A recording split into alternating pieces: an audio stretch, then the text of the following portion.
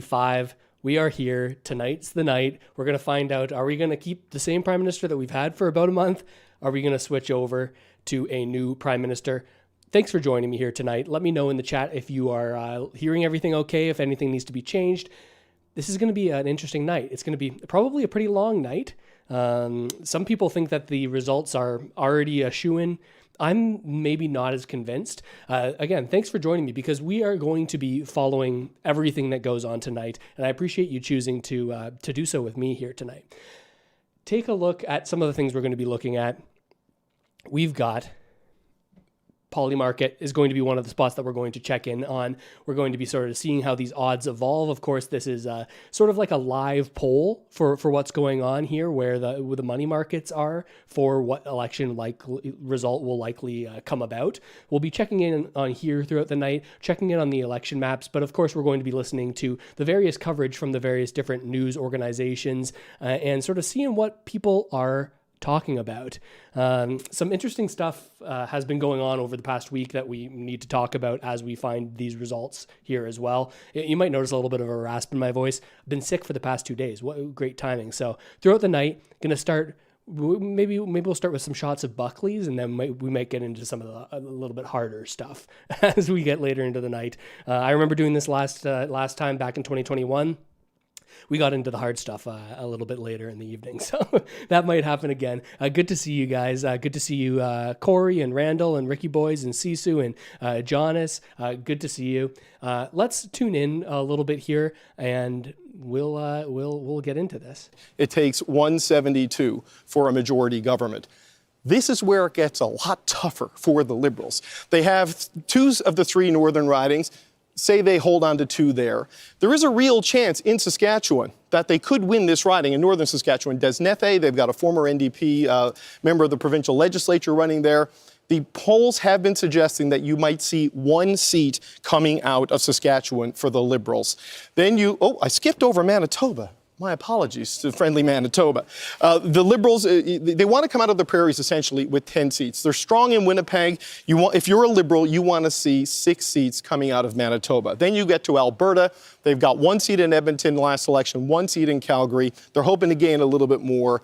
Then you want to see 3 seats coming out of Alberta. This brings you to British Columbia, where there are 43 seats.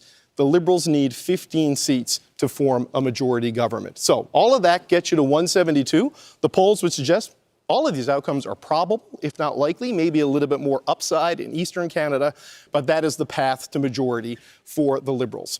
Now, let's look at the Conservatives. An interesting discussion that I want to talk about, because if you were to look at the polls, if you were to look at everything that is out there that we basically have as evidence for what is going to happen tonight, well, you'd get a pretty clear conclusion. Let's start with Polymarket, but certainly all of the polls have been saying, well, it's pretty clear that we're going to end up with a Liberal government here. All the polls essentially have Carney at least winning, at the very least, a minority government by multiple points. So you look everywhere and you see, okay, well, what then is the road to a possible Conservative victory? It seems unlikely, and you would be right to think that. I've talked to a lot of people in person, though, and they say, you know what? In the conversations I've had with multiple people around me in my life, I'm not convinced of these odds. This is what some people are saying. I'm not sure. Is this something that aligns with the way that you're seeing things? Because the National Post just did an article that I found pretty interesting. People will say, National Post, right-leaning organization, sure. American-owned organization as well. So you take it with a grain of salt. But they talk about, like, hey, the polls are out there. And they're saying, well, it's pretty much a game over right now for the Conservatives. But they say there is a path here. So these are some things that if you were somebody that is looking for a Conservative win, this is something that you are going to be looking for. One, a youth turnout breaks records. We just heard on the CBC not too long ago that about 80% of the advanced polls were people who had never voted before. So that indicates a larger young voter turnout than expected, turnout that likely we haven't seen since 2015 when Trudeau was elected, largely by the youth vote back at that time. So we could be seeing something different happen here when it comes to the youth turnout. Now we go on here and they also talk about, hey, the polls here could be slightly wrong. We've got a gap between these things of only between 3 to 8 points, depending on where you look. So if they are incorrect, well, then that could also cause a different result than people are expecting here. Of course, Polymarket's showing 80-20. Polymarket also is something that is able to be manipulated if you have enough money to do so, because you can, we'll talk about that, how you can affect the odds. And then you go and look further here. I don't think that this is as likely. They say the Conservatives are more locked in on their votes, whereas the Liberals are less locked in on their votes. Not sure I entirely buy that. But vote efficiency here, this is another thing to look out for if the Conservative vote becomes more efficient, because it doesn't really matter how many votes in Canada you get, it matters how many votes you get where. If you have an increased turnout of Liberal voters in a historically Conservative location, and the Conservatives still win that despite a surge in Liberal support, well, then those votes didn't really do all that much because they didn't turn a seat over. The same can be said for any party. So if you end up getting the right votes in the right locations, well, then that is a road to victory for the Conservatives, albeit slim right now. It doesn't look too likely if we are to believe exactly what the polls are telling us. Well, I think it's interesting. I mean, I noted obviously as an Ontario MP that we had, by my count, about 78 in the last Parliament. So getting to 80 in Ontario, when I'm seeing on the ground and I'm hearing from my colleagues about the tremendous upsurge in support, seems very doable, is the first thing I would say. The second thing I would say is that in terms of the vote efficiency point, is that I know in 2019 and 2021, we lost the popular vote, we as Liberals, and yet because the vote was better distributed, we were returned to government. So that's very, very important in terms of that vote efficiency point. But I think what's really resonating for me is that, if we talk about the 905 and how important it is in this province, is that if you take a bit of the playbook that you saw with Doug Ford in the February election, I mean, he talked about the one thing that Mark Carney's been talking about, which is how to take on Donald Trump with a actual achievable plan. And for my colleagues that are fighting in those 905 regions, they're seeing that sentiment is resonating, as is Mark Carney's resume, because it's clearly showing to voters that, you need to have an actual plan and a business pedigree to back it up, as opposed to, unfortunately, what we've seen a lot of over the last 2 years, which is 3-word slogans that amount to basically a polarization. And instead you have a person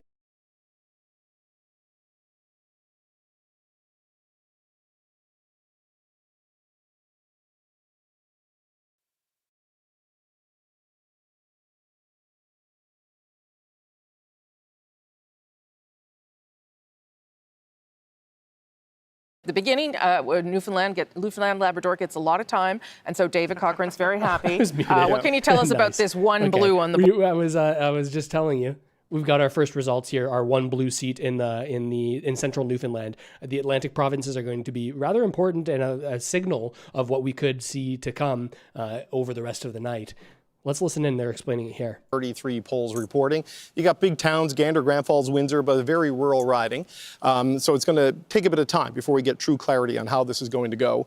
But Heather Gillis with CBC Newfoundland and Labrador is standing by in the riding near the Clifford Small campaign. And Heather joins us now. So Heather, what's the latest you're getting from central Newfoundland?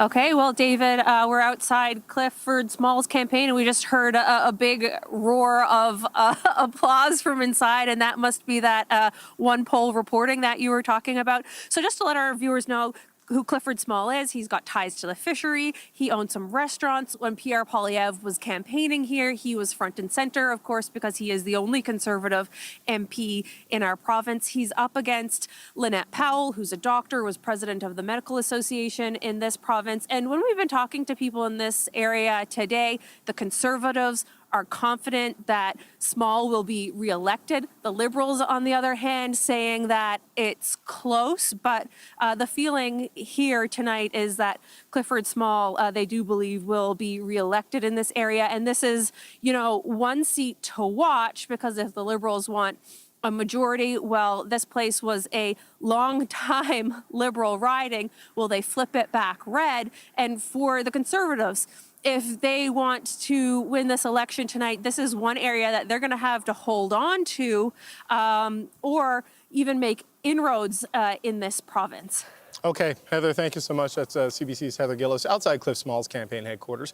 Rosie, we don't know if she'll get inside Clifford Small's campaign headquarters. It's been a bit of an issue throughout this election campaign. Some breaking of that, though, in Newfoundland and Labrador. David Brazel, who's the candidate in St. John's East, but he's going... did a debate, did it on the CBC, has done media interviews.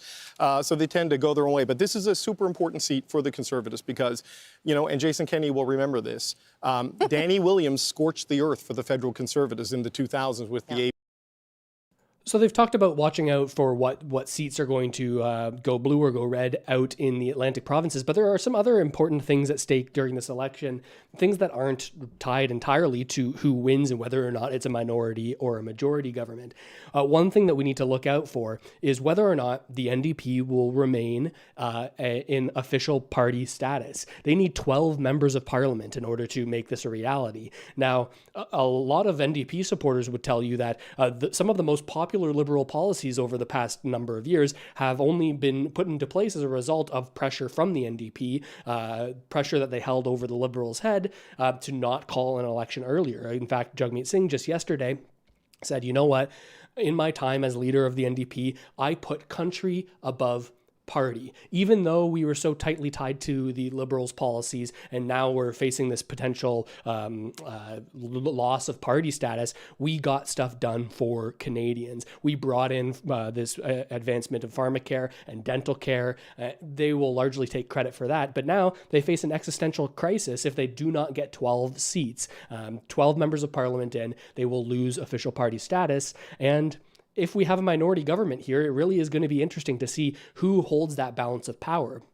Certainly, it will be Liberals and Conservatives with the most amount of seats, but if we end up in a minority government, then it matters who has the rest of the seats in order to vote for or vote against various different bills that are introduced by the party that is in power, as well as being able to force confidence votes. Because if, say, there's a budget that's presented or say a throne speech, these things that would be sort of seen as confidence votes, well, then we could be plunged back into another election very, very quickly. It's overeating. But if I can just go back to David's numbers and say how much I like them as a New Democrat, because I think what's happening at the end here is that New Democrat voters who may have been worried about a Tory government are starting to see that they might be able to go home and vote for their New Democrat incumbents as the possibility of a Conservative win recedes. And also those who are worried about who's going to face Trump are becoming more and more confident that it's probably going to be Carney. And so, therefore, who's going to keep the banker in check in the House of Commons if you don't re-elect some New Democrats? Well, that was Jagmeet Singh's closing argument. Jason Kenney, quickly, then I got one other point about Newfoundland that we sometimes forget about. We think about Newfoundland and the fishery, which is historic and important.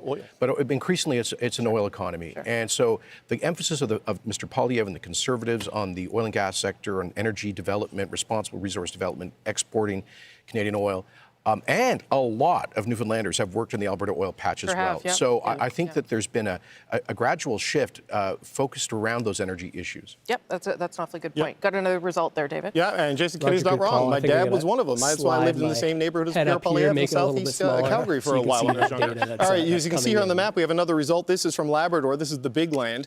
This is where Yvonne Jones had been the incumbent Liberal MP, but her and just about all the other Liberal MPs decided they weren't going to run again. Philip Earle, though, as a replacement, is about as good as you're going to get in Labrador. A well-known and successful businessman involved with companies such as Air Labrador and Air Borealis. Ella Wallace is the Conservative there. She is born and raised in Labrador, spent a lot of time working away in Florida and Australia, moved back a few years ago to work in the family businesses, currently the Deputy Mayor of Happy Valley Goose Bay. And here we are in there is central Newfoundland again. Clifford Small growing his lead a little bit. We're only at 2 polls of 233. We got a 106 vote lead over Lynette Powell. But interestingly, 2 Conservatives on the board. And where is that second one? Well, here it is in Terra Nova and the Peninsulas. Look. We're not going to call this one for a while. One poll of 270 polls reporting. Jonathan Rowe, Jason Kenney, an engineer who works in the oil and gas sector. So to be clear here, everybody who's just tuning in, these are not confirmed wins or confirmed W's for any of these parties, confirmed seats. They are putting stars beside the names of the ones that they are confident that, based on the lead that they have currently, that those seats will not flip. However, these results that they're showing in the bottom are only showing, okay, who's in the lead based on what we've received from the various polling stations. Who is currently in the lead, not necessarily are those confirmed? Have we counted all of the votes? Have we gotten to a point where we can no longer have this be flipped? And it is an interesting election, the way energy became, I would suggest, a more dominant issue than climate change in some ways, and how Mr. Carney was also pushed to talk more about the possibility of energy development, including maybe a pipeline. Well, I mean, I was in the room on the night of the Liberal Leadership Convention, and it entered the conversation immediately on that first night. And he talked about being an energy superpower, and people were talking about asking what does that mean, and he said quite candidly that means embracing new technologies, new types of energy, sustainable energy, but also embracing the energy resources that we have and ensuring that the needs are met within Canada, but also among our allies, and building up this east-west corridor, including a pipeline. And I think that kind of message has gravitated. So obviously. And as we wait for more results to pile in, one interesting thing that we're going to have to be watching, I think will be a better predictor, honestly, than looking at these charts right now, is where the odds are moving on Polymarket. Right now, we're seeing it basically stagnate over the course of the day. I think most people are likely familiar with Polymarket. Essentially, it's a way that you can put money on any yes or no outcome. Not necessarily yes or no, but also any event that has a defined outcome. You can buy, just like gambling on sports betting, you can buy into a given outcome. The situation being that if you were to spend 80 cents on Mark Carney yes vote, then you would, for that 80 cents, if Mark Carney wins, you would get 20 cents. And the reverse for Poilievre, if you were to spend 20 cents right now and the result ends up being Pierre Poilievre as the next prime minister, you would get 80 cents for every 20 cents that you spent.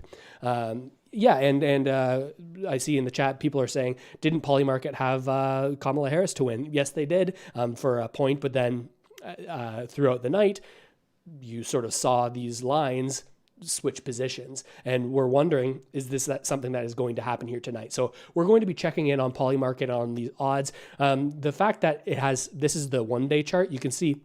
If we go to all time, you can see just how much of a lead Poilievre had back in January of 2025, and how much that has changed if we are to believe these Polymarket odds. These odds changed based on how many people have bet on a given outcome. The more people put their money on one thing, then the odds changed based on that. So this is not above being able to be manipulated. If people are looking at this heavily, it could be in some people's benefit to think, hey, let's put a bunch of money on one candidate to make people think that it's more of a sure thing. But yes, as things change, as more seats get confirmed, well, we could see these numbers change. And I think that's going to be a big indicator on the meaning of all of these seats as we get these new data. Is it a nothing burger? Does it change the odds? Or is it something that's a little bit more significant and we see those odds shift? Best in Prince Edward Island and create a more resilient and productive economy here. So we're excited about those commitments. All right. PEI Premier Rob Lance here at the University of Prince Edward Island. We're at the campus bar with a lot of political junkies in the room as the polls close very shortly here on Prince Edward Island. Adrian. All right. Thanks, Louise. Our thanks to the Premier. Third time a PEI Premier has shown up on this broadcast. Listening to him talk about exports, 80% of what PEI exports goes to the United States. So you know that tariff conversation is going to be a big one. Yeah. Rosie? Okay, thanks, Adrian. I've been desperate to get the PEI Premier on my show. Maybe I should. She can hook you up. We'll see if we can make that happen eventually. Ian. As you know, Rosie, I grew up in New Brunswick, but I'm reminded tonight that it's been a long time since I lived there, more than 40 years. And so a kind viewer sent a kind email and said to me, you know, when you look said 40, that's right? No. When I mentioned that St. John is the biggest city, it was when I was a kid. Yes. But he points out that Greater Moncton has surpassed St. John. He said, kindly, I'd like a correction. Here's your correction. Okay. Now, let's go to the second biggest city in New Brunswick, St. John. And Jacques Poitras is looking at St. John Kennebecasis for us. And Jacques, you talked about Wayne Long, the incumbent Liberal MP. But tell us the other side of the political story there and what's been happening with the Conservatives. Well, there was a lot of interest in the Conservative nomination here going back more than a year, and there were several Conservatives, provincially they're progressive Conservatives, who were interested in the nomination. And the nomination meeting kept getting put off and put off and put off, and then we got to the election call, and the party appointed Melissa Young as the candidate without a nominating contest ever being held. And there are Conservatives here who were not happy about that. One of the other potential nomination contestants, in fact, wouldn't tell me how she was going to vote in this election, and she was clearly dismayed with the process, how that had happened. And we've heard that story in some ridings across the country. It is a factor here. One thing people are watching here tonight is whether that progressive Conservative vote comes out for Melissa Young, or votes for Wayne Long, or stays home, Ian. We'll look for those numbers last time. So there's lots of interesting things to tune in on here, and we've got a lot of different broadcasts going on now. We've seen this shift away from only the traditional media as being a source for this.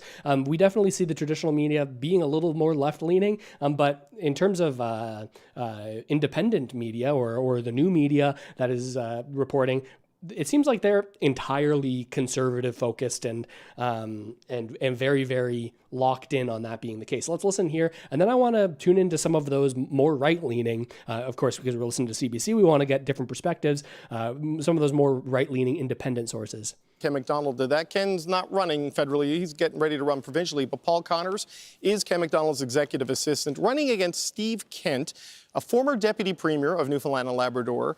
He was in charge of candidate recruitment, certainly in Newfoundland and Labrador and broadly throughout Atlantic Canada for Pierre Poilievre's Conservatives, and somehow managed to find himself as the right choice for Avalon. This was despite recruiting two other candidates, one of whom, Jessica Babb, was upset with this. Her father, John Babb, was a former longtime president of the provincial Progressive Conservative Party. There's some bad blood in Avalon that could cause some problems for the Conservatives. So right now, Paul Connors leading 38 to 13 in very, very, very early numbers. And Rosie, look, polls have been closed since about 24 minutes now. We have results from 4 ridings, Long Range Mountains out here on the West Coast. This is one expected to be competitive. I know the Liberals are a little bit worried about it. And I was just texting with David Brazel, who's the Conservative candidate in St. John's East. And he tells me turnout is high. Lines were still going at polling stations after the official close of polls. And so they wait till everyone has voted and it's in the ballot box before they start counting it. So that explains some of the slowness in getting results from those ridings. Okay, good to know. And that's also a good reminder that so many of you did vote during those advanced polls over the Easter long weekend, 7.3 million. Muted. So we've got the CBC broadcast going on here. Let's tune into some alternative commentary here being broadcast on YouTube. This is Juno News, something that I, in my reading of it, is very, very right-leaning in terms of only presenting arguments that are pro-conservative. From the things that were misalignments with the population at large, the industrial tax is being framed in a way that will try and keep the population from knowing what they're talking about. So is this bizarre idea, which doesn't hold water economically at all, that you can separate fixed operating costs and call them investments, and then use that to run up a planned $250 billion additional deficit on top of the already $1.5 trillion debt. It will mean that the next generation's we're already carrying $62 billion a year in So we hear some different talk about the economic policy, different platforms that have been put out there. One thing that I didn't really talk about in one of my most recent videos was, this idea that he's talked about in Carney's budget or Carney's cost to platform. He said, let's shift the way that we count our finances. Let's create an operational cost. That's all the intergovernmental spending, all of the stuff that's going on in terms of actually operating the government, and then track the investment dollars that we put into the country separately. sort of saying we shouldn't be penalized for investing in Canada and making our deficits look bad, right? A little bit concerned about this. Does this result in less people scrutinizing the total budget? That is something that I was a little bit concerned about, and it seems like something that we haven't heard a lot on the CBC, but something that they're talking about here, at least on Juno. Let's flip back to CBC and see what is going on here. 3 and 2, many people missed. Tons and tons of seniors were without any kind of dental care. That's right. And millions, literally millions of Canadians have got dental care now. So for those who are unhappy that we propped up the Trudeau government, that was a risk we knew we were taking. Yeah. There are those who are happy because we've delivered things that Canadians need. Yeah, and yet that message was, it was hard for but that hard to message get it through in for this sure. campaign. For sure.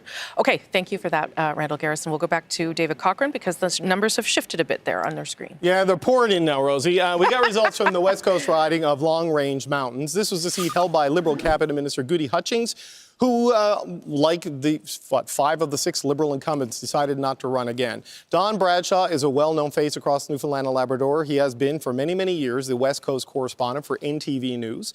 So he is used to getting the viewers of Newfoundland and Labrador, and now he's trying to get the voters of Newfoundland and Labrador. Carol Anstey, the Conservative, she ran against Goody Hutchings last time, got just under 40% of the vote, and hasn't stopped knocking on doors since. She's a real estate agent in Deer Lake, so she's used to jamming signs into lawns, and she's been doing that throughout this campaign. This is one the Conservatives think, along with their held riding in central Newfoundland, Rosie, this is the one they think they have the best chance of picking up in Long Range Mountains, and I know the one the Liberals, of all the seats they hold, the one they are the most worried about in Newfoundland and Labrador.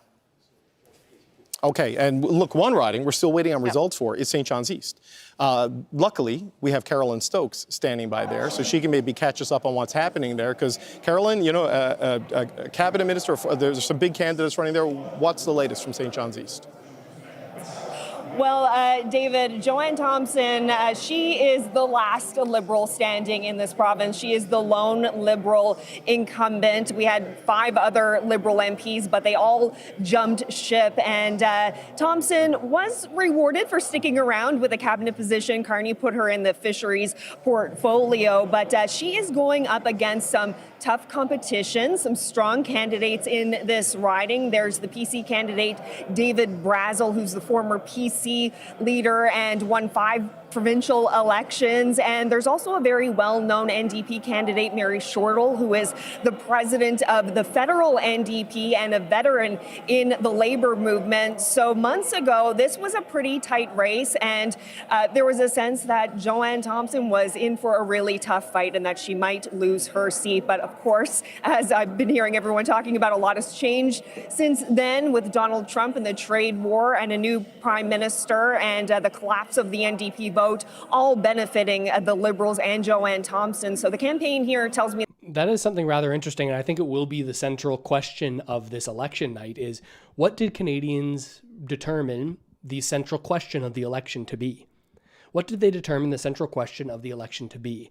Each individual party leader, the Liberal leader, Mark Carney, and Pierre Poilievre would have very heavily different ideas of what that question should be. Poilievre was polling incredibly well when everyone was focused on, well, okay, it's kind of gotten tough to live in Canada for a lot of people.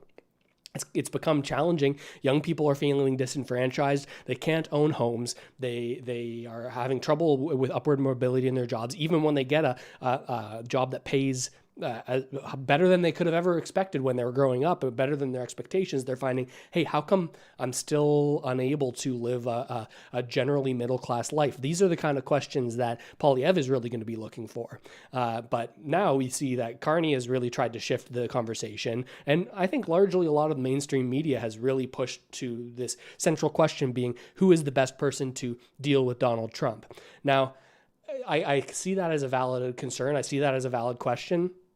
Absolutely. Certainly the economic world order is being reshaped as we speak. It's a big deal what's going on.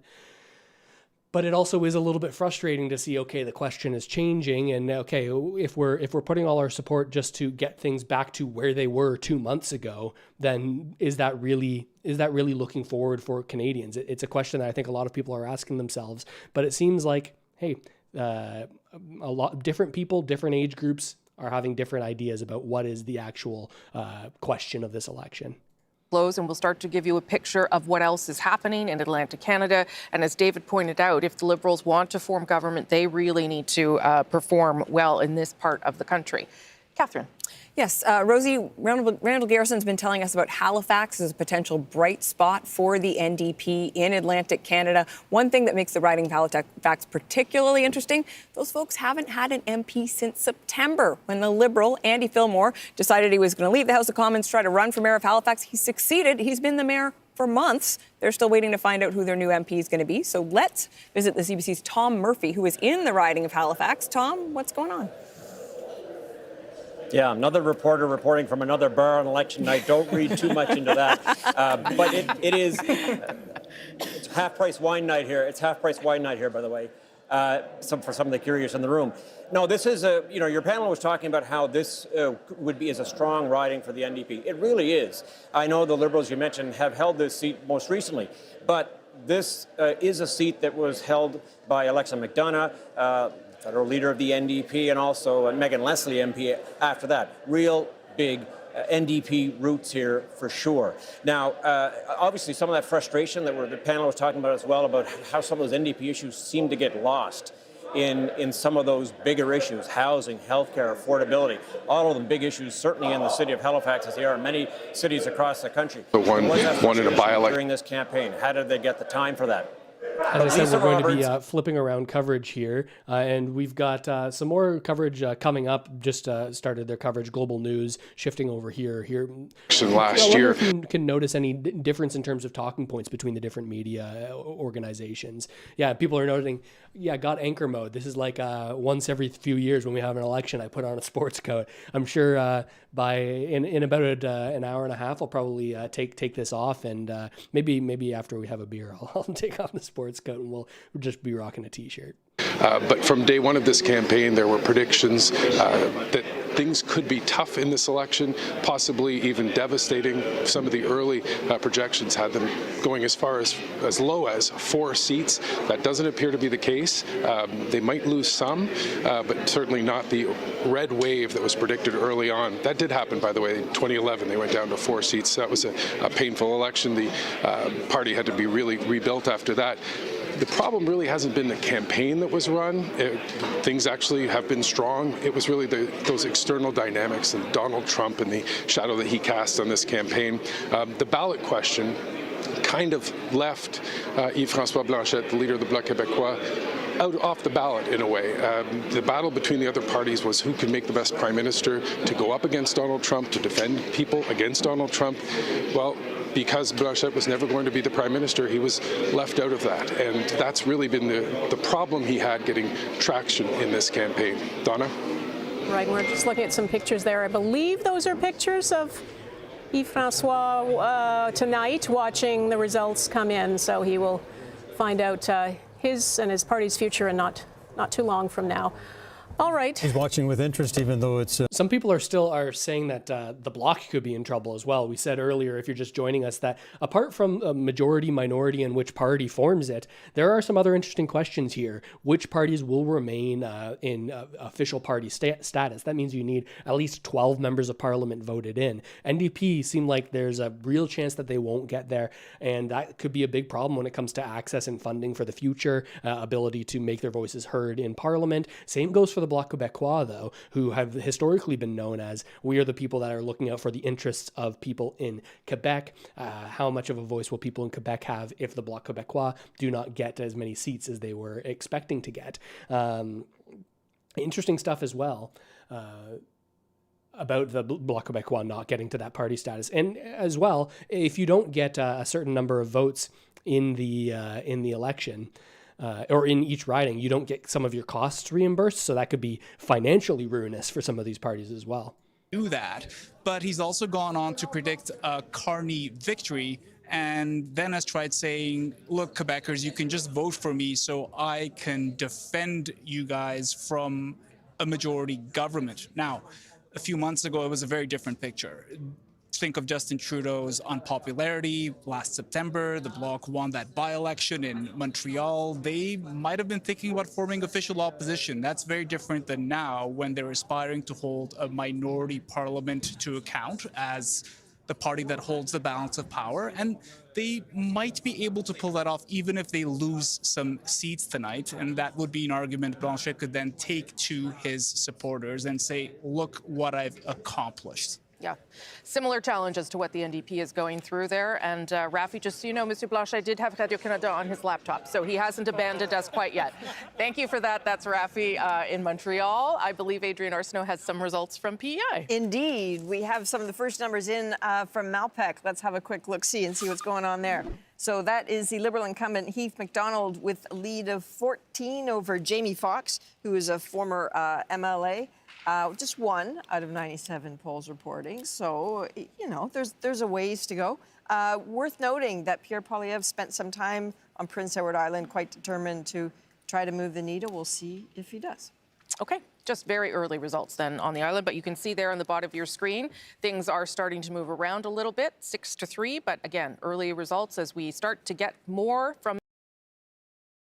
I've seen some people that are sort of questioning where I stand on a lot of these things. I think I'm a little bit different from a lot of people in that I don't think that any of the plans of either the Conservatives or the Liberals will be all that impactful for changing the lives of Canadians. What's more so interesting to me is an identification of how did we get here? How did we get to this situation where financially things are so challenging for Canadians? That's what's been most important to me in this election. Who's able to identify some of these broader financial issues, at least in my eyes, how we got here, who's actually articulating that. I have been less than satisfied by all party leaders in the way that they talk about this, because I think a lot of these social issues, a lot of these other issues that people attach to the election and to these important topics, housing and crime, I think it's all downstream of these financial challenges that we faced. Largely, I think the response to emergency situations like the pandemic. Like, these are the ones in and around the St. John's area. This, of course, is St. John's East, as we were talking about. Joanne Thompson, the Fisheries Minister, the last incumbent running for the Liberals, with an early lead, because everything is early right now, 2 of 197 polls reporting. She's leading David Brazel, a former cabinet minister and leader of the Provincial Conservative Party, and Mary Shortall, who is the national president of the NDP. And this is Cape Spear. This was Seamus O'Regan's seat until he announced last year he wasn't going to be running again. The Liberals couldn't find anyone to run for a long, long time, and then they had a contested nomination of some pretty good candidates, and Tom Osborne, I wonder what changed. He came out of that victorious. Tom Osborne is comes from a political family. Him, his mom, and his uncle all had seats in the House of Assembly all at the same time. He's been a Speaker of the Newfoundland Legislature, a progressive conservative. Corey mentions the kind of competing narratives from each campaign about what the ballot box question is. Right. Is it change or is it Trump? It's Trump still, I think, and that's what's actually squeezed out the New Democrats throughout this campaign and really prevented them from kind of getting their message across. So tonight I'm really going to be watching for, you know, how they do. Can they bring back their caucus? Can they pick up anywhere? It's going to be pretty quiet for New Democrats in the Atlantic regions, but there's some hope in Quebec, right? Possibly with Berthier-Masconager and obviously Rosemont Petit-Patrie. So and we'll see basically if the end game message that the New Democrats pivoted to say vote for us to keep Carney accountable landed, and they were able to pull back some of those votes in these final days. As we look to Atlantic Canada, how important is it for the Liberals, if they're going to have the big night they hope they will, to see some change there, or at least, you know, a positive result? It's important, but let's be honest, it's the avalanche of votes that come in when we hit Quebec and Ontario that's going to make the difference. If there's going to be a majority government, we'll have a sense of that because, as Corey points out, what the seat totals look like in the 905 and the Golden Horseshoe in and around Toronto all the way down to Niagara. Tons of seats there. If the Liberals can come out with 38, 40, 45 seats in Quebec, and if they can win seats pretty reliably in the 905 down into Hamilton and Niagara, then they're going to have a big night. Big night. Okay, we shall see. We'll look forward to your analysis. We're going to throw to a quick commercial break, but we've got lots more special coverage of election 2025 right here on CTV News after that break. And people changing their mind. Absolutely. Yeah. And the other point I just wanted to make about Eastern Canada is just that this idea... Like I said, we're going to be hopping around coverage. We've covered some more central leaning, or I guess more centrist broadcasts. We also want to flip around to some of the independent media, see what their talking points are, what is different about the narratives that they're pushing and they're talking about rather than the traditional media. Here's Rebel News. That the Veterans Food Bank grows longer and longer. Yeah. All right, I think that's it. No, one more. We've got one more. R1P Buck gives us $10 and says, do you think if Pierre wins a majority, he will turn out to be more conservative and radical than he seems to be on the hustings? I think you're probably right. If he does, like if he gets a strong mandate, of course, you get a strong mandate to do wildly conservative things, as you're seeing here in Alberta with Danielle Smith, who has come out very strong in support of April Hutchinson's take on fairness in female sport. So, yeah, I guess it depends. Okay, so reading some super chats. Let's switch around. We've also got Juno News here. Like you said, for 3 years he travels. I always hear these, and he talks to people. He actually listens. All this talk about wanting to replace the mainstream media and them just sort of taking the, like, now we are the new mainstream media and using like the news. I think it's going to lean a lot more to independent rather than these reorganizing of other new big organizations. Do you get what I'm saying here? He hears about the things, that I hear about. To be on this journey with Pierre. Well, our thoughts and our prayers are with you and your family, and we're really just hoping that tonight goes well. Is there anything specific that you're going to be watching out for tonight? I'm just going to be thinking of the people. I'm going to be thinking of the people that hugged us and with tears on their face shared their stories. And we're doing it for them. And no matter what happens, we're standing strong and we're going to continue fighting for all of them. Absolutely wonderful. Well, Anna Poilievre, thank you so much for your time. Thank you for joining us at Juno News. We really appreciate it. We'll be respectful of your time. So we'll say goodnight, but wishing you all the best tonight. Well, thank you for having me. Good night. All right. Thank you so much. Wow, what an interesting discussion.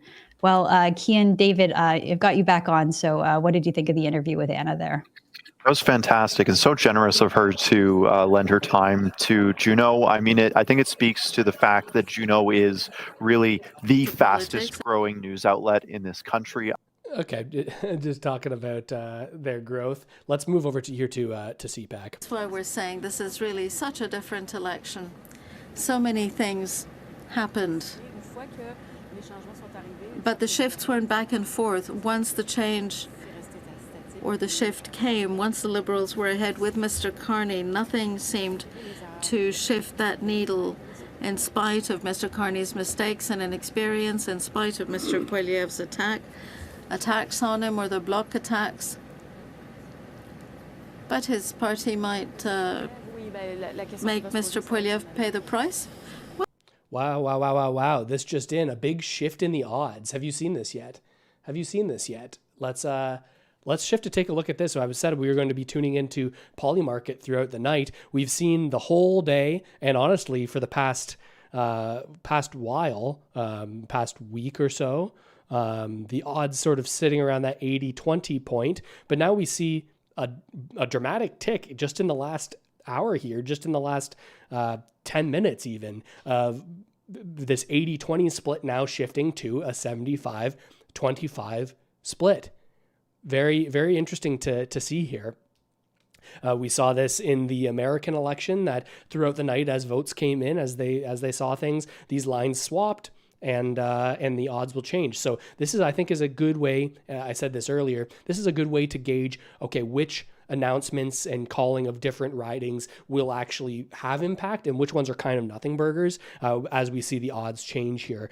People putting their money where their mouth is, and even more shifting, 72-27, almost a 10, like getting a few points away from being a 10% shift in an hour here. Is this people selling their positions in Mark Carney and buying positions in Poilievre? That will be interesting to see if it does in fact happen. Let's shift back here to the CBC coverage and see if they're calling anything. Provincial Affairs reporter for the CBC, Jacques Poitras, who is in St. John, Canada cases. But Jacques, tell us a little bit about the race in Fredericton or Montreal. I'm going to take a late night coffee here. Grab a drink. It's a very interesting race, Ian. As you said, Jenica Atwin captured that riding for the Greens in 2019, then crossed the floor to the Liberals and was re-elected in 2021 as a Liberal. But it was the closest race in the province. It took the decision desk days to call that race. And so Jenica Atwin decided just recently not to run again. And David Miles, a popular singer-songwriter from the Fredericton area, got into the race with the enthusiastic backing of the new Liberal Premier, Susan Holt. David Miles is up against Brian McDonald. He's a former two-term provincial member of the legislature, a military veteran. He's been campaigning for more than a year. He was nominated more than a year ago. Strong candidate, looks like an MP, but he may see that slip away from him with the way things have changed in the last few weeks. All right, Jacques, thank you very much. I had an interesting conversation with David Miles earlier today. I tried to talk to the Conservative candidate, and his campaign manager said he's too busy knocking on doors today for even a 5-minute phone conversation. So either he doesn't like me or he actually is too busy knocking on doors.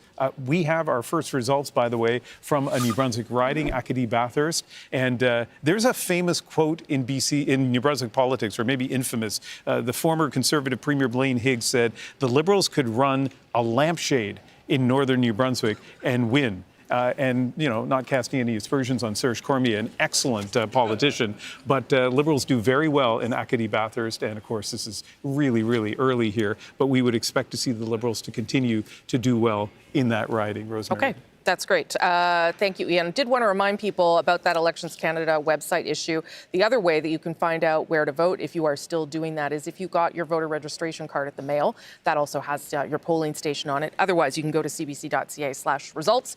Make sure you get counted today, because we're in the early hours of this, still trying to figure out what Canadians have decided, David. Yeah, Rosie, remember when we did these rehearsals over the weekend and the results came in at 1,000,000 miles an hour? Yeah. This is not that.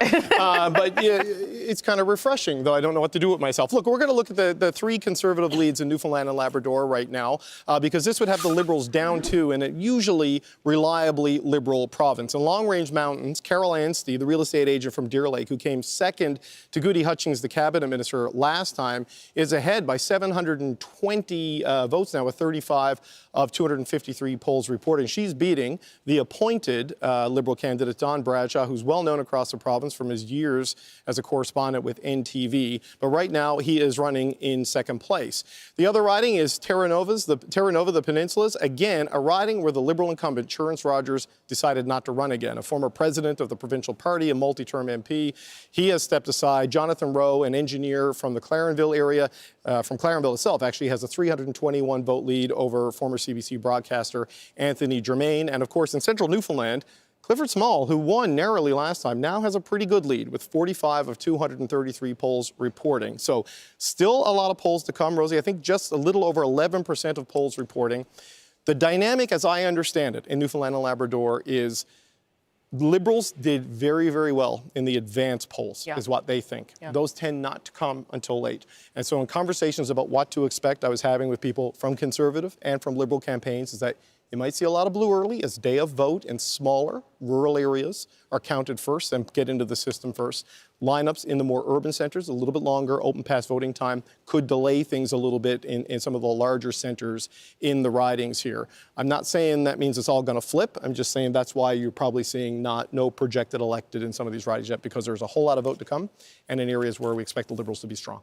Okay, good. And just a little update about that Elections Canada website issue. It is not everyone. It is just some users we are hearing that are having that problem, putting their postal code in and finding their polling station. But if it is you, you know that CBC's got you covered on that front. Let's go to Catherine Cullen now with some results from Nova Scotia. Yeah, a few ridings coming in. I think we're going to start, Rosie, with the other half of that equation we were just talking about. Sydney, Glace Bay, Jaime Batiste had wanted to run there as well. He wound up running in Cape Breton, Canso, Antigonish. Perhaps a more challenging riding because it's grown significantly and because he has some tough competition in his Conservative competitor, Alan McMaster, former Deputy Premier, former Finance Minister. And didn't you want another fiddle fact? He is also the son of famed fiddler Buddy McMaster. So some early results there. Central Nova, another interesting riding as we were. It'll be interesting to see how Sean Fraser fares in all of this. Many people pointed to him as a potential leadership candidate before Mark Carney came in. He said he wasn't going to run in the next election until Mark Carney came in and odds shifted. I think a lot of people didn't want to be members of parliament in an opposition government, but as the odds shifted, they started hopping back into the fold. We saw that with a number of MPs. Now I'm back with some of the some beverages here that I'm going to be sipping on. I hope you've got a drink of your own, your drink of choice. I got a coffee here to make it through the stream, but I've also been kind of on my ass with a sickness over the past few days. So start with a couple shots of Buckley's. Tastes awful, but I heard that it works. And then you got to stay hydrated with a little bit of a Gatorade. Let me know what you're into so far. This riding, Rick Perkins is the incumbent. He took the riding in 2021, but this question about whether or not the fact that there is not an official NDP candidate in the riding is going to make things tougher for him, because perhaps some of those progressive votes are going to wind up going to the Liberals. Okay, that's great. Thank you so much, Catherine. If you look at the bottom of your screen, that's where we are at so far with the tally this evening. But as all of my friends and colleagues have been saying here, early results coming from.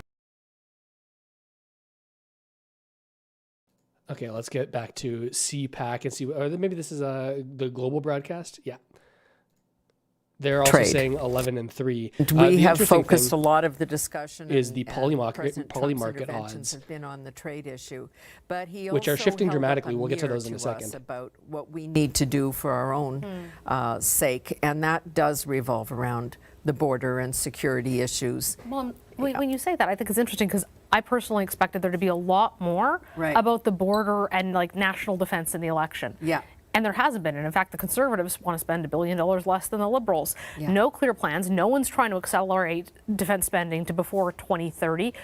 Why do you think that is when it was such a big deal going into the election and then Trump stayed, but all those issues evaporated?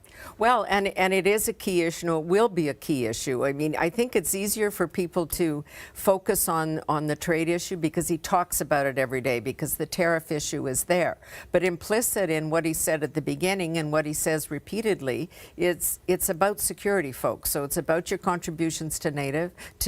It's about what you're doing on the border and whether you're keeping the bad guys out or letting them run across borders. So these things are going to emerge. It's a little bit, as we heard from Peter MacKay and others, that the energy issue, the climate issue, which is very core to Mr. Carney's view of the world, has not really been discussed in this campaign. So there are a lot of issues there that we are going to have to wrestle with when the votes are counted tonight. How do you evaluate Pierre Poilievre's performance in this election compared to Mark Carney's? Well, I think that they have both had a little bit of on offer the hope and fear that former premier in my province, Brad Wall, talks about. I think that, those issues, they've each taken a different take on that. Carney has improved over the course of the campaign in terms of his ability to campaign. He was a novice to this, but certainly not a novice to the world of public interaction and being on an international stage. And I think Mr. Poilievre, did suffer from having to change on a dime the strategy when the person you thought for 2 years you were going to fight against disappears. But I think they were both in an important way true to who they were. There were a lot of accusations against Mr. Poilievre for, not being able to change enough. He is who he is, and I think he tried to stay true to that. And I think Mr. Carney has learned a lot in the process of this campaign. Senator Pamela Wallin, we'll be back for more of your analysis. All right. Interesting stuff. Again, like I said, we're going to be hopping around to different platforms, listening into some of the independent right-wing media as well. What are their talking points currently? Hey, there are some results, and I'm just looking on the Elections Canada page, that the Conservatives are leading in 3 districts out of 14. The Liberals are leading in 11. So I mentioned earlier the riding of central Newfoundland, for example. And I mentioned that Clifford Small, the Conservative, indeed was far ahead. And again, only 50 out of 233 polls have reported, but the lead looks significant. So in Newfoundland, it is rough. It's 3 Conservatives to 11 Liberals. But this is the Atlantic. So it's interesting to hear the way that they're talking about this on Rebel News, kind of getting very negative about the chances. Of course, they are very, very pro-conservative. That is the stance that they've taken. But we see the poly market odds changing. Is this something that is real, or is this something that doesn't matter as much? I'm not hearing anybody talk about it, but we've seen a shift. Mark Carney losing 7 points in the polls, getting down to 70 at the lowest just a number of moments ago. We're looking at the 1 hour chart here. This is something that's going to really be able to show us where are people putting their money right now. And it seems like there is a little bit of wobbling. While there has been nothing going on all day, nothing has really changed in terms of polls, so that makes sense. But now that we're getting results, we would see that we've got the Liberals taking a lead here in Atlantic Canada, but the Polymarket odds are telling us something a little bit different. So I find that interesting to see. We're going to be checking in on that throughout the stream. As we look to see who will form government this night. Let's go to Ian now. He's got some more results from New Brunswick. Yeah, something's going on in New Brunswick, and it's not quick counting of votes because we have one poll that we talked about from Acadie Bathurst, and now we have early results from Madawaska Restigouche. And look how few votes have been counted there. This is, though, another one of those ridings in New Brunswick that I don't know if there's a sure thing in politics, but if there is, it's ridings like Madawaska Restigouche. The Liberals win it almost every year. One exception was 2011, the first Harper majority, and Bernard Valcourt won. But the last three elections, René Arsenault was the MP here, always had more than 50% of the vote. The incumbency advantage is not going to apply here, but the Liberal in Madawaska Restigouche advantage may apply, but still early days, early hours, early minutes in Madawaska Restigouche. Yep. Okay, great. Thank you so much for that, Ian. Let's go over to Catherine Cullen with some more results. Yeah, we are hungry for those early numbers, Rosie, so let's see what King's Hants has to offer us. Not a heck of a lot of votes, but Cody Blois is in the lead. This is an interesting riding because this is a very precise example of the kind of riding that the Conservatives really thought they had a great shot in the fall. Cody Blois, frankly,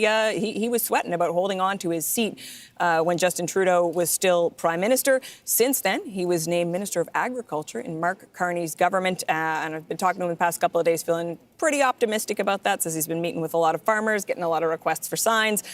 Certainly he will like these early numbers, but only 2 polls. So we'll have to go back and check in on King's Hants later. Okay, so as we've been saying, again, and we're going to say it for some time now, early results and the count, not happening super quickly. Nothing wrong with that, but we'll have to keep on top of things. Again, this is what you're seeing at the bottom of your screen. Those are leading numbers.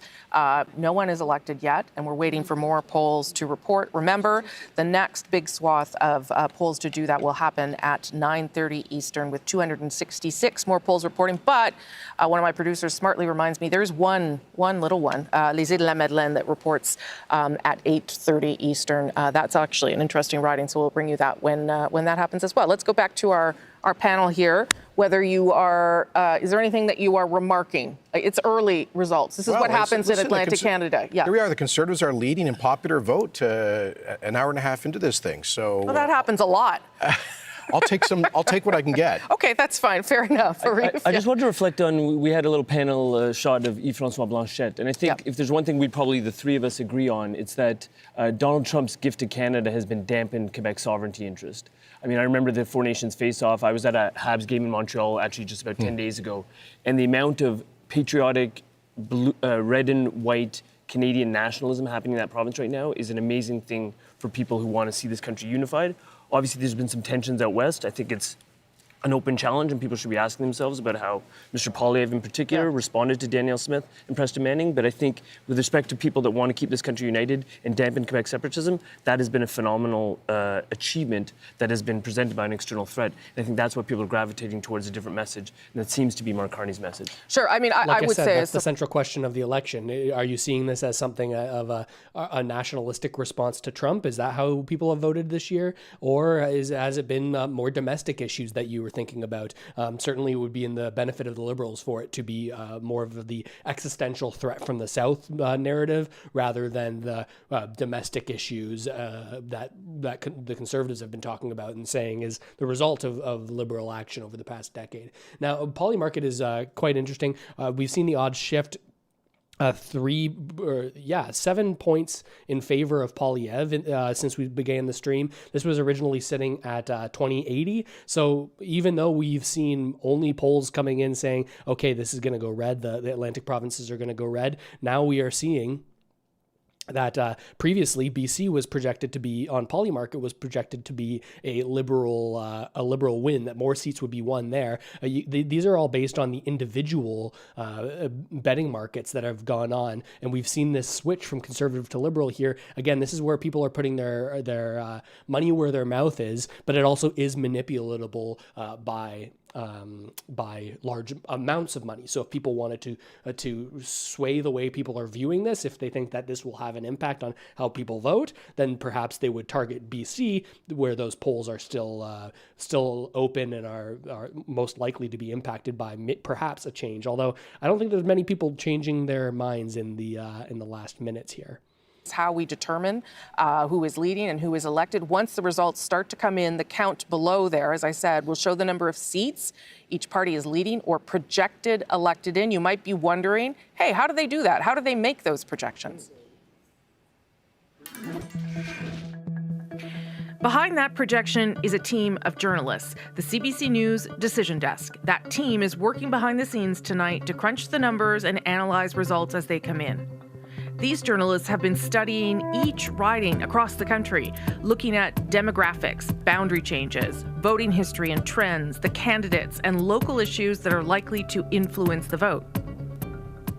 When enough votes are in and they are satisfied the result won't change, the Decision Desk projects a winner, and that checkmark appears. The Decision Desk will also watch overall trends and make a projection about who will form the next government. If there are strong and clear early trends, a call could be made before all ridings are reporting results. Or, if we see a close race, we could be in for a much longer night.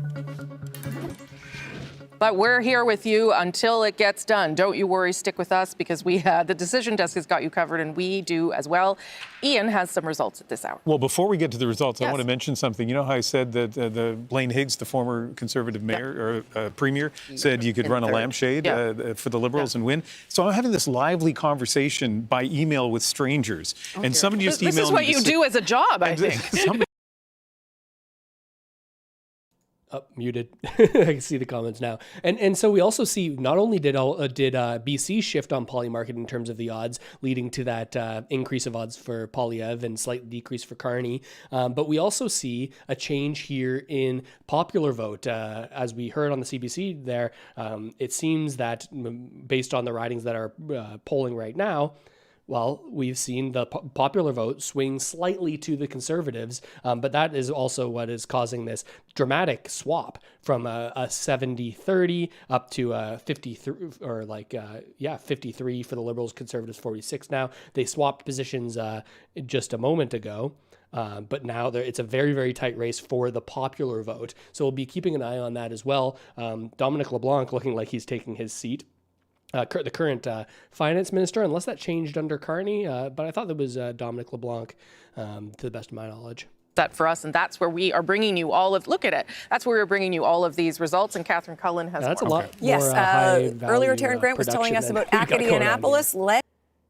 First numbers from there. Now, yes, it's true. The Liberals are in the lead, and this is a surprise, but you'll note that is a 3-vote difference. Chris d'Entremont, Deputy Speaker of the House of Commons, and well-liked across the aisle, I'm told, which is interesting. The Liberals I've spoken to have said, they would love to get their hands on this riding, not so convinced it's going to happen. Ronnie LeBlanc, as Taryn Grant was telling us earlier, a member of provincial parliament, he got a little boost in this election campaign, Rosie. Jean Chrétien came and visited him in the riding. And Liberals saying, Mr. Chrétien wouldn't necessarily have made the trek if he didn't think the Liberals had a shot. Although 3 votes, I think, obviously, we're going to have to wait and see some more numbers. But when you see a former Prime Minister out on the hustings, it's usually an encouraging sign. A 91-year-old, no less, too, right? Quite right. Okay. Thank you for that, Catherine. We're going to go over to Adrian now, who has some results. Well, firstly, I'm not checking my email. So if people are sending me notes, I'm not You'll answer them tomorrow. I'll do that tomorrow. We do have some more results from Prince Edward Island. Let's look at Cardigan. Kent MacDonald, the first time there hasn't been an incumbent there in a very long time. He's got a lead of 214 votes over the former provincial health minister, James Aylward. That is going to be important to the Liberals. So far, the trend looks like that they are holding Bobby Morrissey, the incumbent in Egmont. Lead of 76, but certainly a lead over Logan McClellan. One more to look at, which is Malpeque. Heath MacDonald again, a lead of just 28 over Jamie Foxx, again, who has been campaigning there for a very long time. PEI, this place where the Conservatives invested a ton. So far, the Liberals are holding, but somebody should check in on Charlottetown because we don't have any numbers from Charlottetown yet. See some notes in the chat. And yes, one of the you're things right. about Atlantic Canada usually does go Liberal. So we've got some tweets here, or I guess posts now is what they're called, but saying what to look out for. This is an economist saying, okay, well, if the Conservatives are going to make a change here or do well in the Atlantic provinces, then they're saying the magic number is 8. So from these Atlantic provinces, 8 would be an overperformance from the Conservatives and could be something that indicates Conservative outperformance above and beyond what people were expecting in the other places, and possibly a change from the way things have been looking when we look at the polls. Let's swap over here to Global's coverage. Again, we're going to be swapping in and out of different streams all night so we can get different ideas of what is actually going on here and what are the different talking points and narratives from different news organizations, because we certainly know that depending on the organization, you're going to get a different story. That's what's going on in Central Nova, but essentially everywhere else in Atlantic Canada, I'll just try and pull that up to get the overall picture. Again, blue in Western Newfoundland. That might be a pickup that just popped up in Tobique-Mataquac. Well, 8 votes to 7 votes. I don't think we're going to talk pickup yet, but that's a Conservative riding. Richard Bragdon is the incumbent there. But otherwise, Atlantic Canada, by and large, except for Newfoundland and Labrador, things are unfolding pretty much as they should, but still some major centers not reporting, and that certainly will affect the popular vote and overall vote. That Sean Fraser coming back, that might be just enough to make a difference in that riding of Central Nova. Mm-hmm. The numbers now just changing a little bit on the bottom of your screen there. Liberals leading or elected in 16, Conservatives leading or elected in 8. Our Heidi Petracek is in Pictou, Nova Scotia, in the riding of Central Nova. Heidi. Well, Donna, it's interesting to hear you talk about Central Nova and to hear David kind of drill down into. Like I said, based on some analysts, they're saying that at 8 seats from Atlantic Canada for the Conservatives would be an outperformance. Certainly does seem like the Liberals are getting a good start to the night with many seats in Atlantic Canada. But based on historical voting, 8 seems to be an overperformance. If we see this number creep higher, it could mean that the polls are changing. Of course, we're going to be looking at Polymarket quite a lot tonight because this is the best way to get live odds. Right now, we're seeing 28% chance of Poilievre being the next prime minister, 72% Carney. This started at 2080 at the beginning of the evening, and BC was projected to be a Liberal win over a Conservative win, where this is now shifted based on these money markets. A lot of interesting stuff that we can see here, the amount of seats that you need for a majority, as well as the projected seats based on all of these individual markets. It's really incredible the detail that you can get to here. I'm not sponsored or anything. I'm just using this as a tool for the stream tonight. With these different odds in these different places, we can watch this change. We'll also be looking at the popular vote, which has become a far tighter race than it was previously. Interesting to look in on. His wife has been on the campaign trail with the Conservative candidate here, Bryson Jenkins, who's a new political face, hasn't been in politics before. He's a real estate agent around these parts, but he's also worked in the Alberta oil patch. He's well known around here. And on Friday, Tim Houston did say that he cast his ballot for Bryson. So Tim Houston's support does go that far along party lines in that regard at the very least, despite that video coming out in the end. So they're decorated for a party here at the watch party. Things haven't really, pumped up in terms of excitement yet. We are waiting to see more numbers come in as we do. But Central Nova, it's interesting, things are actually closer than perhaps polls would have suggested at this point. And what happens now is we just wait for those ballot counts to continue and see what happens when Mr. Fraser makes an appearance here at the Glasgow Theatre. So it will be interesting to see, a very interesting riding, and it will be interesting to see if Pierre Poilievre's appearance here really managed to pull out more votes for Bryson Jenkins, Donna. Yeah. All right, Heidi Petracek, thanks. Watching that riding closely, the Liberals 49 to 48 yep. for Sean Fraser, that they cannot breathe easily right now. He was talking about, she was talking about Peter MacKay, his dad. This riding was so conservative. Wow, 49 to 48. Again, this is very few number of votes, but 49 to 48 for Sean Fraser and his riding. Could we see a situation where Sean Fraser doesn't win his seat. Of course, he has been housing minister and immigration minister under Trudeau. Many people, and he was also sort of like a secretary for Chrystia Freeland before he had those cabinet positions. That's when I first honed in on him and saw him as a potential Liberal leader in the future. Now, I think he'll be too tightly tied to the former Prime Minister Justin Trudeau for that to really land for this election. But an interesting thing to see. Great to be here. Thank you very much. Appreciate that. The polls are early. They're still coming in right now. We know that we've got candidates and teams working hard to make sure they get out the vote. They've been going from very early on this morning.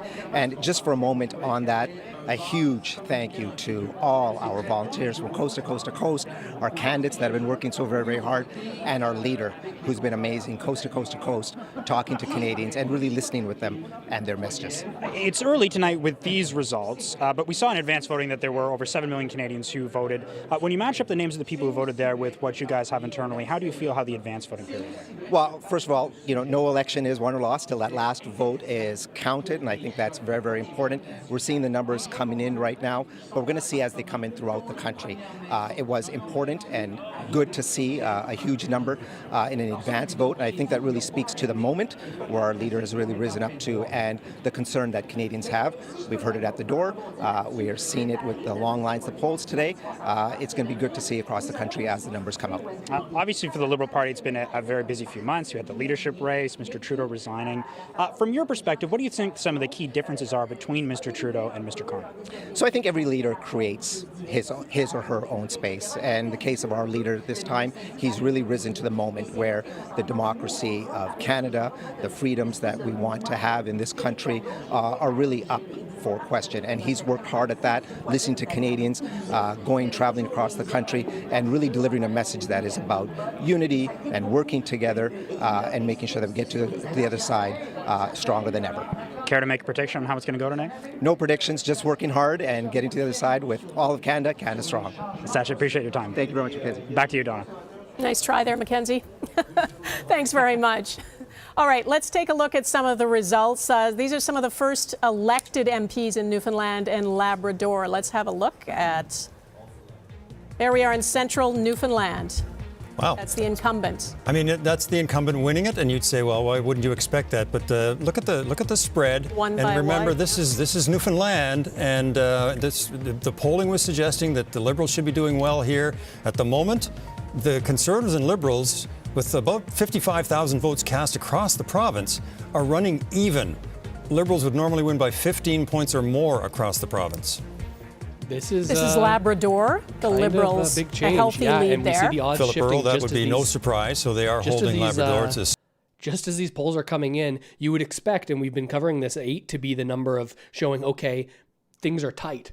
Things are getting tighter here in terms of the Atlantic provinces, which are historically Liberal leaning. And right now, again, it's early. We haven't counted a lot of votes. We're looking at 12 seats for the Conservatives right now based on current polls that are in. And we see a reflection of that in the Polymarket odds.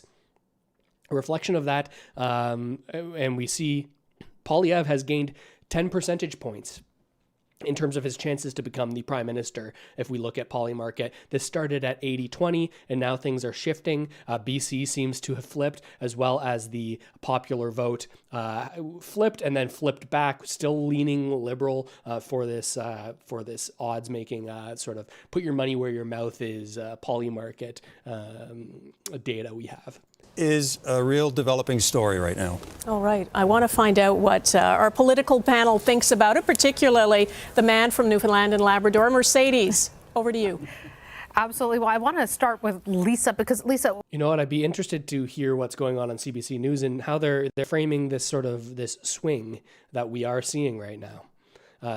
This is a lot of movement for early on in this night. Again, we are not sure how this is all going to shake out. But And Rosie, just to go back to what I was told by both Conservative and Liberal campaigns, the Liberals banked a lot of vote very heavily in the advanced polls, and those come in at inconsistent times. Day of tends to come first, and that could be why you're seeing the trends we're seeing early. And we're reminding you all of that, of course, because here 13 to 13 is something significant, and it's moving around a lot, and that's why. It's because the votes are being counted. We are going now to 8. So a comment in the chat. This is like a Leafs reverse sweep. Y'all had almost 10-seat lead. Yeah, I hope this isn't a sign of things to come in terms of someone clearly having the lead and having a 3-game lead in a series and things swinging. I'm too traumatized. I'm gonna have to lose this jacket and put on a jersey here. But CBC says that it seems like they're saying, well, this may be just because of day of, and maybe there were more Liberal voters in the advanced polling, and those are counted later. This is what they're saying. Job is to get up very early in the morning, and he'll come in at 4 a.m. We thought we'd send him out because it's going to be a late night. I mean, why not? So, David, you are somewhere along the 401. Where are you? What are you hearing? Yeah, absolutely. Well, look, as you all are paying attention to the big political game going on tonight, there's this other game happening here in Kitchener at the Odd. This is the Kitchener versus London, the other Battle of Ontario. And what is amazing is that we are in Kitchener Centre here. This is one of those key ridings. It was held by the Green Party, Mike Morris, when the election was called. Now, whether they're going to be able to hold it or not, that is not a certainty. Absolutely coming into this election, Mike Morris was working very hard to hold on to it. But this is a city that really does flip back and forth between the Liberals and the Conservatives. And so when you look at the other ridings, 3 of them in Kitchener, Kitchener-Conestoga, Kitchener-South Hespeler, those were decided in the last election by less than 2% in between first and second place. So it really gives you a sense of just how much the parties have to work really hard here. The game right now is tied.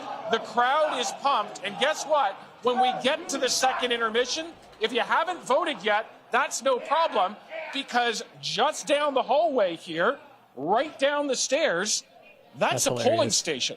That's so funny. Adrian, that is convenience here in Kitchener. David Common, trust you to find that, and you're probably going to get yourself a hot dog for the whole deal, too. All right, David Common at a hockey game. Yeah, it will be very interesting to see if we do see this continuation of Conservative overperformance in Atlantic Canada, and that if that does spread in Ontario, it'll be interesting to see how the CBC reacts to that, because certainly the Conservatives have campaigned on the destruction of the CBC, certainly the national portions of it.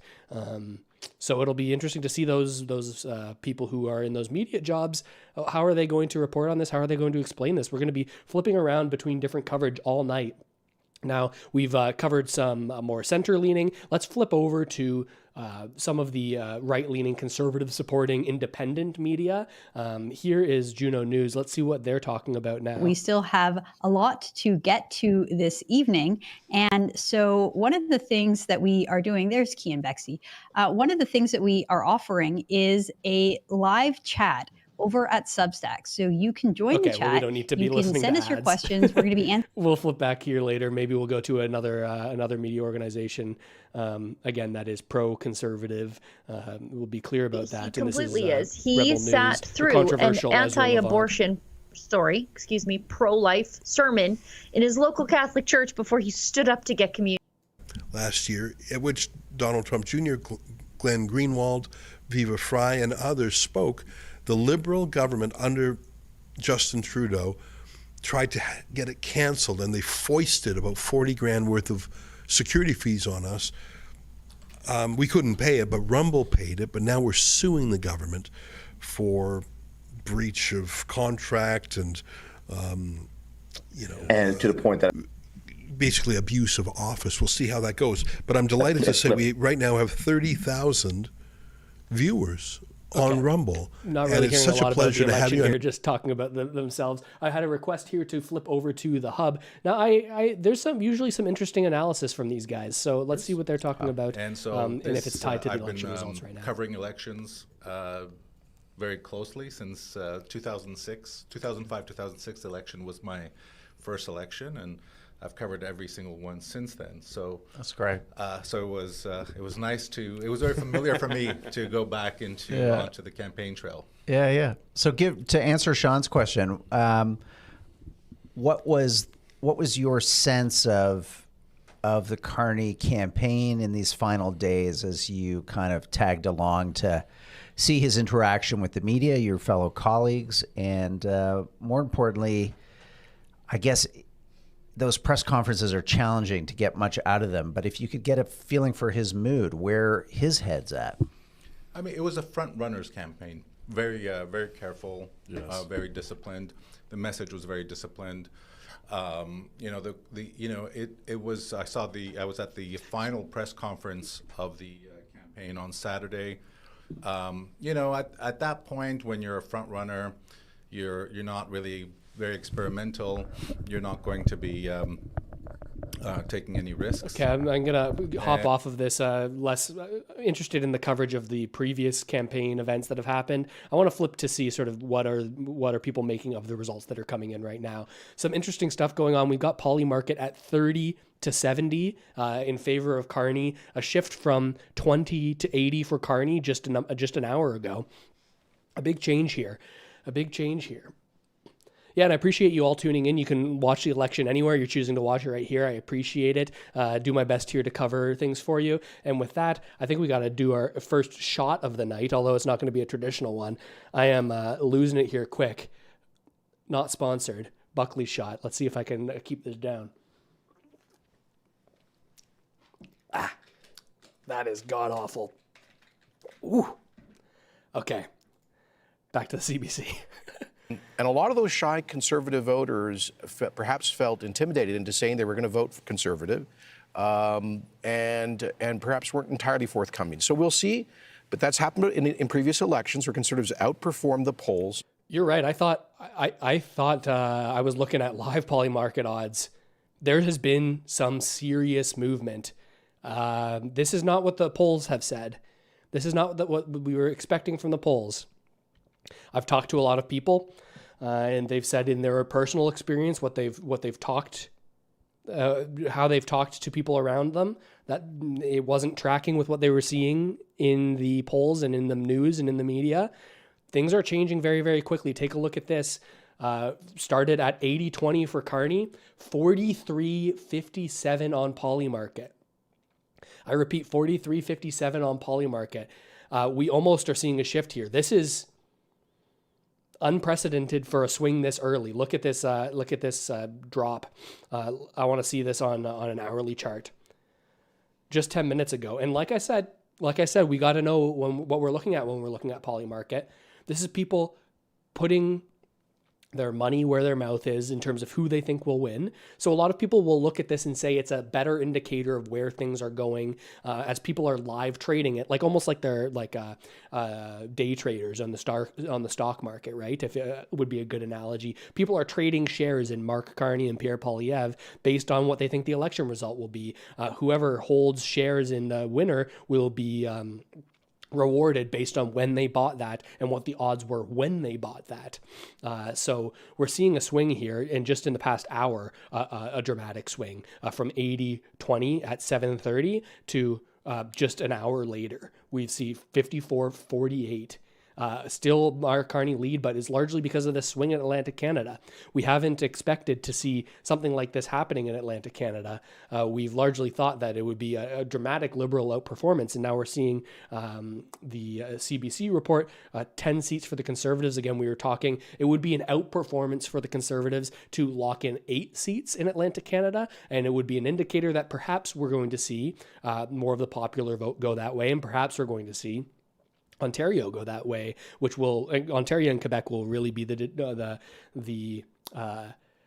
determination on if this shift that we're seeing on Polymarket is something that's actually going to come into fruition.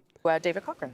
Yeah, Rosie, this is how it is filling in across Atlantic Canada. We're still waiting on results from one riding that appears to be Charlottetown in Prince Edward Island, but we do have the first Conservative elect of the night, as Clifford Small has been elected by the CBC decision desk, winning his second term in the House of Commons in the riding of Central Newfoundland. You can see there a lead that has just kept growing throughout the night, more than 3,000 votes ahead of Lynette Powell, the Liberal candidate, a doctor and former head of the Newfoundland and Labrador Medical Association.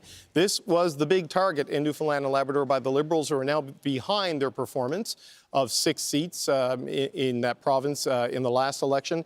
And Heather Gillis with CBC Newfoundland and Labrador is standing by with Clifford Small, I believe. Heather. I am. Yeah, hi, David. I'm here with Clifford Small, and we have a lot of happy and exuberant Conservatives here because Clifford Small has a commanding lead here. Thank you so much for joining us and being with us, Clifford. How do you feel about your win here tonight? Okay, well, I feel great. I feel very happy for the people of the riding of Central Newfoundland and for the people behind me who made this possible. It's their victory. It's a victory for Central Newfoundland riding and a victory for Newfoundland and Labrador. What were you hearing from people at the doors? What were the big issues for people who came out and voted for you today? At the doors, cost of living was number one. Crime, it really, at the doors, things haven't changed since the way they were in December. So it's no surprise to me. We soldiered on, we worked hard, we knew the support was there. The people have spoken, and I thank them very, very much for the support that they've given me here in the riding in Central Newfoundland. And it's from all over the riding. It's not concentrated in any one area, it's from everywhere. So my heart is bursting. I thought he was about to do a My Heart Goes Out to You live on CBC. That wouldn't have gone well.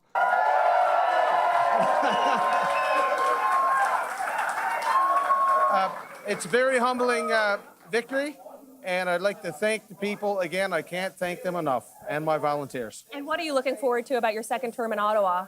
I'm looking forward to being a part of a Conservative government. I'm expecting that we're going to double our seat count in Atlantic Canada.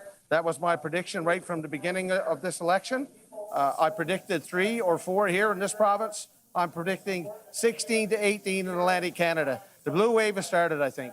All right, well, So he's saying 16 to 18 is his projection. Of course, that's not really based on anything, but we are seeing 21-10 right now with 2 other seats very close. I'm seeing on my end. That would be an outperformance in Atlantic Canada. I'm hearing this from on X, Stephen Tyler posting that this would be an outperformance of Stephen Harper's majority victory in Atlantic Canada. So this could be some serious movement. That is Paul Connors, who holds the riding of Avalon. He now has a 2,100 vote lead over Steve Kent, the former Deputy Premier of Newfoundland and Labrador, and one of those ridings where there was a nomination controversy where the party nominated Steve Kent, displacing people who had been gearing up for months, if not more than a year, to seek the nomination for the party there. But Central Party headquarters came in and made Steve Kent the candidate there at the last minute. And Rosie, there's some other controversies. Mr. Kent, an old selfie of him surfaced wearing a Make America Great Again hat. You don't know how any of those things play out, but when you upset some of the grassroots and you're running in a Liberal-held seat where you have no typical roots, right, this is often the kind of result you end up with. Okay, that was a nice moment with Clifford Small, and that's a good reminder to everyone that these are people who are working really hard to serve you and get your confidence and get your vote, and they are delighted when they get it, as you saw from Clifford Small. Okay, I do want to show you one graphic that might give you a sense of where we are right now. In the evening. Okay, this is something called Vote Change, just to give you a sense of who is doing well and who is not doing as well. So you can see that very clearly in those top 2 lines there.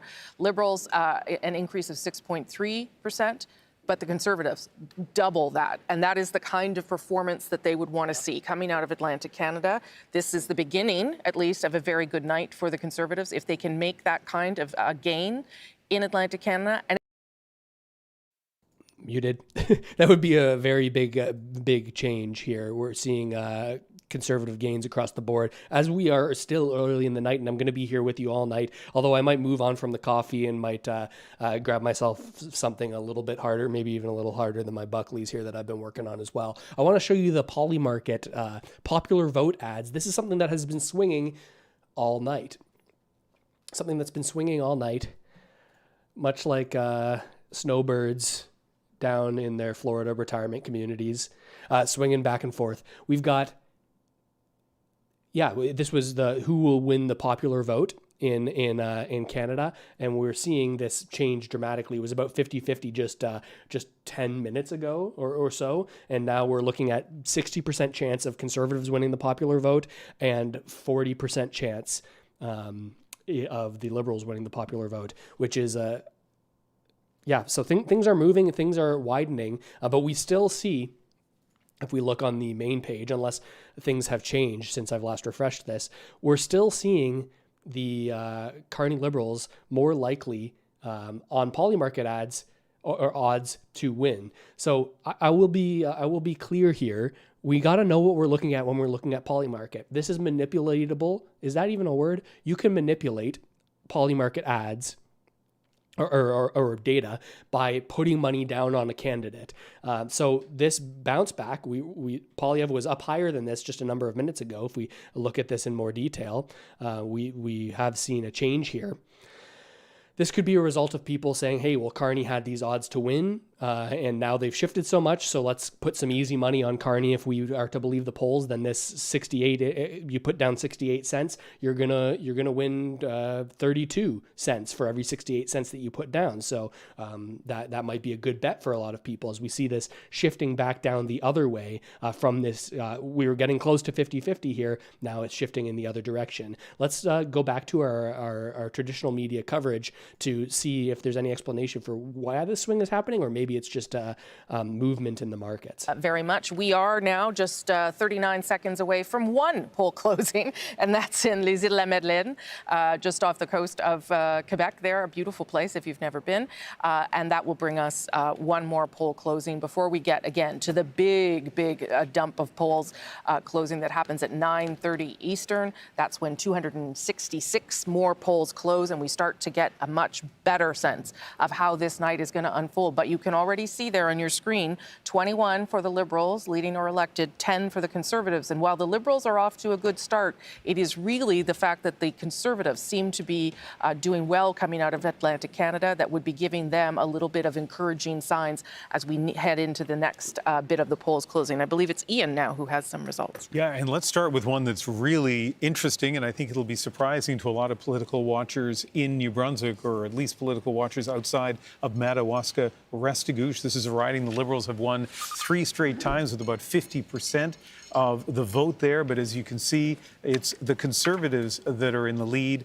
That may not look like a big lead, but when you look at the percentage right now, the Conservative candidate has 50% of the vote, and 2,200 votes have been counted so far for him. So last time around, the Conservatives had just under 28%. So that is a big pickup. And as of right now, that pickup is at the expense of the Liberals, the NDP, and the PPC. So that is one that's worth watching. It could be a switch in New Brunswick. Here's another one that could be a flip in New Brunswick, but another one that's very close, as we expected last time around. The Conservatives won here. This time around, the Liberals are in the lead. And by the way, the incumbency factor not in play in those last 2 ridings I showed you, the incumbent MPs not running again. And in Fredericton, pretty big lead for David Miles, the Juno-winning musician who's trying his hand at politics. I'll have more to say about that as the evening progresses, but not a lot, 7 of 175 polls, Rosemary, but fair-sized lead for the Liberals there. Yeah, I should tell people, though, that all 32 polls in the Maritime, in the Atlantic provinces are reporting now. So we do have results coming in from all of those ridings, which will make everyone really happy here because they're all concentrated on their results and the ridings that they are looking at. Look there at the bottom of your screen. That is the beginning of the story of this election. The Liberals leading or elected in 21 as we come out of Atlantic Canada, and the Conservatives leading or elected in 11. Those numbers have changed. They've shifted, and they'll continue to do that as more polls close.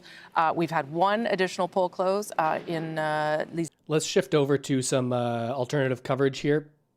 I want to switch over now. If I can get my computer to have enough RAM to actually load this stuff. Let's listen in on the Global News broadcast here, see if their narratives are changing. Gaining and who's losing, and at the moment, Conservatives are gaining and the Liberals are losing. Okay, Eric, thanks. Let's go to Mercedes Stevenson, who is with Senator Pamela Wallin. Thanks, Donna. We have been watching the results pour in here, and Senator Wallen, we were just talking about is this indicative of that shy conservative vote? Should conservatives be getting excited, or should they still be perhaps not counting their chickens before they hatch? What's your interpretation? Well, I think we've seen this in the campaign. What the phrase that everybody uses is voter efficiency, right? Which is, and this happens in my home province in Saskatchewan. People win ridings by 15,000 votes or 20,000 votes. You don't need that many to win. But what it does do is it's reflected in popular vote.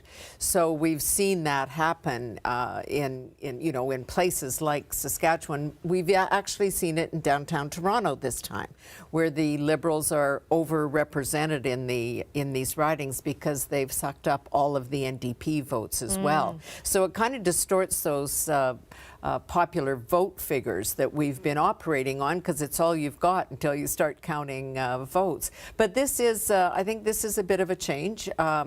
And I do think there are some of those sleeper issues there that we were talking about earlier, things like the carbon tax and energy, those things that are still very real for people who are dealing with affordability issues. Seamus talks about the rural and urban. That's very true in a lot of parts of this country where, yes, they may be concerned about Donald Trump and he shouldn't be butting in, but honestly, can you feed the kids and pay the rent?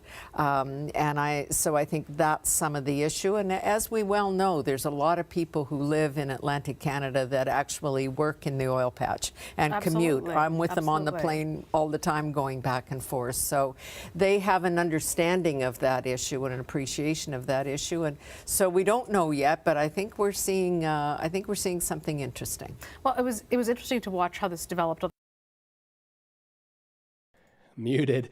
It definitely seems that the odds of a minority government being what we end up in, be it liberal or conservative, are increasing as the conservatives seem to be performing better than was expected based on all the polls, making it more likely that we'll have a liberal minority, or if the conservatives continue to outperform, possibly a conservative minority government, which will make it even more important to see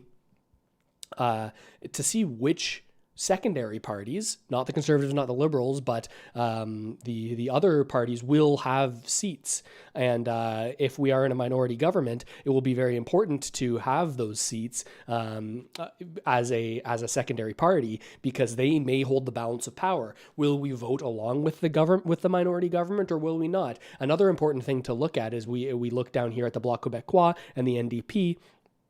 It seems that the NDP support that was historically in Atlantic Canada is very low. I'll bring up some numbers in just a few moments that are showing a decrease in positive results for the NDP.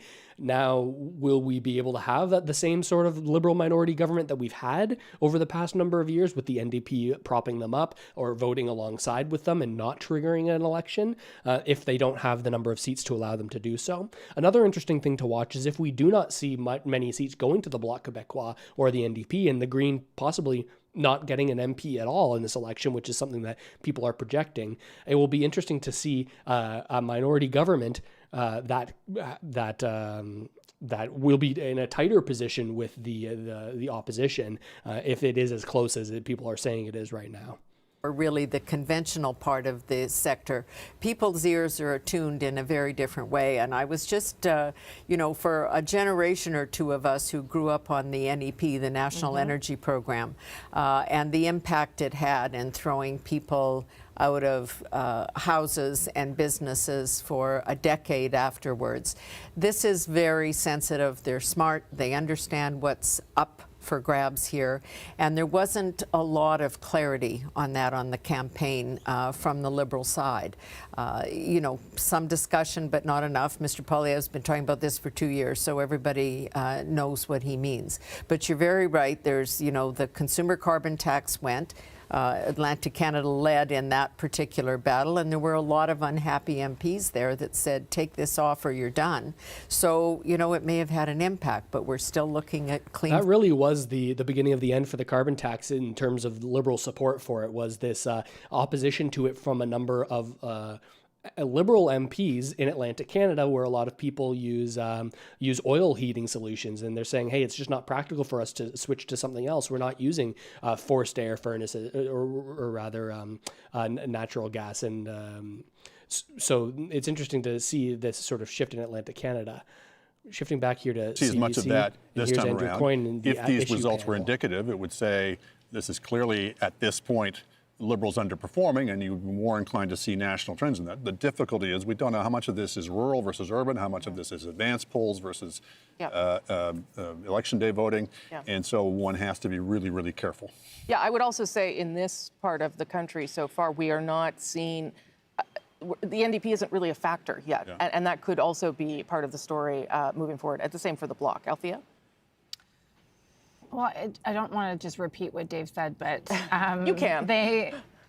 This is not what the Liberals wanted to see, were hoping to see. This is a lot tighter. I think we're all getting messages like, oh, this is uncomfortably tight, and what could it mean, especially in Ontario, if this pattern continues. So the breather that they were hoping to have is not there. The signs of a potential red sweep that they were hoping to see that's right. is not there. Yep. I think that, yes, Chantal is absolutely right. We don't actually have that many polls reporting.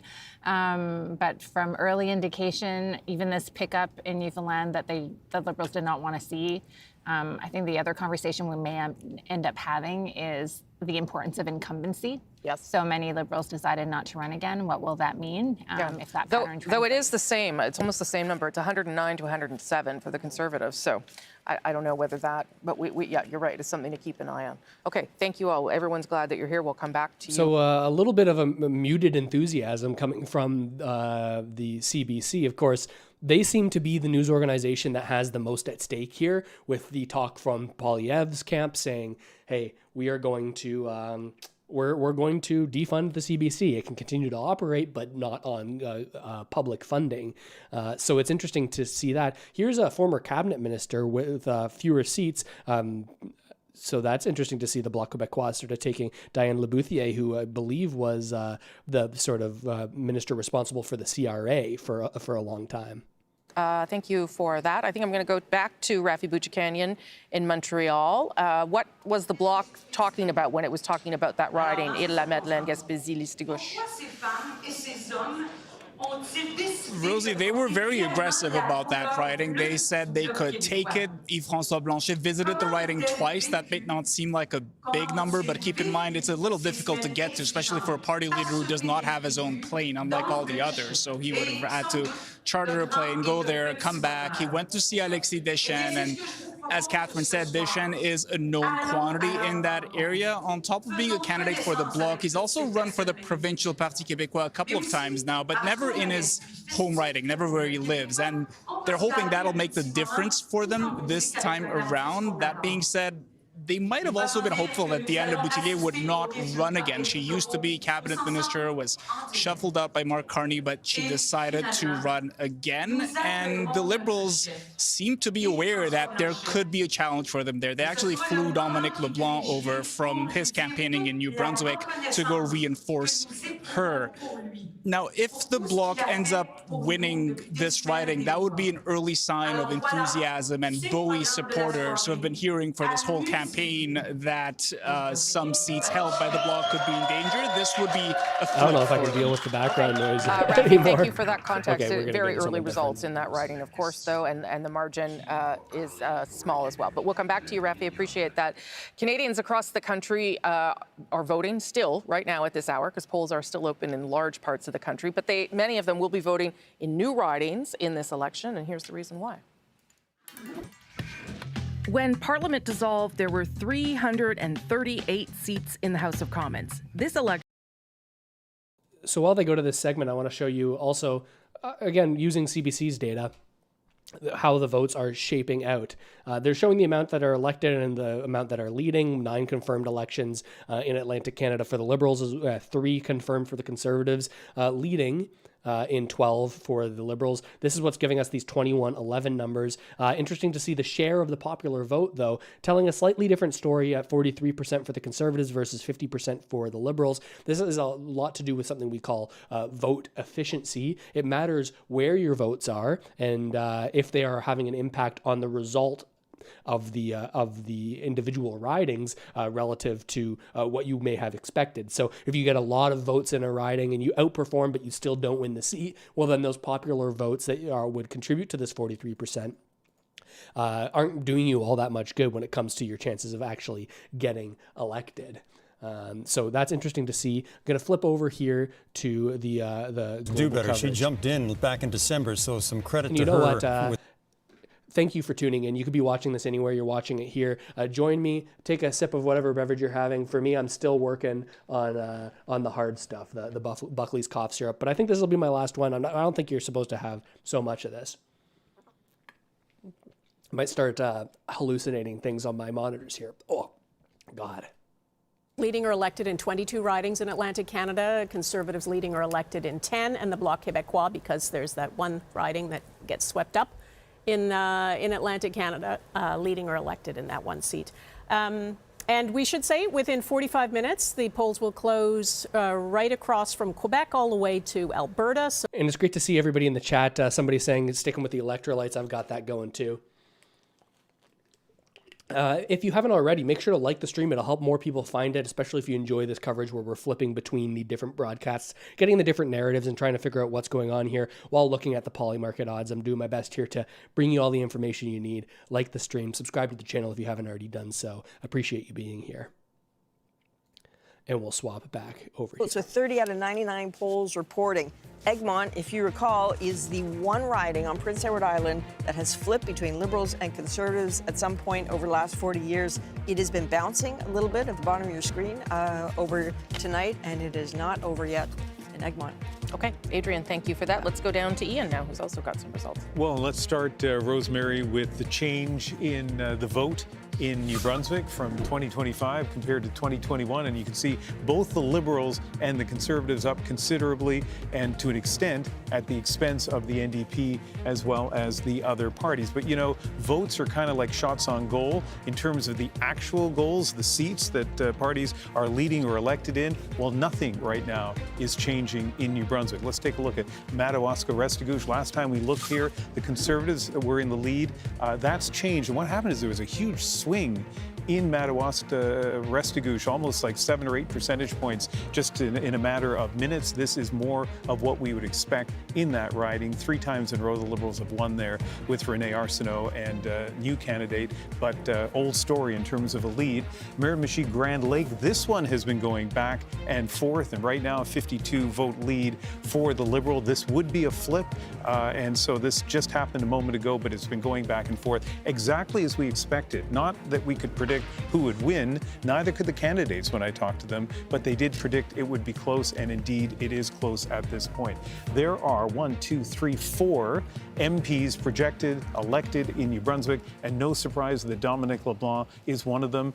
Not only has he been the MP for Beausejour since the year 2000, but it's one of the 3 ridings across the country, Rosemary, that I'll be covering. One is in Manitoba, another one is in British Columbia, where there's kind of a father-son dynasty. Welcome back to our Decision in Canada coverage. I'm Donna Friesen. I'm here with Eric Sorensen. We're going to take a look at some of the closest races shaping up right now in Atlantic Canada. All right, where are we going to start with that? South Shore, St. Margaret's. We just took a peek at that, and it's pretty much neck and neck for the Conservative incumbent and the new Liberal candidate, new to politics. Not much has changed there yet, but a lead of 102 votes out of some 14,000 cast. Now, an interesting thing to bring up here is that we saw a dramatic swing in terms of the poly market odds. Again, I'll say you got to take these with a grain of salt, but we were up close to 50-50, near 50% chance of who will be the next prime minister. Now we are back in a situation where we're getting closer to the original odds that started before polls closed, back to which started at 80-20 and now are sitting at 29% to 71%. So a 9% gain for Poilievre compared to the pre-polls closing. So we're seeing swings here on poly market. So like I said, you got to take this with a grain of salt because these markets can be manipulated. This is true. If you put enough money on one candidate, then it's going to change the data. One of the things that has shifted here is the projections rather for British Columbia. Let me sort of zoom in here a little bit for you. The projections for BC, this was largely projected to be a Liberal riding, but now based on the money people are putting on this, there are more votes in terms of dollars going towards the Conservatives for how this will actually pan out. The same 4 ridings they won last time around, but again, it's a good evening for the moment for the Conservatives. So we should say leading or elected means if there are tight races, those can flip back and forth. And that's why that number you keep seeing on the bottom of your screen keeps changing from now it's Liberal 22, Conservatives 10. It's been going kind of up and down on both sides. So we'll keep an eye on that. Okay, Daryl Bricker and David Aiken are over at the touchscreen. Yes, and Daryl, good to have Daryl Bricker of Ipsos doing some polling for me. Great to see you, Daryl. This is an exciting night for you. Before we talk about some neat stuff you've done, just want to alert you to the one BQ there. And I know our friend Monsieur Gilles Duceppe will be excited to hear that finally the BQ might be making a breakthrough in the Gaspé. The BQ has long wanted to win the Gaspé, but Diane Leboutillier has been standing in the way. It's a new riding. That whole part of the Gaspé got rejigged. Right now, Alexis Deschênes, running for the second time, is leading. They bring up another important point here, and that will be whether or not the Bloc Québécois outperforms in Canada as a whole, but largely in the Atlantic provinces, but more so in Quebec. If the Bloc Québécois outperforms, this is a good thing for Conservatives and not a great thing for the Liberals, who would be sort of competing for those ridings in Quebec, traditionally not swinging Conservatives. This will be something that the Conservatives will be hoping will happen, that the Bloc will split the vote away from the Liberals as people look for their concerns to be voiced by a party that is specifically representing them in their province. When it comes to the issues that people are voting for. So which of the 3 issues are people most interested in voting for? Affordability and cost of living, which is very consistent with our overall polling that we've seen over the last while. And this would be all respondents. All respondents. And you've got a few thousand people in We're this. up around 7,000 right now. But David, just to show the viewers how it differs, just click on there on baby boomers. Okay, so now we're saying. Yeah, I want to talk about this before we shift. This is a change. If you were to look at polls, they would have said that Canada's relationship with the United States is the central issue. But they're saying now affordability, the economy, housing, based on this post-voting polling, are the bigger issues and what people are thinking about. This is all age groups. They're going to show how this shifts for the baby boomers. Likely, I think that Canada's relationship with the United States is going to fly up there, because we really do have seen the mainstream media talking extremely heavily about the relationship with the United States, this existential threat from the South as being the election issue. Is this actually the election issue? When we get down to it, these polls say perhaps not, but it will be split by demographics. This is all respondents. This is just people who are boomers. What do they think is the top issue? Canada-U.S. relations. So you see one of the reasons why older people are voting for the Liberal Party. The Liberal Party is way ahead on this issue. They own it. And if you're a boomer, you're focused on it. Okay, now you wanted to contrast with... And I'm curious what you think about this in the chat. Is this change with the boomers being worried about the states more so than affordability? Is this a result of some wisdom that they have about the way the world works? That's certainly probably how they would think about it. Or is it a result of where people are getting their news from, with more sort of sensationalism coming from the TV traditional media? Do you think that is the result? I'm curious what you think. Let's talk to our friends in Gen Z. Gen Z, what do they think is the top issue? Affordability and cost of living. So when you look at and so when you look at the differences, and that maps, sorry to interrupt, but that maps more to Poilievre's side of the equation. Absolutely, this is time for a change, voters. Right. We're seeing some of them show up in Atlantic Canada tonight in a very efficient way so far. So that contrast on what people think this election is about, whether it's about Donald Trump in the U.S. or it's about their own affordability situation and what's going on in their own homes. That's what the race is about. And once again, this is polling done as people left the polling booth today. Your people were there. And again, among this Gen Z, look where Canada's relationship with the United States, only less than 1 in 5 are saying that. We'll take that away. Is there a difference on men or women? If you want to hit that, I'm curious to see, did men have a different idea? No, affordability and cost of living. Let's take a look at women. Take the men out of there.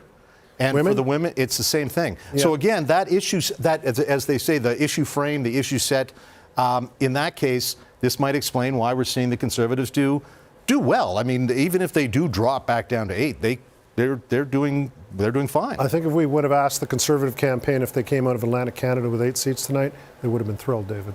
So can we touch on which party? And this is what I've been talking about in terms of watching these numbers. 8 would be the number that would say we are outperforming if you are a conservative.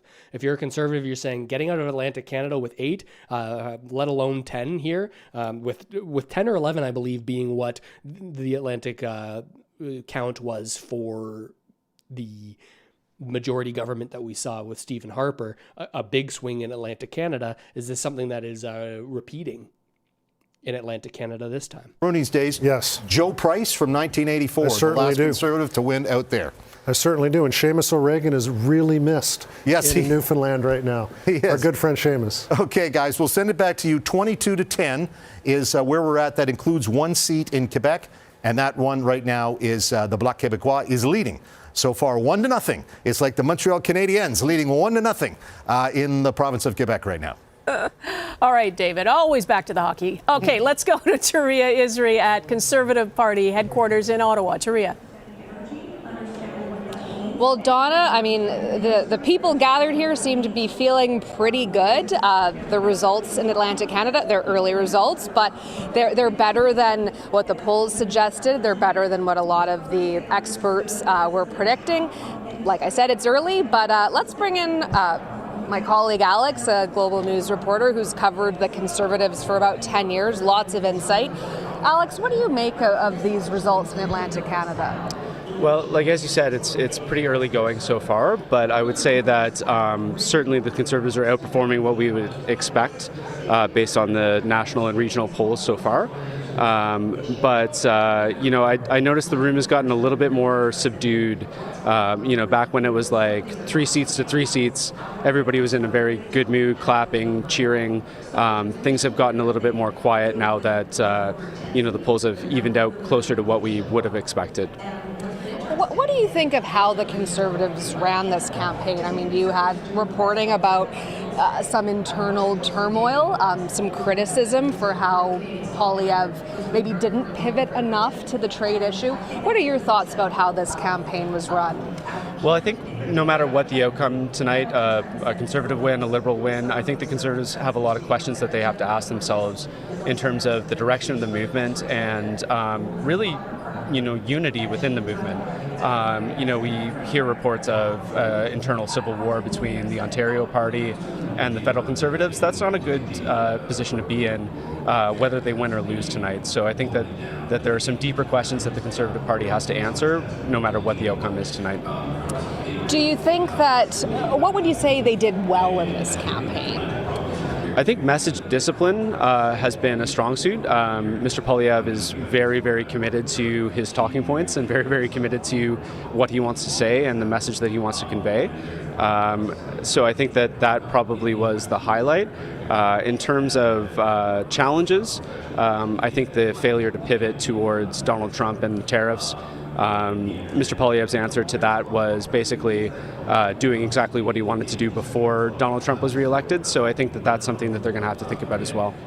Do you expect that we'll see a pretty big rural-urban divide as far as where we're going to see the Conservatives picking up seats? I think it depends on what urban area you're talking about. If we're talking about Edmonton or Calgary, that's one thing. If we're talking about Halifax or Toronto or Montreal, that's another thing. But certainly, I mean, the Conservative strength has traditionally been in more rural, suburban, ex-urban sort of ridings. We'll see. You know, it's too early to tell. It is still too early, but let's send it back to you, Donna. All the bigger ridings. All right, Taria, and thanks so much for that. We are going to look at some of the, I think, close races and also some places where Liberals have been re-elected in Atlantic Canada. Let's start with Dominic LeBlanc's riding in New Brunswick. Okay, like I said, if you're just joining the stream, we'll be switching around between different coverage of this election on different channels. We've just been listening to Global News, switching over to some of the right-leaning or right supporting in general, very clearly supporting media. Let's listen in on Juno. Looks like they're talking to Sam Cooper currently, who has written extensively 2.0 in Poilievre. So I just find as consistently showed Conservatives ahead. Now, I don't think that by any means, we know what's happening. We've only had polls close in Atlantic Canada, so it's still a long night ahead. A lot of those results are going to be coming in the next half hour when the Ontario polls close. Jasmine, I'll ask this question to you. Like, do you think that the poll? Well, I'll just ask you the basic question. Do you think the polls are right? If you think they're wrong, how wrong are they? Are we talking about 1 or 2%, or is it going to be like they're off by 10%? Is that possible? I would say that I think the polls are right, and they're wrong in the fact that they will kind of judge what Canadians are thinking and feeling based on a poll that has a sample size of anywhere from 800 to the most I saw in recent weeks was 3,000 Canadians. And somehow they can say that means the Liberals are going to win by a landslide. So it's interesting to see on Juno a lot of emphasis of the sort of influencers. I haven't gotten any calls from anybody. To be honest, I guess, yeah, maybe that's a good thing. Who knows? So interesting talking about, okay, are the polls wrong if we see this growth in Atlantic Canada from the Conservatives? Polymarket is only showing 2773. This started at 2080. So gains for Polyev, but certainly not as much as we saw just a little while ago here, which is interesting to see as we go into this. We saw it get almost up to 50-50 for a period of about 15 minutes, and then more money came in here, taking this discounted Mark Carney, trying to make a buck, increasing that. Is that a result of people gambling on lower odds here, getting a larger payout? Is this a representation of the way that people are actually voting? I'm curious. Somewhat in the Liberals' favor. Now, I'm not saying that what we're seeing here we can replicate and apply to Quebec, Ontario. No. That it's much too early for that. But it's really interesting to see those numbers. They're really high. I mean, both main parties have increased their vote share significantly. Yes. And I do believe that this two-way battle, we will see more of it as we move west across the country. Yeah. And like my colleagues, I do not have a template for this kind of polarization between two parties. Just to give people an idea of what we're talking about here, Liberals right now at just over 51%, Conservatives at just over 48%, and you have to go all the NDP is at 4.5%. So that gives you a sense of, that does reflect sort of what we saw in the polls, that this is a two-party race and that the other parties are struggling to get support. And indeed, the Bloc Québécois, the only other party on the board right now, but we will expect to see a lot more of that to change. At 9:30 Eastern, of course, 266 more polls close, and we will start to see the results of those coming in just a few moments' time.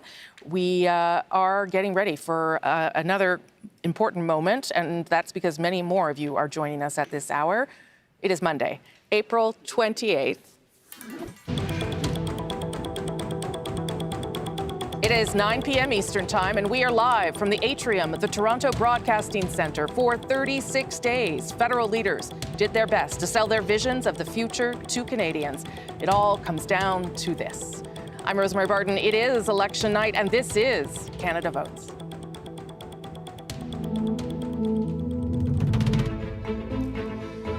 Tonight, a remarkable race in a remarkable time is brought to a close. Canadians will choose their next government as the country's economic future comes under threat. My message to President Trump is knock it off. I think this is the biggest crisis of our lifetime. Donald Trump's tariffs, a major campaign issue, but not the only one, as voters search for solutions to the housing crisis and cost of living. We cannot afford a fourth Liberal term. I'm fighting for a strong economy. It will lower your bills, build homes you can actually afford. A record number of people voted in advance polls. It's an important election. It feels like it's a bit of a turning point. More cast their ballots today. Now their choices are revealed. This is Canada Votes 2025.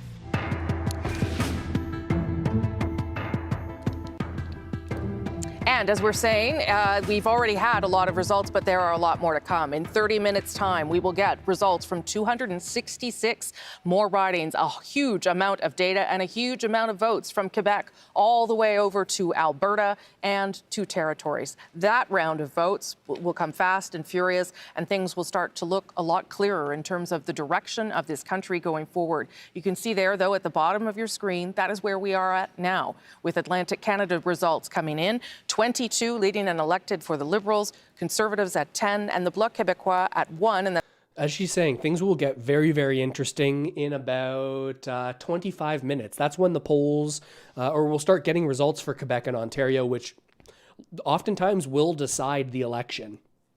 Oftentimes, you won't have to go farther west because you'll see the clear movement of one party over another. It will be interesting to see whether or not the Bloc Québécois does well in Quebec, as well as they were expecting. The Liberals are hoping to steal some seats in Quebec that they haven't gotten in the past to increase their lead over the Conservatives. Right now, polymarket ads are still around 70-30 in favor of Mark Carney, although Conservatives are very happy right now about their performance in Atlantic Canada, with 8 being an overperformance and now sitting at 10 seats. So let's listen in on a different coverage. Let's switch over to Global News' coverage of the election. We're going to be hopping between streams and seeing if we can notice differences in the narratives that they are talking about. Driving voters in Quebec. Well, I think what's driving voters in Quebec is what will be negotiated with the United States. And in the past, when we didn't have enough people from the bloc in the House, we had problem that what was put aside was the supply management, the softwood lumber, the aluminum, and the culture, because Trump now is questioning the cultural exception. That's part of the deal with Mexico and the United States. So when you look at what Carney said, helping the automobile sector, I don't have anything against that, but not a single word on the softwood lumber, aluminum, and supply management. Jurisdictions and that's quite important for us because that's our economy. It is different, but we have to protect that. Otherwise, we'll have real problems. Especially, I mean, they need aluminum in the States also, in Ontario also, but we're producing that, and also phosphates. I don't know if it's the right word in English. Phosphates, yes. The critical minerals, we have a lot in Quebec, and since we want to make the economy more based on battery, we need those minerals, and not a single word I've heard from neither Carney or Poilievre, so we have to fight for that. But for younger voters in Quebec as well, the question of affordability, what their prospects are in life. Of course. Huge, all of that. Huge questions. Well, and I want to ask a double-barreled question to Lisa and Seamus. This is a switcheroo of what we normally see. Typically, young people vote Liberal on the left and older people vote Conservative on the right. Yeah. And it looks like that has done a flip in this election. Yeah. I want to ask why each of your parties hasn't been able to hold on to your traditional voters, starting with you, Seamus. I think that, first of all, let me just state the obvious. Affordability was an issue.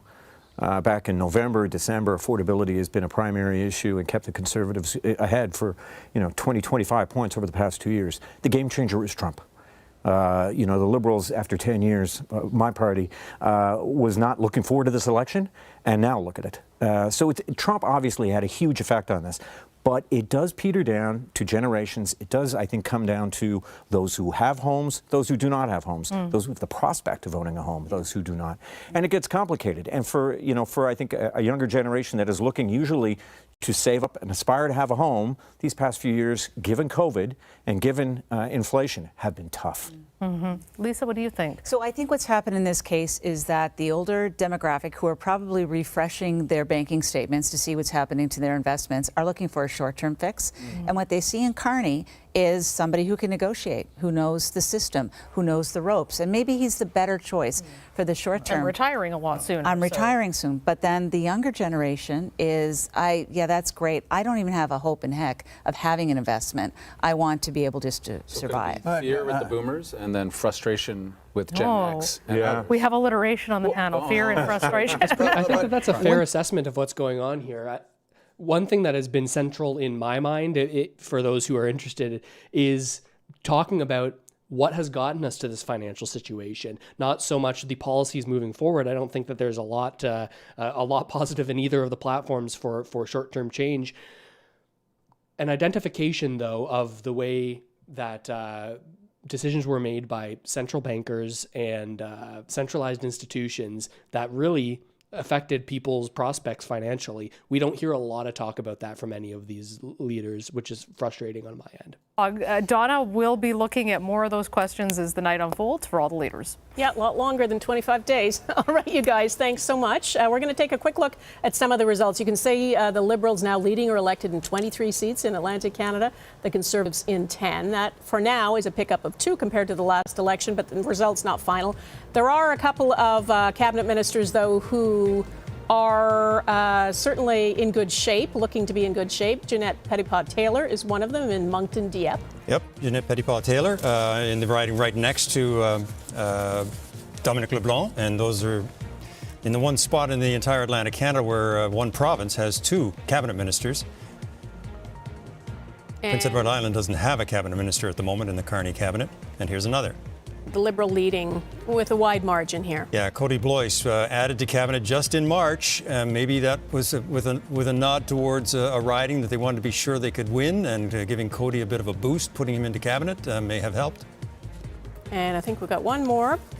St. John's East. There you go. The incumbents. There's declared elected. That's Joanne Thompson over David Brazel, and that's a big win.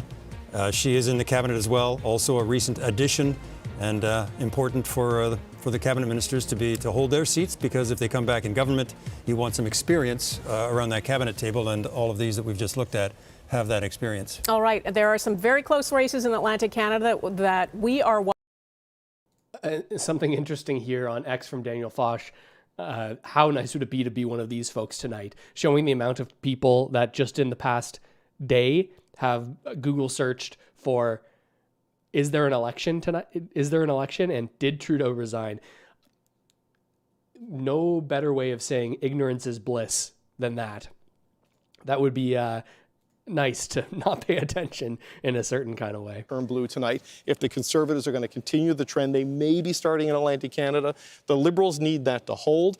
And where they were hunting for their majority in the final days was in southwestern Ontario. Not so much these blue Conservative seats, but the orange seat in Hamilton, the green seat in Kitchener, the orange in London, the orange in Windsor.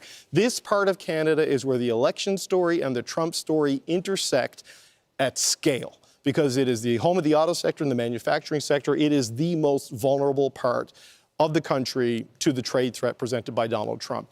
So if the Liberals are below the 25 mark in Atlantic Canada, when all of these polls open, they need to be at 40 in Ontario, they need to be at 80 in Quebec, because they need to hit the Manitoba border at around 145.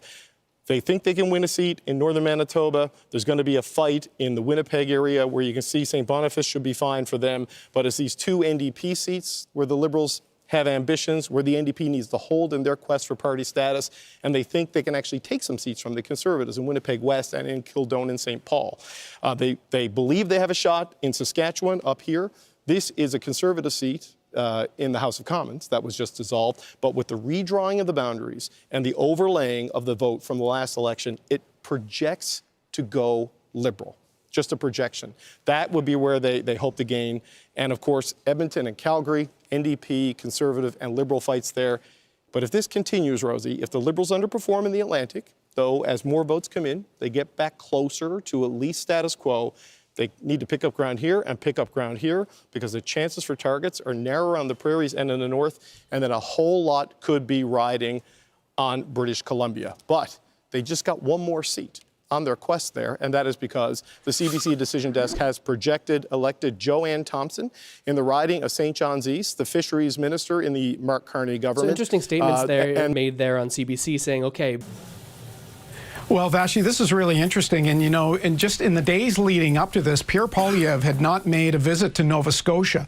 So when he did come late in the campaign, the one rally he held, was in Central Nova. And you saw Elmer MacKay and Peter MacKay, and they really are the elder statesmen of northern Nova Scotia. They came out and rallied in his support, endorsed him, and that was late in the campaign. So it'd be interesting to know if that had really an effect that may be giving Bryson Jenkins a bit of a push now. He's starting to separate a little bit, although, as you mentioned, it is quite close. But that would be quite something, and the Conservatives would be happy about that. I just want to mention something on the point that Judy Trin made about the NDP. In the Halifax riding, it was a vacant riding, and there was to be a by-election before the federal election was called, and the NDP had high hopes of winning that. Their candidate, Lisa Roberts, is currently third in the city of Halifax. It's already been declared elected by CTV News for the Liberal candidate there, but that gives you a sense of what's happening to the NDP vote in the Maritimes. But we'll keep an eye on that one in Central Nova as well. Cumberland Colchester, Dr. Stephen Ellis for the Conservatives is in a real tight race, and he has maintained a slight lead. Okay, let's check out what's going on in Quebec and hand things over to Matsumi. Todd, the Conservatives had high hopes in Quebec, and I'm sure they're watching the results coming from Atlantic Canada with a lot of interest. At one point, they were even hoping for a blue wave here in Quebec, but then came Mark Carney and Donald Trump, and we know what happened then. The polls have the Conservatives third in this province, behind the Liberals in the Bloc. Their only stronghold is in the Quebec City region. That's where they're hoping for gains tonight by taking seats from the Bloc. Now, the Conservatives haven't won a riding on the island of Montreal since 1988. They've got their sights set on Mount Royal.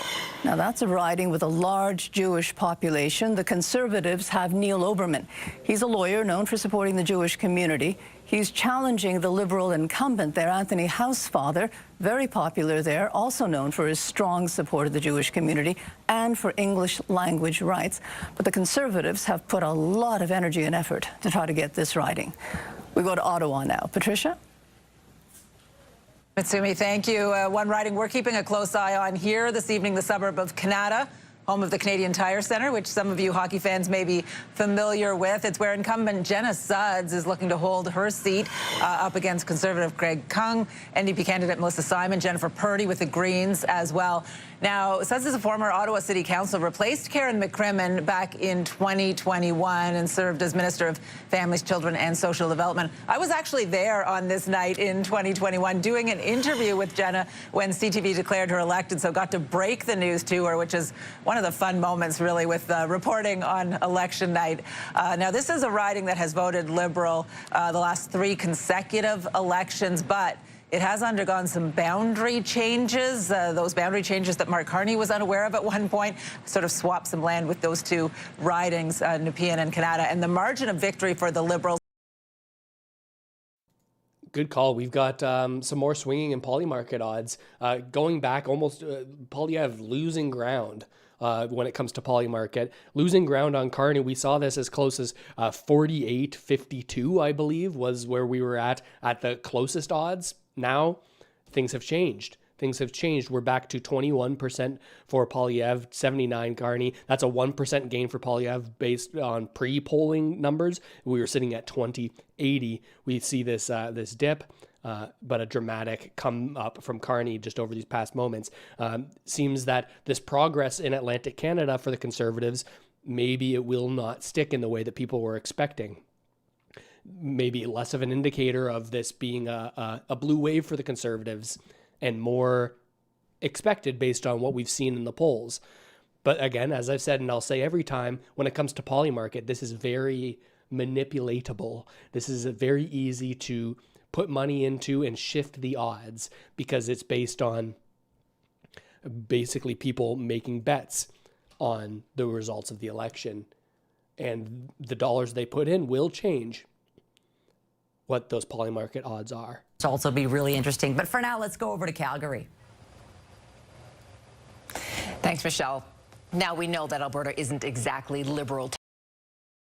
And thank you for the super chat, Nulio. Thank you very much for the super chat. I appreciate all the support from everybody. Thanks for all your hard work, Russell. Get some more Buckleys. Leafs win 5-2 tomorrow. I sure hope so. Yeah, I think I got to take it easy on the cough syrup now. I don't think I'm supposed to have too much more of that. Maybe we'll switch to a different kind of substance in a little bit. I appreciate the support. Most of Old Skyview is now in New McKnight. And to be clear, I'm not just sipping on the lean here.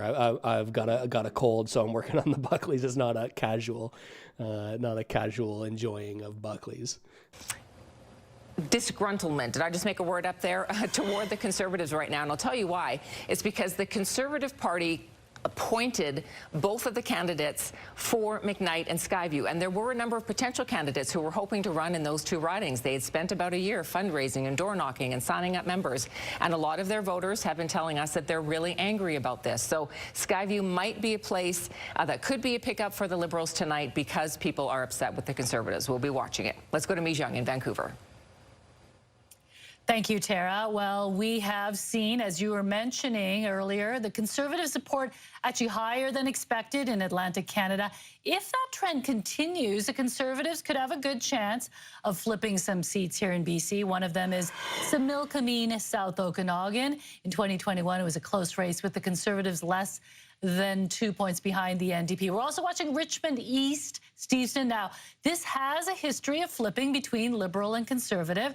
Richmond residents have been quite vocal about their concerns over public drug use, safe consumption sites. So we'll see if the Conservative stance on drug addiction will sway Richmond voters away from the Liberal incumbent. Nanaimo Ladysmith also one to watch. Last time it was a tight three-way race. This time it's actually a four-way race with the Green candidate Paul Manley in the mix. Crime, homelessness, big issues in Nanaimo as well. Will that shift the riding from green to blue? BC voters have about 40 minutes left before polls close. Back to you. All right, Mijung, thank you. And before that, of course, a big wave of results expected in about 10 minutes' time, certainly from Ontario, which is a massive battleground. And I'll be looking at sort of those early results from, obviously, the GTA, the 905, but also Peterborough, which is a bellwether. The way Peterborough goes, so too does the rest of the country most times. So that'll be one to watch. Yeah, and some interesting ridings that Michelle was talking about, particularly in Aurora, that were very, very narrow wins for the Liberals in the last election. The Conservatives looking to flip those. That's if they can start to flip the 905, it's a different narrative as well. I think we can swing over now to Heather, who will probably have a more in-depth explanation of what I just said. Hey, thanks so much, Pat. Doge says, let me buy you a Buckley's for your work tonight. I appreciate it. Thank you very much for the support. Thank you very much. Let me buy you Buckley's. Yeah, I'm going to need it. I'm going to be through this bottle pretty soon. Liberals have Stockholm Syndrome. Interesting from the real Wojak. I wonder what you mean about that. Really showed with the early voter turnout. I will just note the ridings right now. We have the Liberals leading and elected in more than 20, I believe that was. It's 22, that was, excuse me. 7. While we listen in here on CTV's coverage, I want to show you the popular vote has been moving quite a lot. The popular vote has been moving, at least the odds for who will win the popular vote. Right now, they're sitting at the Liberal Party, which for some reason seems to be in blue here. Let me refresh this to make sure I'm right. Maybe they got their colors switched. Yeah, it looks like the Liberal Party is currently in the lead at 56% chance of winning the popular vote. Of course, this points to voter efficiency. Just having the popular vote doesn't necessarily mean that you will win the election. It matters where those votes are and are they enough to swing ridings in your favor. Is the growth in your results in the popular vote concentrated in the right areas to actually make a difference in some of these swing ridings? That's what we're going to be watching for. That's what's really going to make a big difference here. Atlantic Canada has been accounted for. That could end up changing some of the vote totals, certainly, and skewing things in a different direction than we've seen so far, but that remains to be determined. So that'll be a key factor, not only in Atlantic Canada, Omar, but moving throughout the country as well. That's a massive number, as Heather just pointed out, 7.3 million. It shows you the level of engagement there is in this election. And at the end of the night, it'll be interesting to see what the voter turnout was right across the country, to see if it was historic, given the threats that we've been seeing from the U.S. yes or not. So, of course, a lot of data coming in after election night as well. Yeah, I think the projection, if the advance vote were to hold, let's say, and be extrapolated out, would then be something in the neighborhood of 70%, which is we haven't seen since I believe it was 1993. I think I can throw over to Anne-Marie, who is going to talk to our panel about some of that stuff. Well, yeah, and so that's what's a really interesting point, Vashi, is you have this giant surprise box that nobody knows what's inside. And a reminder to everybody at home, I know a lot of people have just gone through provincial elections in this last year. They're used to those results coming in fast because those are electronic. So to remind everybody at home, federal ballots are counted by hand, which is why we've got sort of this long waiting period while we start to see numbers come in. The same will hold true for advanced polls counted by hand, but they were counted either an hour or 2 hours before polls closing. Some ridings, I understand, are even waiting until all the ballots were in. So that's why we don't have this number. But back to this surprise box of all of these votes, this almost record turnout of voting. Like, how can this change things? And what are the parties anticipating that's inside? Rana, go ahead. Yeah, I mean, I think if I think of a new voter, I think of someone who's never voted before. Sure. And what's motivating them. A lot of them are younger, and I think they're coming off the sidelines because of the anger around the decline of our economy. We have a productivity problem. 6 quarters of productivity decline. We have 6.8% unemployment in this country. We are one of the most unaffordable places in the OECD to buy a house, 355% increase. That's how much it costs. Young people, even if they graduate with a degree or a trade skill, they can never catch up when it comes to their wage, the growth of wages, to actually afford to buy a house. I think that's an accurate assessment of where the new voters will be coming from. I think that, and we saw this with the stats, a lot of these younger voters that are voting for the very first time in this election are not as concerned about this idea of an existential threat coming from south of the border. They're thinking, how can I move out of my parents' house? That's the main thought, right? How can I afford to own a home or get a job where I can afford to get an apartment of my own? We heard a stat coming from Jason Kenney on the CBC panel saying that 70% of advanced voters, of that 7 million, I believe, advanced voters, which is by all means record-breaking, 70% of those are first-time voters. So a large turnout in the Gen Z category. Will that help the Conservatives or will that help the Liberals? I think it will be interesting to watch. I'll also give you the sort of 5-minute warning here. If you need to take a bathroom break, if you need to pause and go for a quick little walk, get some air outside, now would be the time to do so, because in just a matter of minutes, we are going to be getting some of the most important results, or at least starting the period over a 30-minute period, likely over an hour, 30 minutes to an hour, where we will be getting results like rapid fire. This is what you're going to need to be looking out for. You're going to be seeing things come in very, very quickly. We're going to be all hands on deck here. So if you want to go grab a drink, go to the washroom, take a little breather, now's the time to do it, because things are heating up right now. Just 9:30, we're going to see these polls closing. Coming up, get in early, make a choice, and show their patriotism in making a choice, regardless of who the And I'm going to take my own advice and go grab a beverage. larger numbers in the advance poll. Surprises make for an interesting night, especially on election night, so we cannot wait to find out. Will matter in this election. And this riding seemed to swing to the Liberals on that front, and it seems to have made the difference. We're going to try and get Shannon Meadema for a quick interview as soon as she wraps up her speech here, but obviously this is one of the seats that the Liberals were really working hard on trying to bring around, and tonight they did it. Thank you very much to CBC's Tom Murphy, waltzing from bar to bar in the riding of Halifax. Rosemary, not a politician, coming from a Liberal. That sounds a bit familiar. Yeah, it does sound very familiar. Okay, as we get ready for this next large amount of votes coming in and polls closing, did want to show you where we are as we leave Atlantic Canada. This is the vote change in Atlantic Canada. You can see there the Liberals up 8.6, but the Conservatives up 9, more than 9%. The story, though, coming out of Atlantic Canada is really about that NDP number, down 12 percentage points, and that tells you that They are not performing well in Atlantic Canada, and this really is confirming what we knew about this race, and that this is a two-party race. Let me show you the seat change in Atlantic Canada, and this is what has the Conservatives happy today. Liberals down 2 and Conservatives up 2. That's the kind of movement the Conservatives are happy to see coming out of Atlantic Canada and would hope to see as the polls begin to close right across the country.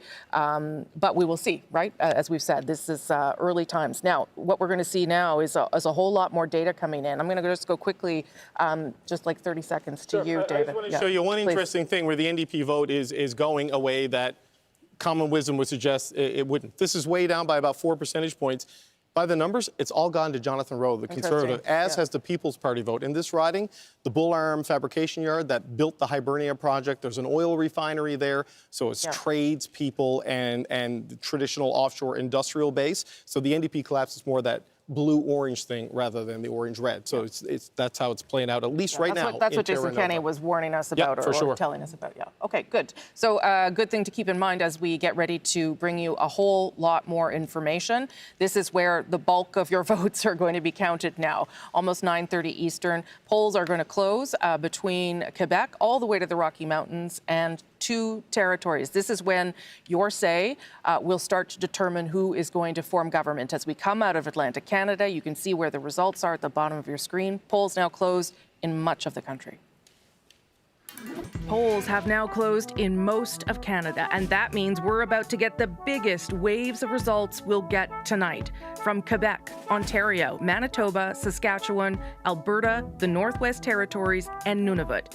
266 more seats will be added to the count. Many of these are key battlegrounds of this election, ridings you need to win to form government. Okay, so that is what is to come. Let's look at where we are right now. Coming out of Atlantic Canada, the Liberals leading and elected in 22, the Conservatives with 10, and the Bloc there, we're not going to talk too much about it. We believe some early results were put in for one riding in Quebec, but there is one riding where the Bloc is leading, and that's in Gaspésie-Île-la-Madeleine. But you can see there, this is not exactly the way the Liberals wanted the evening to start. It's an encouraging sign for the Conservatives, but remember, it was just 3 months ago that the Liberals thought that they were kind of hopeless, not only in forming government, but certainly in losing a lot of seats in Atlantic Canada. So that is part of the story as well, the recovery of the Liberals that we've seen after Mark Carney took over. Ian Hannah-Mansing. There are 2 ridings in New Brunswick right now where our decision desk is not in a position where it can project a win, and one of them is Miramichi Grand Lake. We told you at the beginning of the evening that this could be close. It is the one riding that 4 years ago flipped, in that case from the Liberals to the Conservatives. The lead has gone back and forth, and as you can see, just 472 is the lead for Mike Dawson over Lisa Harris. And the other one I want to show you, which is still in play, is Madawaska-Restigouche, still a lead here for the Liberals, but the last, one of the interesting things when you look at the numbers here for Madawaska-Restigouche is that the Liberal candidate, who's not the incumbent, is performing at about the same level that René Arsenault did the last 3 times. It is the Conservative vote that has really surged compared to last time, and so relatively closer, I think, Rosemary, than a lot of people expected. So these are the 2 ridings in New Brunswick, which are still, at this point in the evening, in play. Okay, thank you for that, Ian. Polls now closed in an additional 266 ridings, meaning that we are going to get a lot of information very quickly about where Canadians are at. Want to bring in at issue, if I can, just for a moment, to get a sense, Chantal, of what you're going to watch for now, as so many more polls have now closed.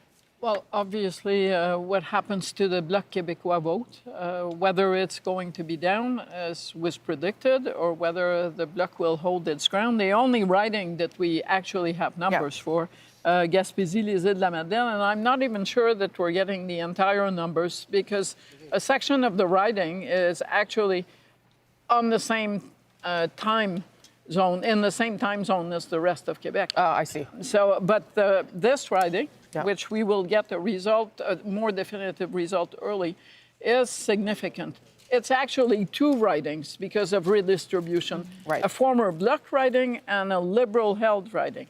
So someone is going to lose a seat here. And if the Bloc keeps the seat, as opposed to the Liberals, it may be that they'll have a better night than they would have otherwise. But the big area to watch, obviously, for the Liberals is in and around Montreal. Okay. And that is also true of the All right, Bloc, things are with coming some in battles fast in now. Quebec City, mostly against Conservatives. Okay, I'm going to come back to you, Andrew, in just a minute. But Ian's got some results because you can see the numbers on your screen moving there. Yeah, counting super quickly in Battleford's, Lloydminster, Meadow Lake in Saskatchewan. We already have a few of the votes counted, and there are a couple of things that are notable about the results to this point. First of all, this is a riding where you'd expect Rosemary Falk to win.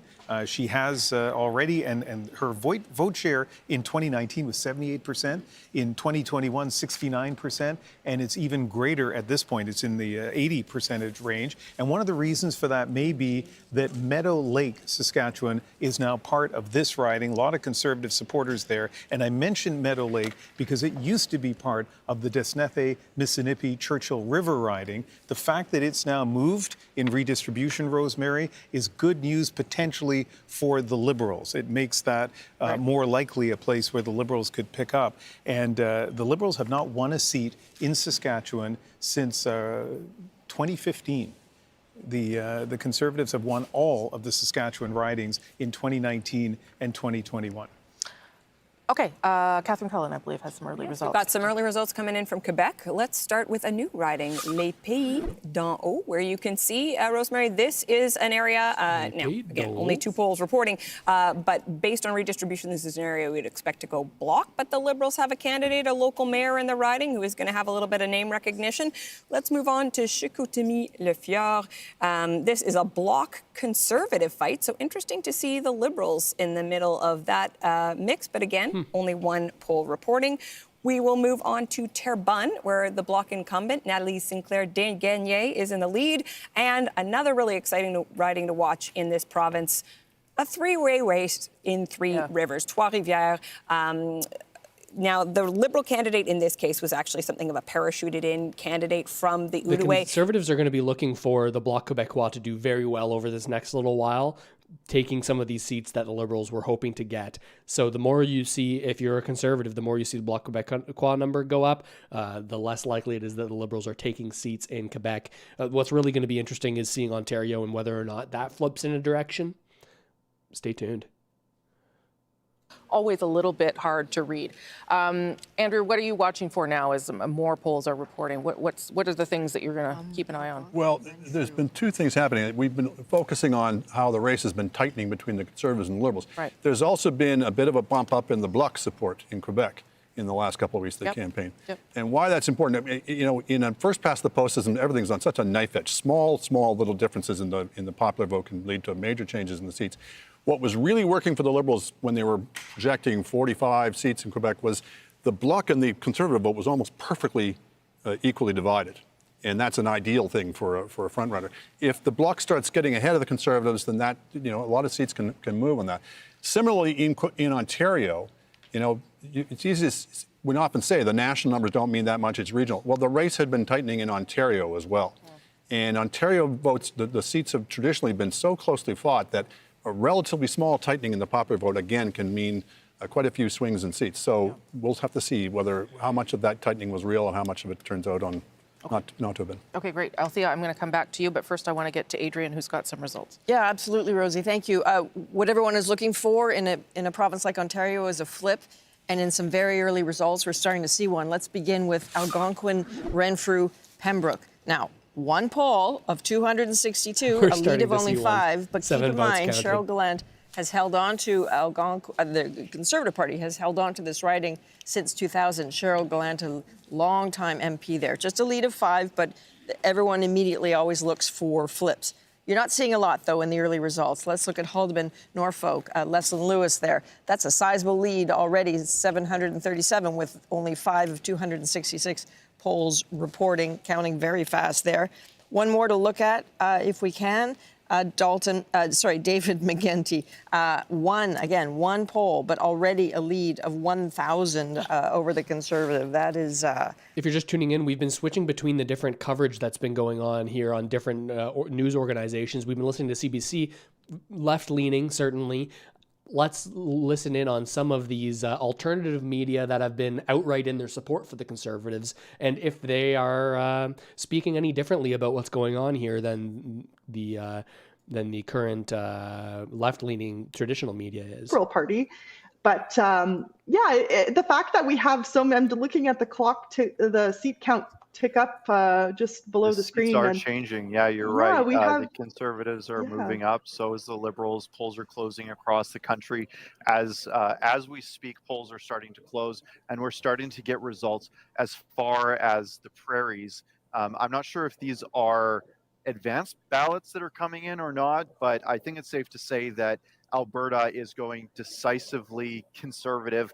The riding that I'm in right now of Bow River has the first vote results come in. The first poll, 1 of 221, and David Bexty is sitting at 93% of the vote, if you can believe it. It's pretty crazy to see the different, we're picking apart percent by percent, maybe 1/10 of a percent out east. And then you just see these blowouts in the prairies, and it's you're from Alberta, so you know this, but it's hard to relate this to our colleagues in the media and in politics as well out east. Exactly what it's like to be in the most conservative places in this country. You hardly even need to go door knocking to win a campaign here, which of course makes the campaigns out east jealous. I remember when I was an intern, a political intern, and they were teaching you how to campaign back when I was younger. They were very jealous, and they thought that we were we were incompetent political operatives, frankly, because all we needed was like a pizza party to win an election. But obviously, out where you're campaigning right now, it's a little bit of a different Okay, so story. they're saying they're looking at some early results out west and that they're leaning Conservative. Not really much of a surprise there. That is to be expected. We could be seeing some big differences in BC, though. It could be a late night if it comes down to BC. Let's listen in on Global News' coverage. Very popular. He holds that riding for the Conservatives, but right now he's in third. But before we do, I want to take a look here at the popular vote right now. Between all the different parties that we have data on, the popular vote is changing. We've got it at about 40% for the Conservatives and about 51% for the Liberals, with the Bloc sitting at 2%, NDP at 4.5% of the national vote, with only 1 seat at the moment. Remember, we're looking for this number to get up to 12 if they are to retain their official party status. When it comes to the Green, 1%, and the People's Party at 0.8% with 6,800 votes, getting close to the Green Party in terms of the percentage of voters that are supporting the People's Party of Canada.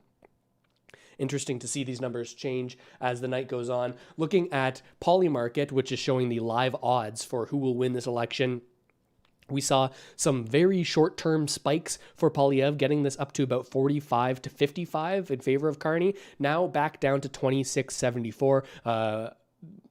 All in favor of Carney right now. Okay, and just in the chat, if you're spamming stuff, we start with a 1-minute timeout. So we're gonna do that. And so this has been changing all throughout the night, and we're going to keep our eyes on this. A strong performance from the Conservatives in Atlantic Canada led people to believe that we're going to see a strong performance elsewhere from the Conservatives. But right now is the moment of truth, really. What is going to happen in Quebec and Ontario? Gaining and who is losing? Eric. Donna, the swing meter is telling us a story here. Remember, early in the evening, the Liberals were ahead, the Conservatives were behind, but the swing meter for the Conservatives said they were gaining. And they were making up some ground that were going to get them on their way to that forming government of with a plus 27. Well, at the moment now, they're actually they've had 3 gains, but they're losing in 5 other places. So they're actually at -2 at the moment. They're starting to fall away from that opportunity to form government. The Liberals, on the other hand, their fortune is changing at the moment, and you can see from our swing meter what's happening exactly. They are gaining some ridings. I'm coming way over here. This is the swing up for the Liberals. They are gaining some ridings. They're losing a couple, but they are at a net gain of 3. For a majority, they need to get up to 18. Now, if the Liberals can get to 18 or on the night, that 3 would be partway there. What's interesting about these numbers is the ones on the side here. The Liberals have won a couple of ridings against the Conservatives and lost some ridings to Conservatives, but they are picking up 5 so far from the Bloc Québécois. So part of the leading and help that the Liberals are getting right now is coming at the expense of the Bloc Québécois in Quebec. And I think that's an interesting thing. The swing meter is telling us that the Conservatives now are having a little more difficulty on their way to form government. The Liberals getting a bit of a pickup now, perhaps on their way to try and form a majority. This swing meter is doing the job we asked it to, and we're enjoying watching that come in.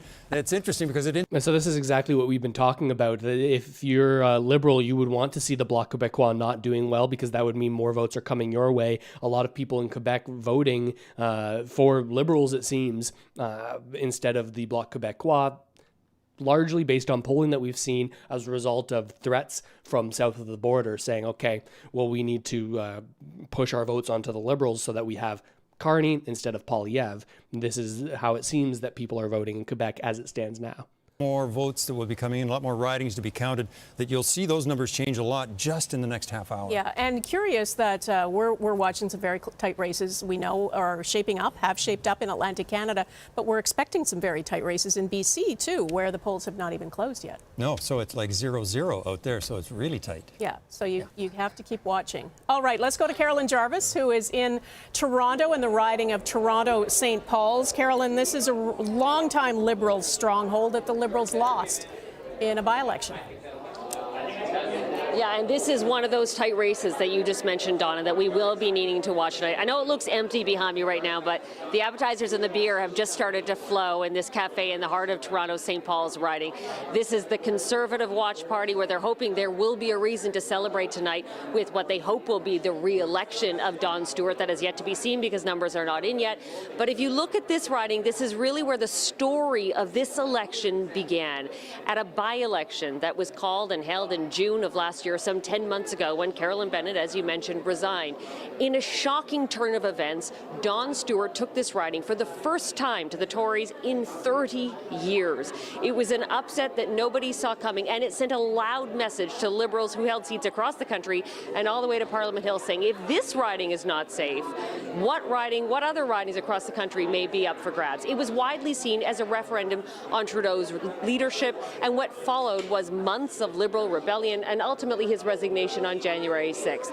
But tonight, with Trudeau no longer at the helm of this party, and Carney, as we've seen in recent weeks, ahead in the polls, the question for voters here today was, will they come back, if they were traditional Liberals, will they come back to the fold, or will they re-elect the Conservative? The wild cards in this riding are somewhat unique and not unique. Trump is one of the #1 issues here, as we've been hearing right across the country, but also is the war in Gaza, the ongoing war between Israel and Gaza. And that's particular to this riding because 10% of the electorate here are Jewish, and many of them feel more heard by the Conservative camp, and so they're moving to the right on this issue.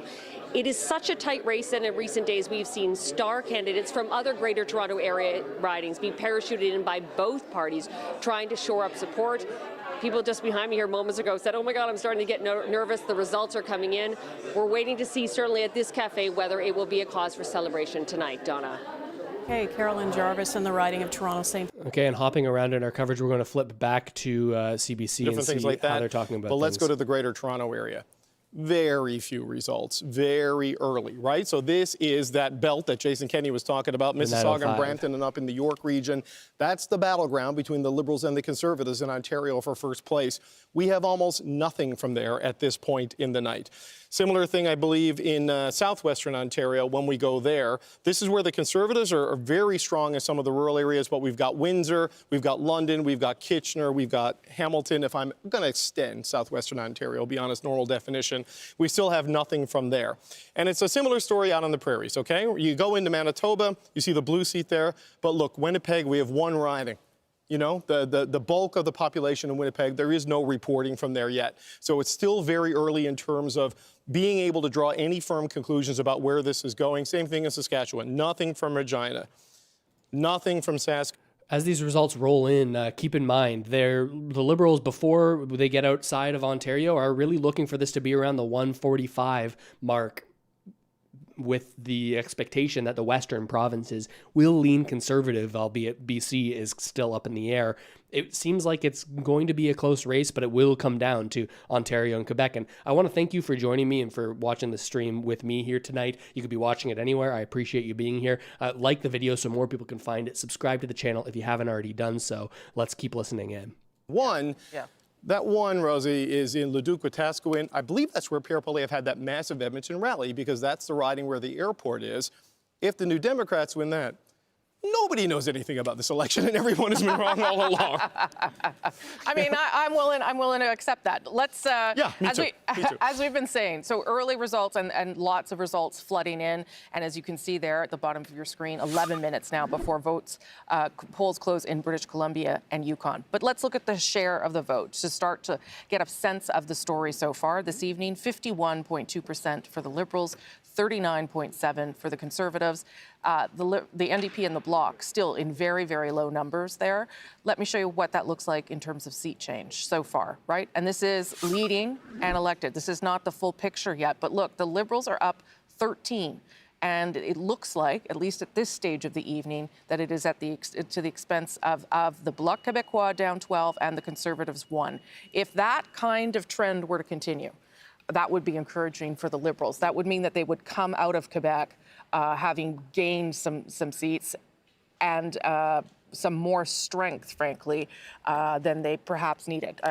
We're not there yet, but that's what that is pushing towards, and we'll keep our eye on Quebec to see how many of those things turn into actual flips for the Liberal Party. Let's look now at Mark Carney, the Liberal leader, watching results as they come in there with his wife, Diana Fox Carney. Looks like they're at an Airbnb. Well, he was watching us. That's also good. He's also waiting, of course, to see the results of his own riding. He is putting himself up for public office for the very first time in the riding of Nepean. We'll keep our eye on how he's doing in his own riding. Okay, let's go to Adrian now, who's got some results from Ontario. We do, yeah, we do, Rosie. Really interesting. I'd really like to start with Kapuskasing, Timmins, Mishkegowuk. This was Charlie Angus's riding, right? This is the one where people wondered, I wonder what will happen in the north. Could it be that we're looking at an orange-blue transition? So far, no. Steve Black, who's the former mayor and the city councillor in Timmins, has a lead of 79, just 3 of 200. And this is speaking to really the crumbling of the NDP being a boon for the Liberals, with a lot of NDP voters going to the Liberals as the NDP have, well, collapsed in the past months. Helena Jazik was the incumbent there. With 1 of 217, you already have, for the police officer, the Conservative candidate, a lead of 65 there. That is the sort of flip that the Conservatives will really want to hang on to. One more that's relevant to this conversation in particular is Essex. So Chris Lewis, this was held by the Conservatives I guess it's been a Conservative NDP race, basically, in the past with Liberals in third. But look at what is happening here with Chris Sutton, who's a public affairs for a Millwright Council. He's got a lead of 42, just 4 of 278 polls reporting. But that whole area, the cross-border relations, it wraps itself around Windsor. You can imagine the tariff conversations that have been happening there. No one knows that better than Chris Ensing, who is joining us now. Chris, what are people saying there? Adrian, the tariffs top of mind. You know, talking to voters here today in Windsor West, the riding I'm in right now, where the NDP are hoping to secure Brian Massey's seat as the longtime incumbent, voters were telling me that who is going to battle Donald Trump in these conversations and negotiations of a new NAFTA is top of mind. That threat against Canada's sovereignty is also something that they're taking very seriously. And when we think about what's happened here in Windsor, Essex, just in the past, you mentioned in Essex how the NDP have been sparring with the Conservatives, the Liberal in there now. Well, do you also have this fight going on in Windsor-Tecumseh Lakeshore, where the Liberals have eked out wins with slim majorities or slim wins there in that riding. And so what we see in Windsor-Essex is an area that is trying to decide what it will do next in the face of this trade war.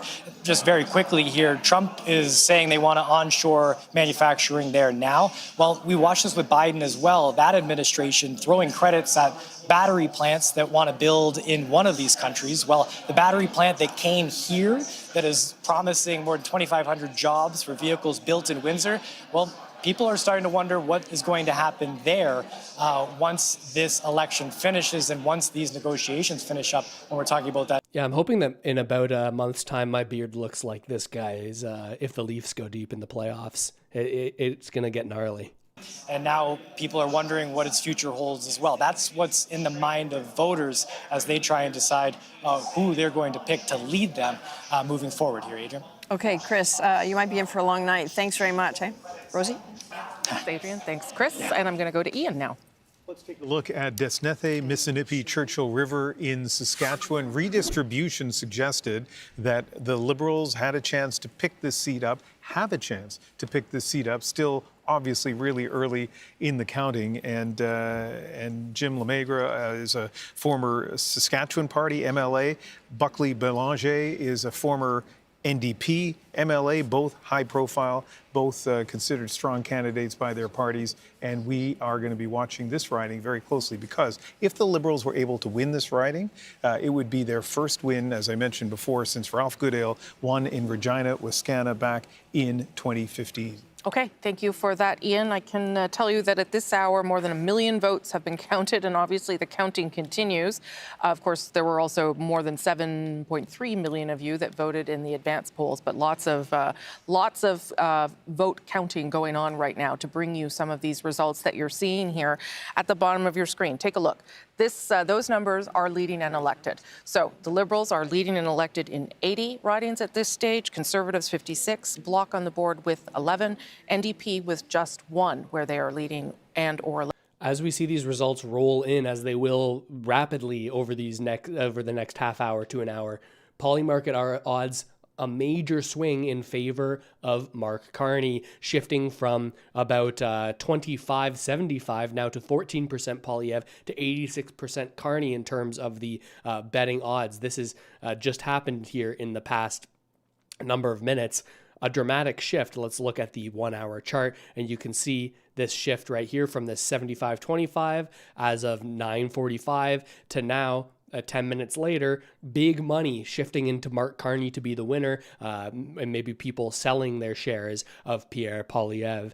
So if you're to trust Polymarket, which again can be manipulated, a major swing here in favor of the Liberals to form government. Under Justin Trudeau, he was defeated. He ran for mayor of Edmonton. He won. He has stepped away from his mayoral duties to run in this seat. But it is worth noting it is a new riding. And if you look at what the numbers say from the 2021 election results, this is a riding that should go Conservative right now with the first poll reporting. The Conservative is in the lead in that riding. Let's move on to Edmonton Northwest.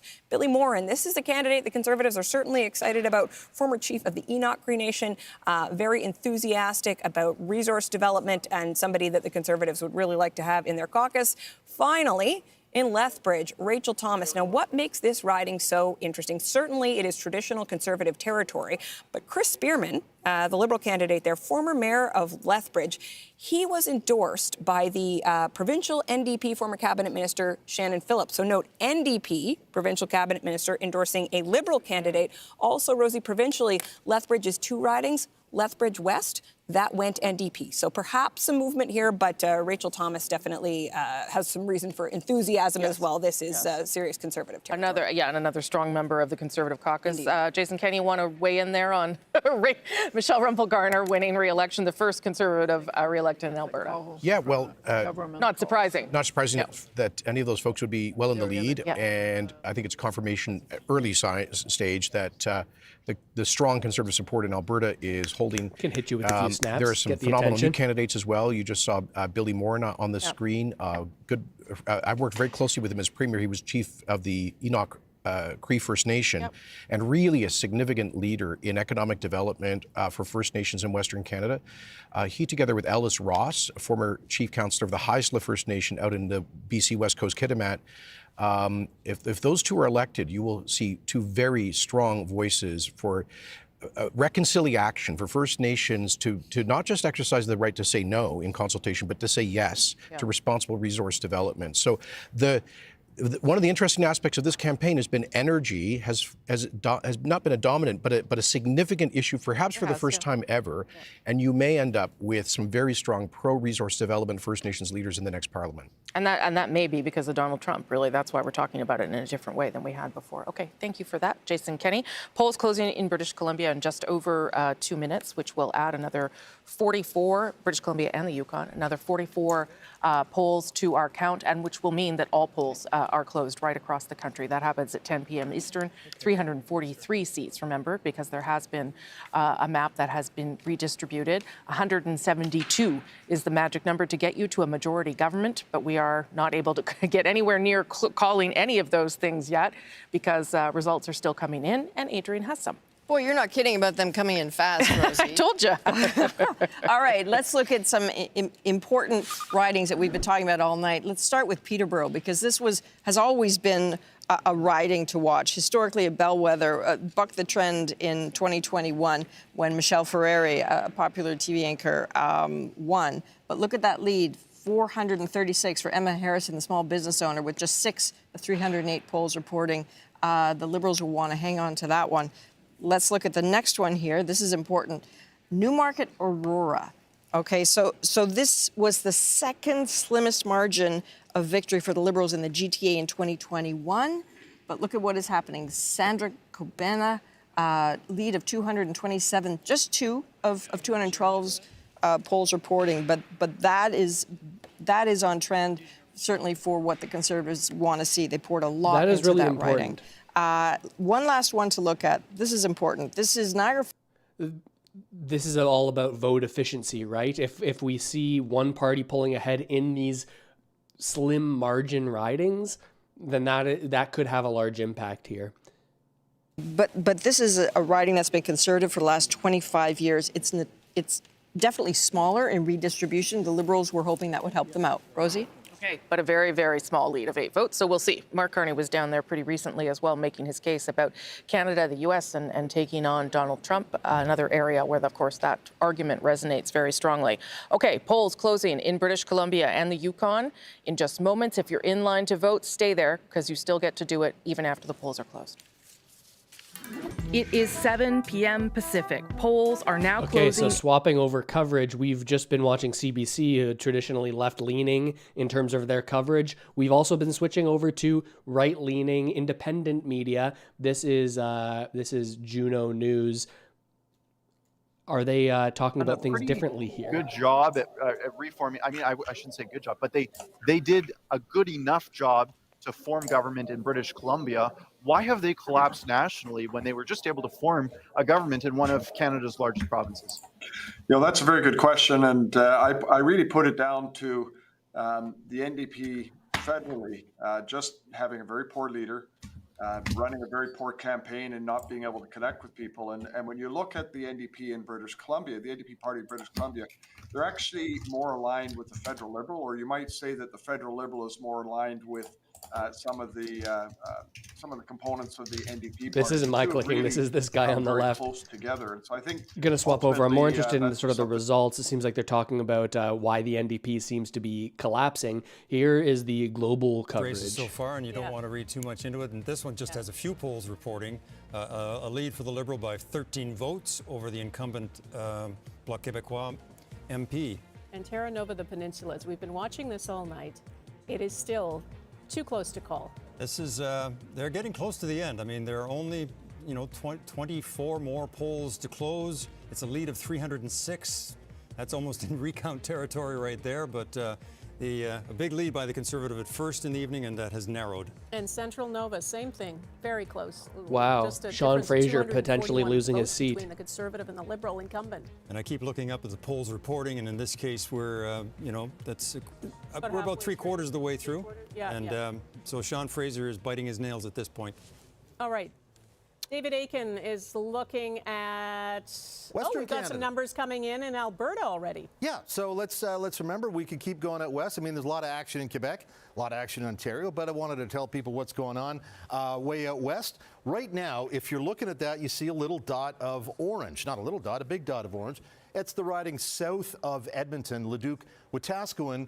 There's only 3 polls in. The incumbent is Mike Lake. He's been there since 2004. Okay, we don't really know anything. He's been there for a while. With only 63 votes counted. So let's take a look. Again, if you're a Conservative supporter, not looking good on Polymarket, the markets are saying that it is almost certainly going to be a Carney government, but whether or not it is minority or majority becomes the question. Of course, we could see a swing here in Ontario still. A lot of the polls we haven't gotten full numbers in. Who knows what amount of the advanced votes have been counted versus day of votes and which way those would swing. Which way those would swing is something interesting to look out for.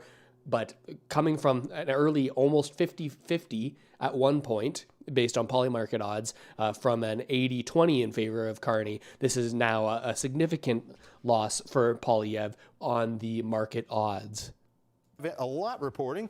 We got that one right there, Nose Hill, the very popular Michelle Rempel-Garner. Popular in conservative circles, only Pierre Poilievre is better at raising money than Michelle Rempel-Garner, who right now, with 22 polls in already in Calgary, isn't that something? They're very efficient in Nose Hill, but they don't have any other polls except down in Calgary. Midnapore, Stephanie Kuzy, this is a very conservative part of Calgary. She's leading there. Let's just quickly check in on Winnipeg, Manitoba. There we go. In Winnipeg, we have a potential pickup. The Liberals are definitely targeting the New Democrats in Winnipeg Centre. We only have one poll reporting, and right now it's a 15-vote lead for the Liberal over the incumbent Leah Gazan. So that's just a quick little snapshot very early of Western Canada. There's Nikki Ashton. That had put 2 on the board. She's held off all challengers over the years. The Liberals, again, are very interested in taking this riding, but right now Nikki Ashton well ahead. So I'll throw it back to you guys before I get carried away. Okay, that'll never happen, David. No. All right, thanks so much. We're going to take a quick peek at Mark Carney's riding. He is running in Nepean in the Ottawa region, and he, at this point, it's only one poll reporting, but he has a very comfortable lead there. So we'll see how that shapes up. And Eric Sorensen is looking at who's gaining and who is losing seats at this stage. Eric, you're right in the middle of the swing meter. Yeah, man, it is getting interesting. You know, I mean, the Liberals are ahead by, you know, what is it, 28 at this moment. That's less than what they were at a little after 10 o'clock in the evening Eastern time 4 years ago. But the ridings that are reporting tell a different story at the moment. For example, earlier in the evening, we said the Conservatives looked like they might be making some gains where they could maybe perhaps form government if they could get to that magic number of 27. That's their combined gains against Liberal losses. But at the moment, they're at a total of -4. They're not approaching that yet. Now, it depends on what other ridings are coming in. But the Liberal numbers, they're beginning to look pretty interesting. The Liberals are making some gains. They're picking up a bunch of ridings here. It looks like I need to look more closely. Some of them are against the NDP, 3 or so, but they have double-digit gains against the Bloc Québécois at the moment. And so they've picked up, so far, they're picking up 28. And that gives them, you can see the gains here for the Liberals. They're up about 28. They've lost another 12 or so. Most of those are against the Conservatives, but on balance, they're at +16. Why is that important? Look at that number up there. To get to a majority, the Liberals need to gain 18 from where they were last time around. Right now, they're at +16. This is, you know... Nope, it just popped up one more, Eric. 17. So, you know, none of that is final yet, but it shows that as the results are coming in, Donna, that 17 is getting closer to that majority number of 18. None of it is final, but it shows that the Liberals are beginning to pick up the possibility of making it much closer towards them getting a majority than the Conservatives catching up and forming government, which is not how it looked when we were first kind of looking at Atlantic Canada. Okay, Eric, thanks. And just an overall count, Liberals now leading or elected in 115 ridings, the Conservatives in 82, the BQ in 15, and the NDP in 4. And all the polls are closed now across the country, so those numbers are going to keep populating down there. Let's go to Mercedes Stevenson and the political panel. Mercedes.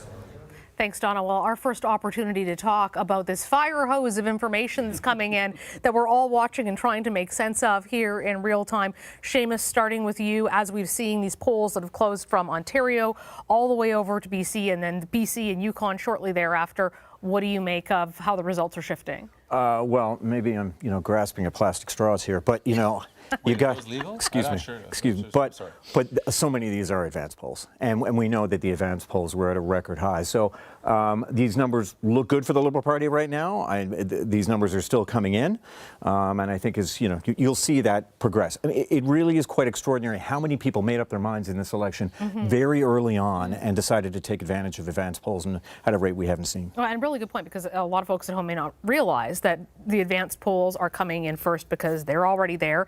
Lisa, the numbers were looking pretty good for the Conservatives. They're looking not as great now, but it's not terrible, and we're still very early. Do you draw any early conclusions from what we're seeing with these numbers that are now starting to register quite quickly? I guess what I was saying before we came on air, it's so much information coming in at once. It's hard to divine what the heck's going on. Got 118 ridings to report yet.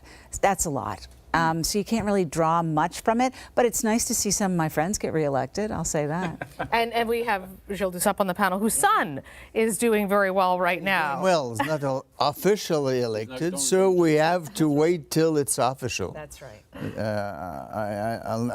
It happened to me in '93. I was sure to be elected, but everything was late. They were calling me to I was the one with Jacques Parizeau because Lucien Bouchard was in Alma, having the meeting in Montreal. So all the journalists will say, come. I said, no, it's not official. Yeah. When it be official, I'll be there. Otherwise, look at what happened to Jean Charest once. He made a victory speech and he lost. We have a nervous father in front of us. So. Oh, yes, I agree with that. But you spoke about the advance poll. Also, it depends in each riding from where the polls are coming from. Exactly. So sometimes that can make a big difference. You don't know if that part is liberal, that part is bloc, that part is. So break we don't know. Down for us a bit, Nathan. So at a local campaign level, if you've got a good campaign, you'll see the polls coming in, and you'll know what each of those polls mean. Exactly. So some of these big changes that we're seeing in the poly market odds, now we have Poilievre sitting at 6% with Mark Carney 94% chance based on the markets to be to continue being the leader of Canada, to continue being Prime Minister. We'll find out if this is going to be a majority or a minority government. That seems to be the question, unless things really change in Ontario. From these early numbers that are coming in, we used to see BC here in the poly market odds at more favoring the Conservatives. This was light blue. Now it's shifted to red. These are the results that are turning into a dramatic lead for the Liberals. We haven't gotten full polls in, so the night is not over if you're a Conservative or Conservative supporter. But you're going to need to see some vast changes in the way that the numbers are coming in the polls in Ontario to make this happen. Red in Windsor, red in London, and we're still waiting on some of southwestern Ontario where Liberals are hoping to gain. I'll show you one last thing before I send it back to Rosie, and that's in Manitoba, because the urban centres are where the Liberals are this majority is going to live and die tonight. There's only 2 ridings in from Winnipeg, so still a lot to come in the big cities of Canada. Rosie? Thank you very much for that, David Cochrane. And some news for all of you. Canada, get ready. Our CBC News decision desk is ready to make a call. They're calling it. They're calling it.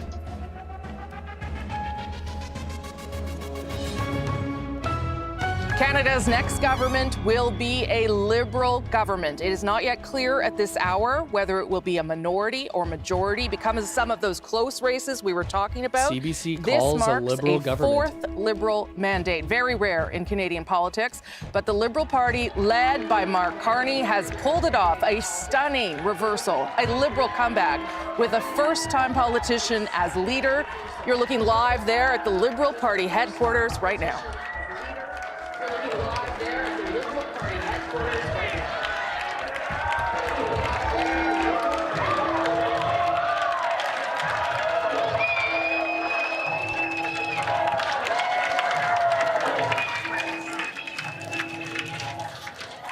Wow. That is earlier than I expected it to be called tonight based on the early Okay, remarkable, results. as we said, reversal in political fortunes for the Liberal Party that was thought perhaps to be left for dead just months ago, has now made this incredible comeback, remarkable comeback, and is going to form government yet again with someone who has never been elected to public office before. We're waiting on results from his riding tonight. Mark Carney, the 24th Prime Minister, will now be the 25th Prime Minister as well. Let me show you how it happened. Here is the vote share, the share of vote that we've been showing you through the night. The Liberals over 50%, the Conservatives at 38.6%, which again, we've been saying in a regular election would have been a remarkable share of the vote for them. But the story really in what's happening with the other parties on the board there, the Bloc and the NDP, not even reaching 5% at the Thanks for the super chat, Mel Martinez. More liberal woke dictatorship. Well, it seems like most Canadians have voted for the Liberals to be in power here. 23 seats leading and elected in. The Liberals are up. The Conservatives down 5. The Bloc down 12 at this stage, which, as Chantal was saying, was not out of the realm of possibility even for people inside the Bloc, but would be very disappointing for them. And the NDP now down 6. The NDP right now on your screen only...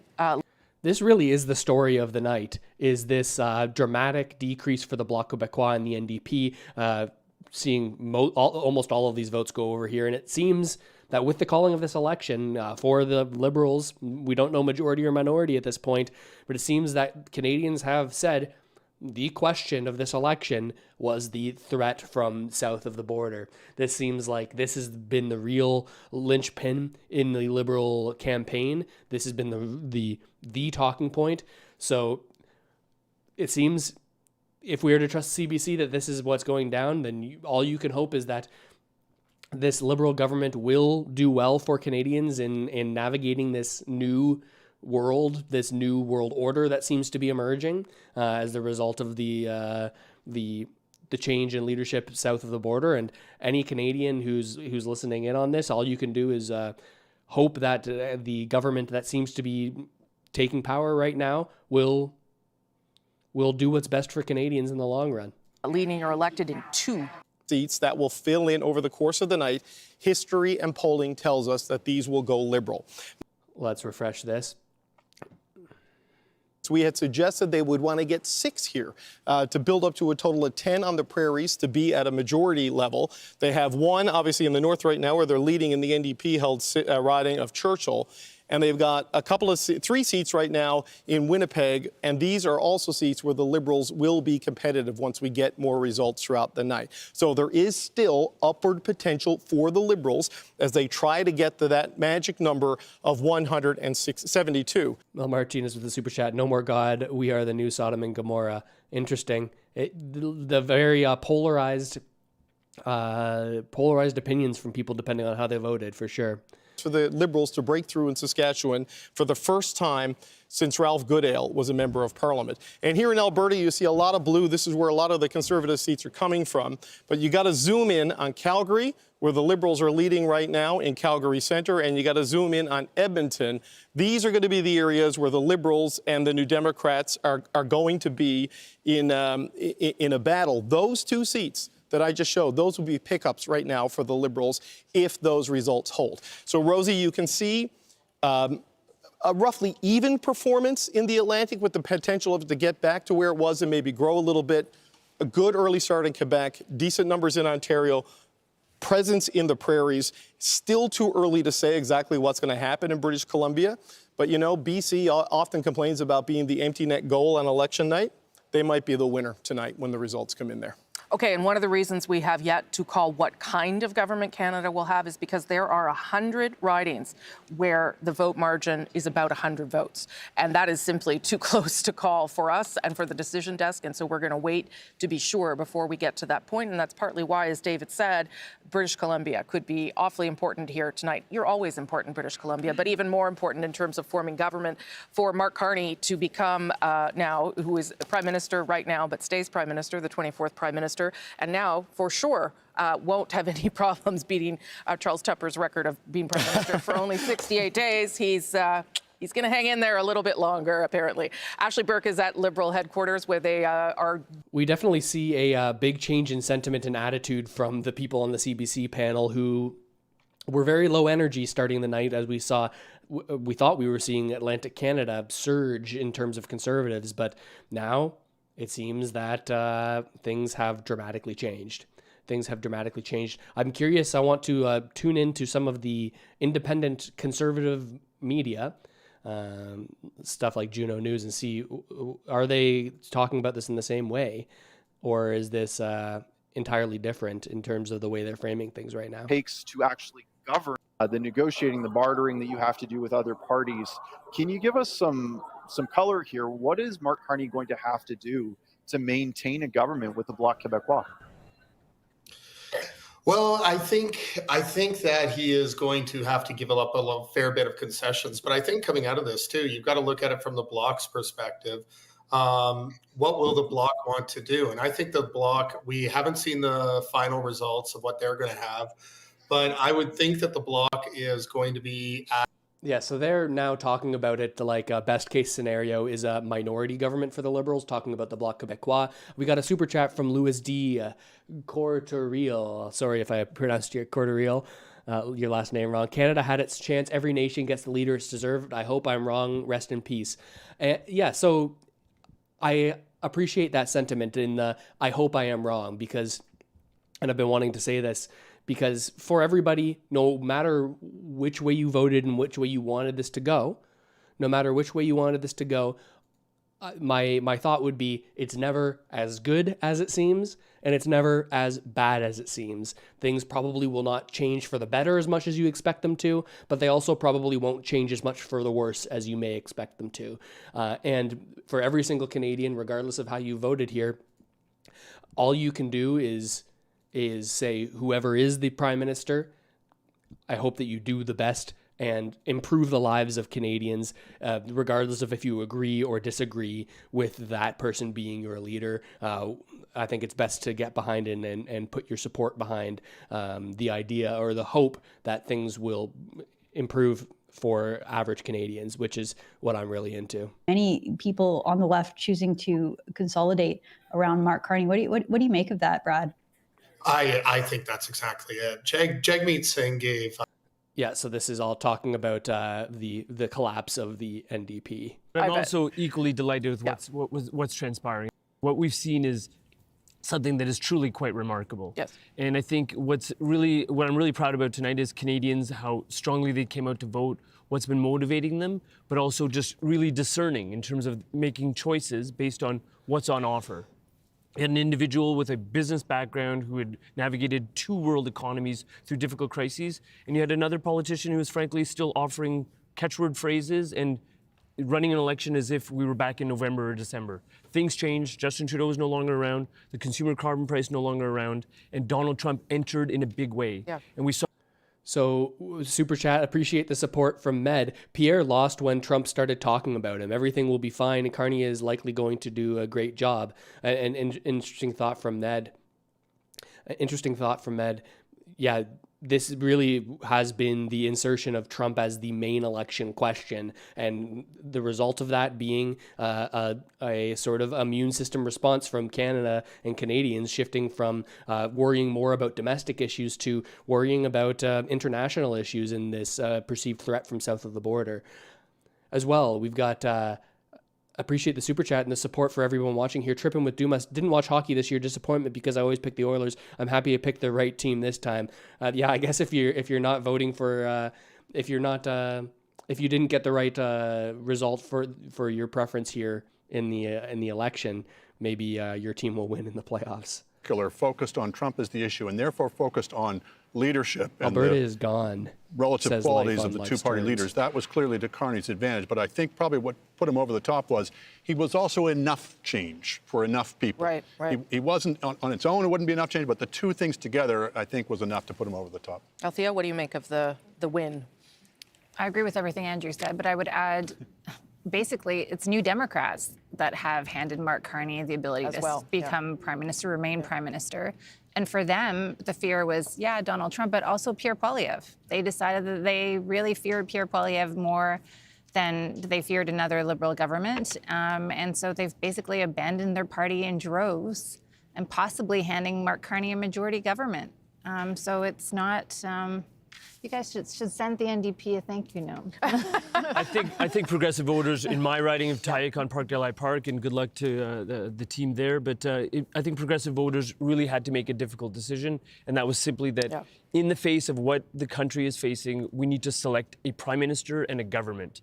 That's more important than anything else. That relates to the CBC, that relates to protecting linguistic rights, that relates to protecting human rights. And you had a choice between somebody who would empower Donald Trump and somebody who would confront Donald Trump. That's the choice that Canadians have made tonight, and I think they've made the right choice. Okay, and the NDP sitting right now at 7, leading or elected. Let's get some more information about how we got here, how we were able to call a Liberal win tonight. Catherine Cullen's got some of those results. Yeah, and obviously, Rosie, part of this picture has to do with Quebec and what has happened with the Bloc Québécois. So let's take a look. The Liberals up 12 seats. Yes, one of them. I think since we've gotten to the point where they've called it, I'm going to ditch the sports jacket. Is that allowed? What do you think? At the expense of the Bloc, again, based on the numbers that we're seeing early. Let's see where it's happening. We're going to take a quick zip around the suburbs of the island of Montreal. We're going to start in Thérèse de Blainville, and you can see here the Liberal candidate in the lead. Let's go to Rivière-des-Mille-Îles. We're going to stay on the North Shore. And again, the Liberal candidate with the Bloc Québécois incumbent in second. We'll head down to the South Shore, Longueuil, Saint-Hubert, and again, yes, we can get a little the Liberal more casual candidate now. in the I'll lead be right with the back Bloc too. Yeah, incumbent in second. That pattern being repeated both north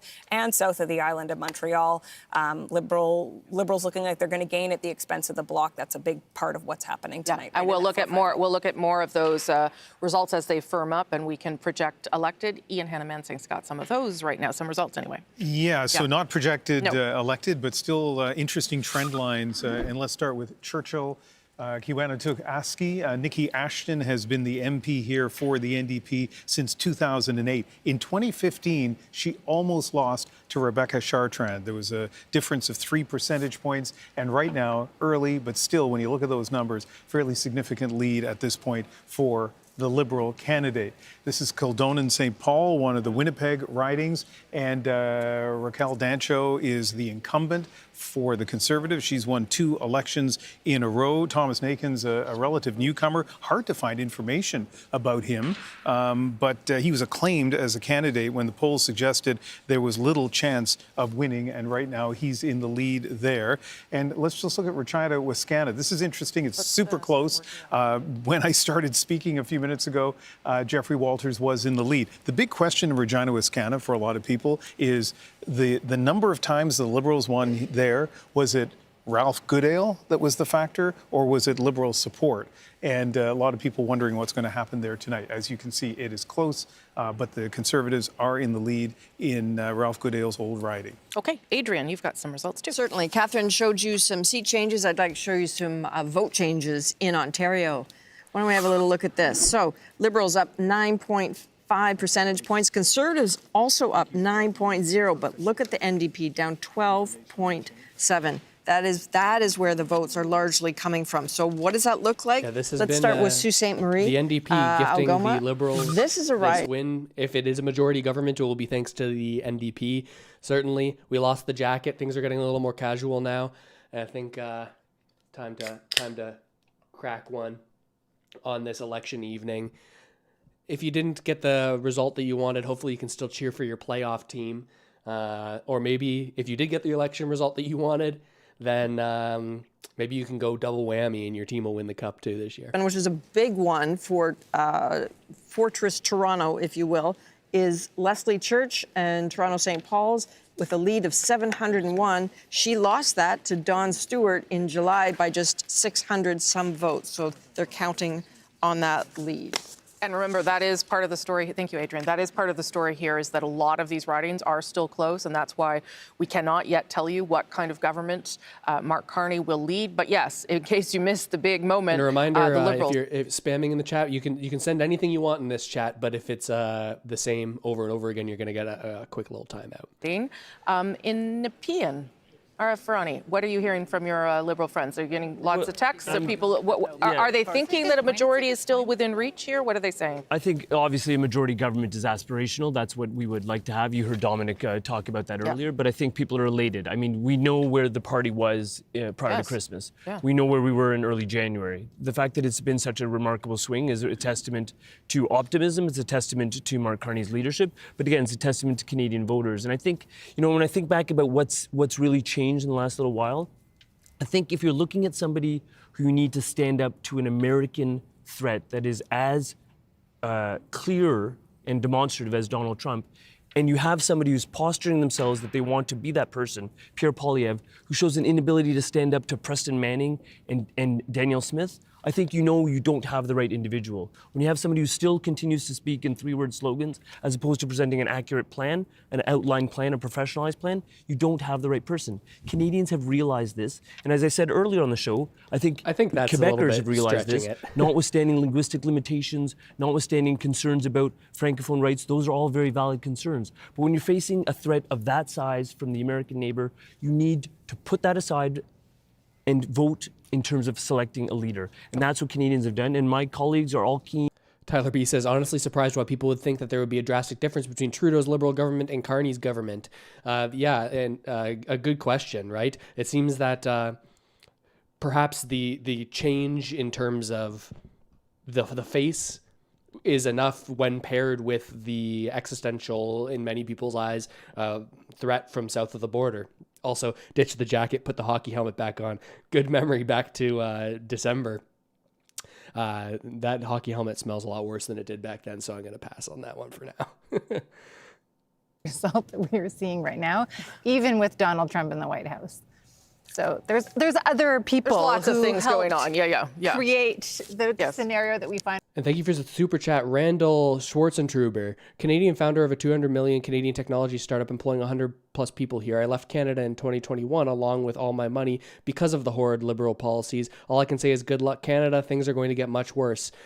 Yeah, I think it's going to be interesting to see how things pan out here. I appreciate the support, Randall. And interesting to hear your story as well about moving stuff. It certainly seems like other places are more friendly to these things that will actually grow productivity. This is a big problem we have here in Canada, is productivity and being able to encourage innovation in Canada and pull investment away from just dropping it in real estate and needing government support for these industries. So it'll be interesting to see if Carney will be successful in his thought to crowd in capital, which is what he claims he'll be able to do with his understanding of the global, this sort of global order. If we invest the right ways in Canada, then we're going to drive in a bunch of private capital. It would be nice to see it happen. I'm a little bit skeptical, though, I will admit, given what we've seen from Canada's previous attempts to do that with the Canada Infrastructure Bank and other attempts to invest government money to bring in more private capital. I think it largely ends up picking and choosing winners. Okay. All right. Let's have a look at someone who is having a difficult night, but at least his own riding is secure. That's Yves-François Blanchet in the riding of Belleuil-Chambly. He has won handily in that riding, but he is probably not enjoying the evening so far, given where things are tracking for the Bloc. Remember, at last vote, the Bloc Québécois had 35 seats, and right now they're tracking towards 23. We'll continue to watch some of those numbers because, as we've told you, the vote is changing. It is close still in many, many ridings across the country, and that is why we are waiting to tell you whether you have a minority or majority government. Rafi Bouchikanian, I can see you there. Yves-François Blanchet has been elected. We have, the Decision Desk has projected him elected. Hopping around from the different coverage, we're going to shift over here to global minority government. She's one of the Liberals who said, no, I'm not going to run again, and then came back in. And this is François-Philippe Champagne, who has been projected to win his riding. What is that? Finance minister, the short-term finance minister from Marc Carney in Jean Chrétien's old area. I would expect him to continue in that role. I don't think he's going to. I think Carney will keep him right there with his next cabinet. That makes sense. All right. Is there any more we're looking at there? Oh, David, what do you? You're steering into Quebec, right? Let's just stay a little more in Quebec. So I mentioned earlier about the National Capital Region. I thought the Conservatives would have some pickups, but I want to point you to this riding, Charlebourg-Haut-Saint Charles.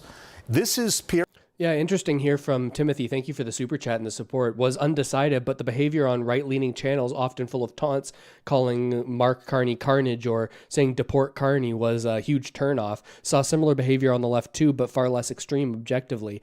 I think that this is this sort of sentiment is maybe something that had a bigger impact on this election than a lot of conservatives thought it would. With this, many people seeing this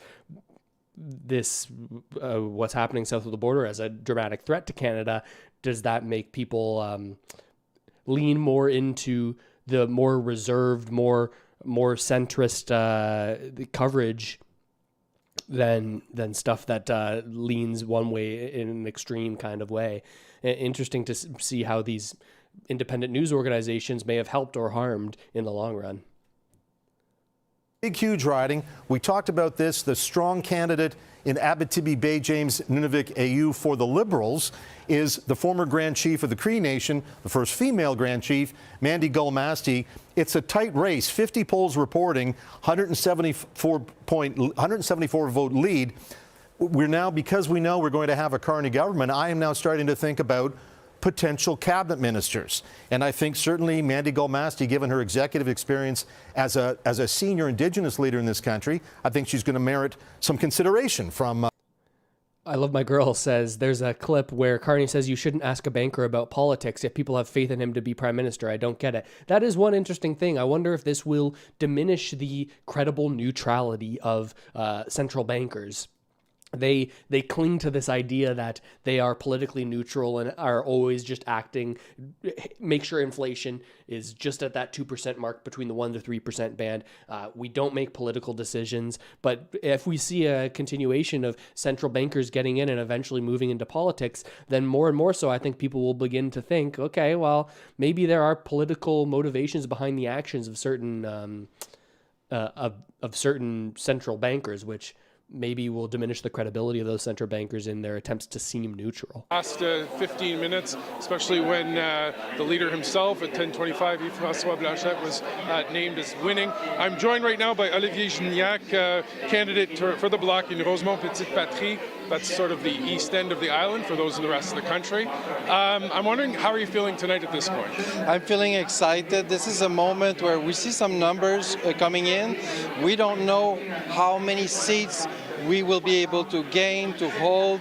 We don't know if it's going to be a minority government or a majority government. There's a lot of questions still in the air. We're right sort of where Mr. Blanchet sort of seemed to prepare us to be, and he kept on saying it was important to have the balance of power in a minority government. That's what you're hoping for at this point? Exactly. The position at Bloc Québécois that we put forward during mostly the end of the campaign was, would we rather want to ask and hope for the fair share of the gains, or would we prefer to be able to demand and obtain? And this is the sense of this balance of power, what it would provide for the people of Quebec. Yeah. It's interesting. We kept on hearing anecdotally about people saying that they were long-time Bloc Québécois voters, but in this election, because of Donald Trump, they were maybe going another way, liberal. I went out in Terrebonne last week and had no trouble finding people who said exactly that to me. I'm wondering, what was it like to be out there on the hustings with Donald Trump? At the moment, it was super difficult. Honestly, people were thinking, I'm afraid of Trump. And at this moment, the Liberal Party was like a safe asset. And at some people were also afraid of other things. Some people were afraid of Polyev. Some people were afraid of healthcare. And it was difficult early in the campaign to sort of put ourselves into this window, but Yves-François Blanchet really kept his stance in this moment and really put forward this message that we have the advantage of focusing for the people of Quebec, for our values, for our industries.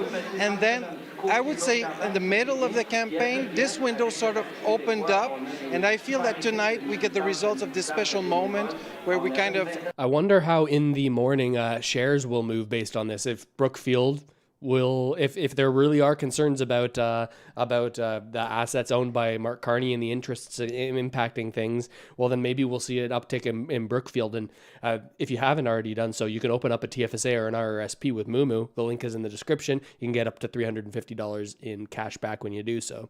Feel free to check that out. Looked at the numbers at the same time, Léger poll, and I dug into the numbers, and I saw that at the same time that we were talking about this Canadian patriotism, we saw the numbers in will of independence increase up to 40%, which was something I'd never seen before. And besides, what I feel is that the independence movement is still well alive, and a whole generation never had to answer this question.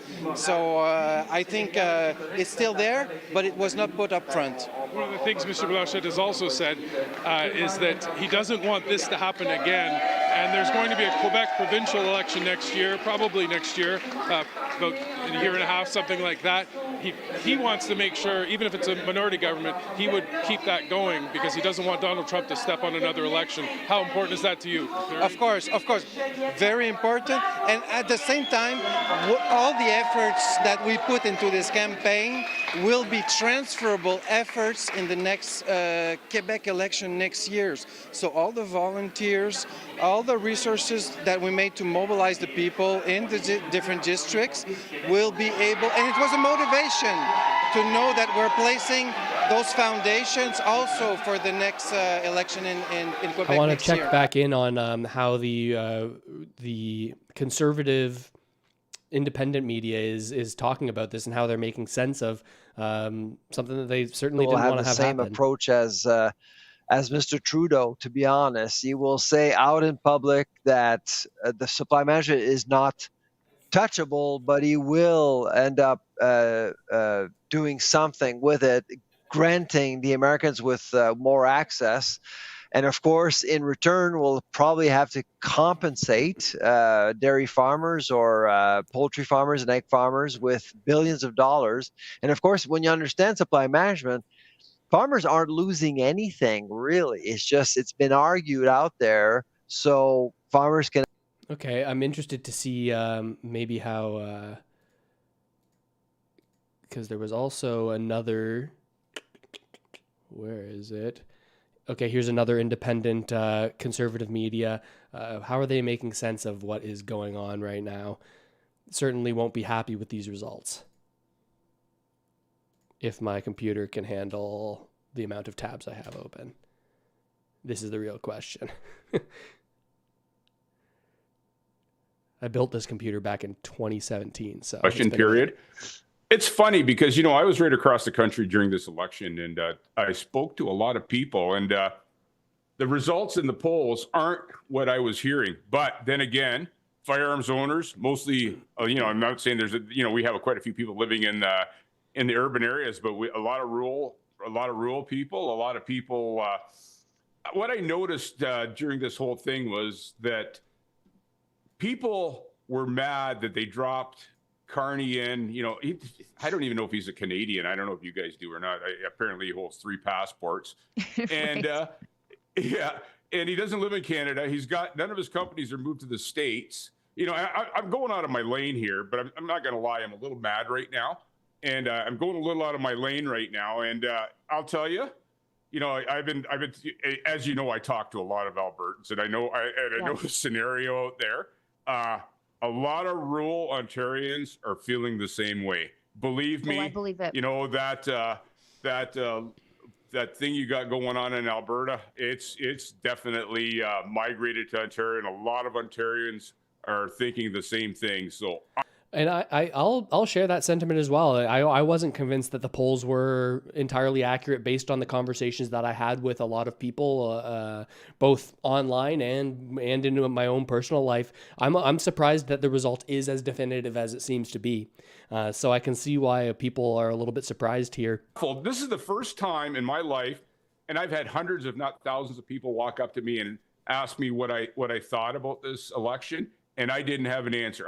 You know what? I said, I don't know. I don't know how this is unfolding. I don't have any feelings on this, but what it's looking like. And I'm hoping the West comes on super strong, especially British Columbia. And who knows, right? Yeah, I think best case scenario, and this is how I sort of felt this morning. Best case scenario is that it's not a blowout in favor of the Liberals. It's a very short-lived minority government. People get to know what a lizard Mark Carney is, and maybe the NDP can get their heads screwed on, because the real story here is not that the Conservatives did poorly. They picked up seats in the Maritimes. What happened was a complete and total collapse of the NDP vote because Jagmeet Singh sold out his party and Canada for his pension. And, the NDP need a real leader so that we can have a vote split on the progressive side, which led to a Harper majority. And I can't wait to see who steps up to replace him.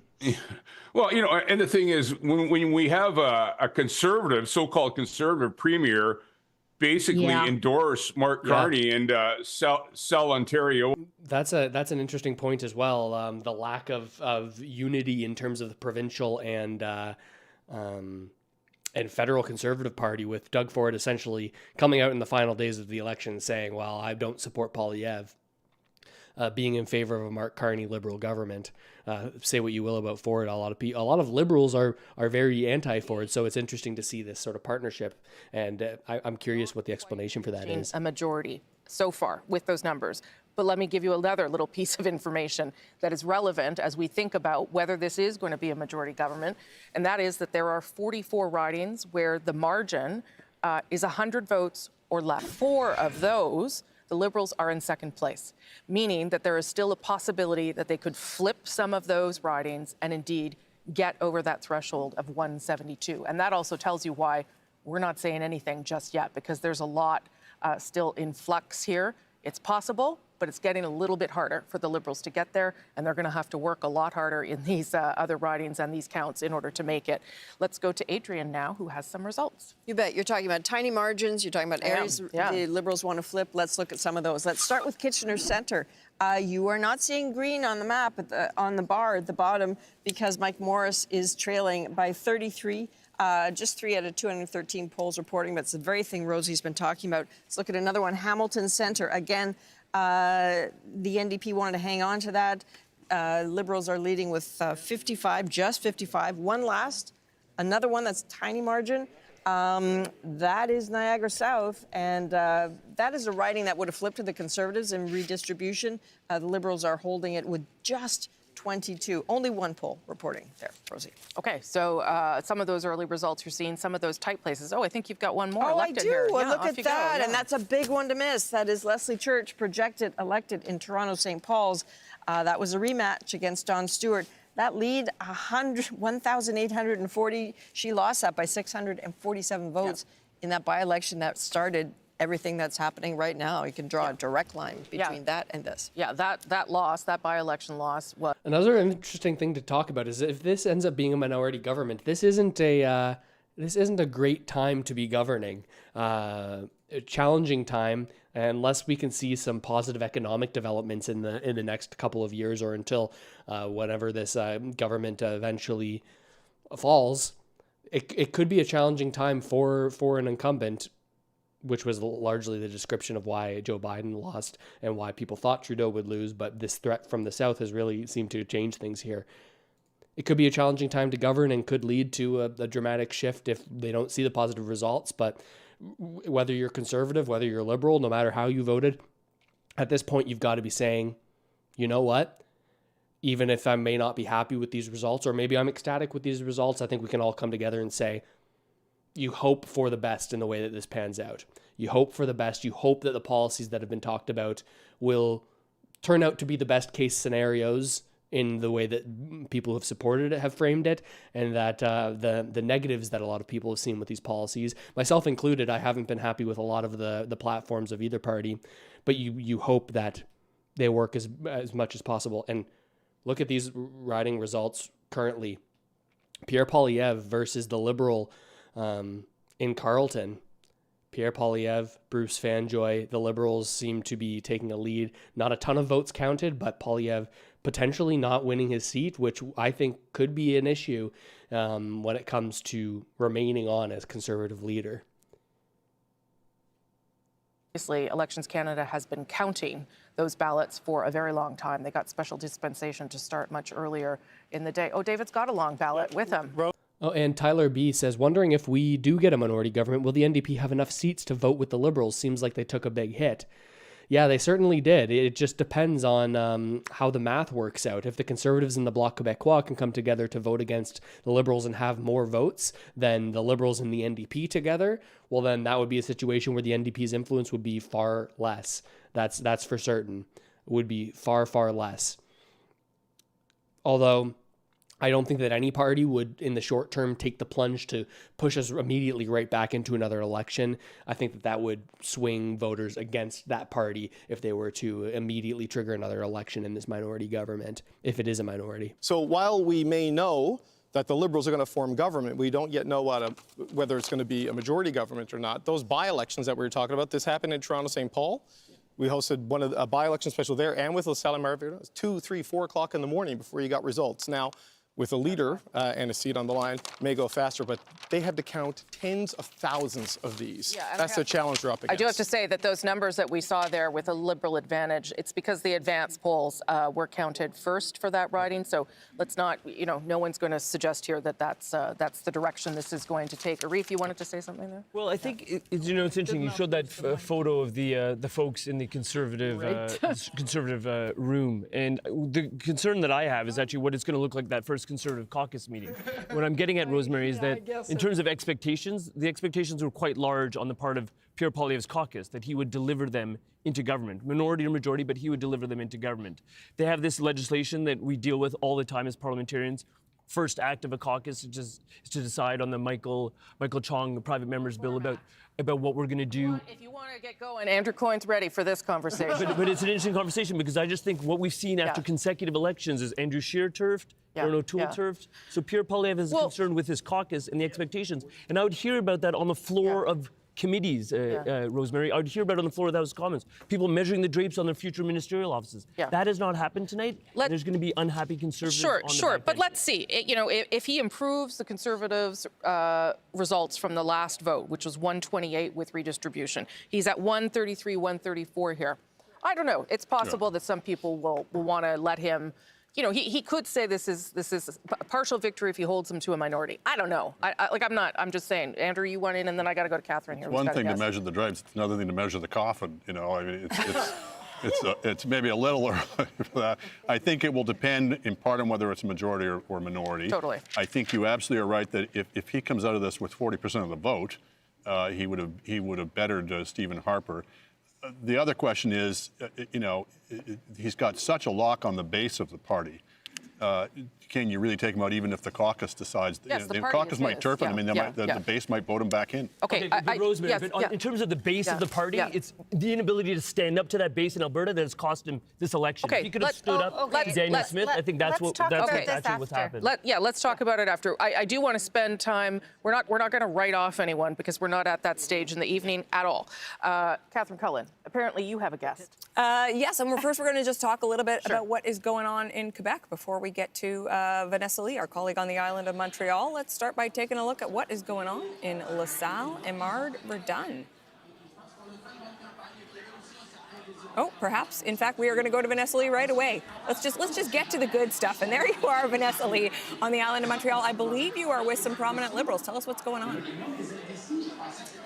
Well, Catherine, we are at the Society of Arts and Technology in the heart of downtown Montreal, and this is a very happy place because this is where more than a dozen Liberal candidates in the greater Montreal area are gathering and celebrating tonight. And joining me now is Stephen Guilbeault, the Quebec Lieutenant, most recently responsible for Parks Canada as well as Canadian culture and identity.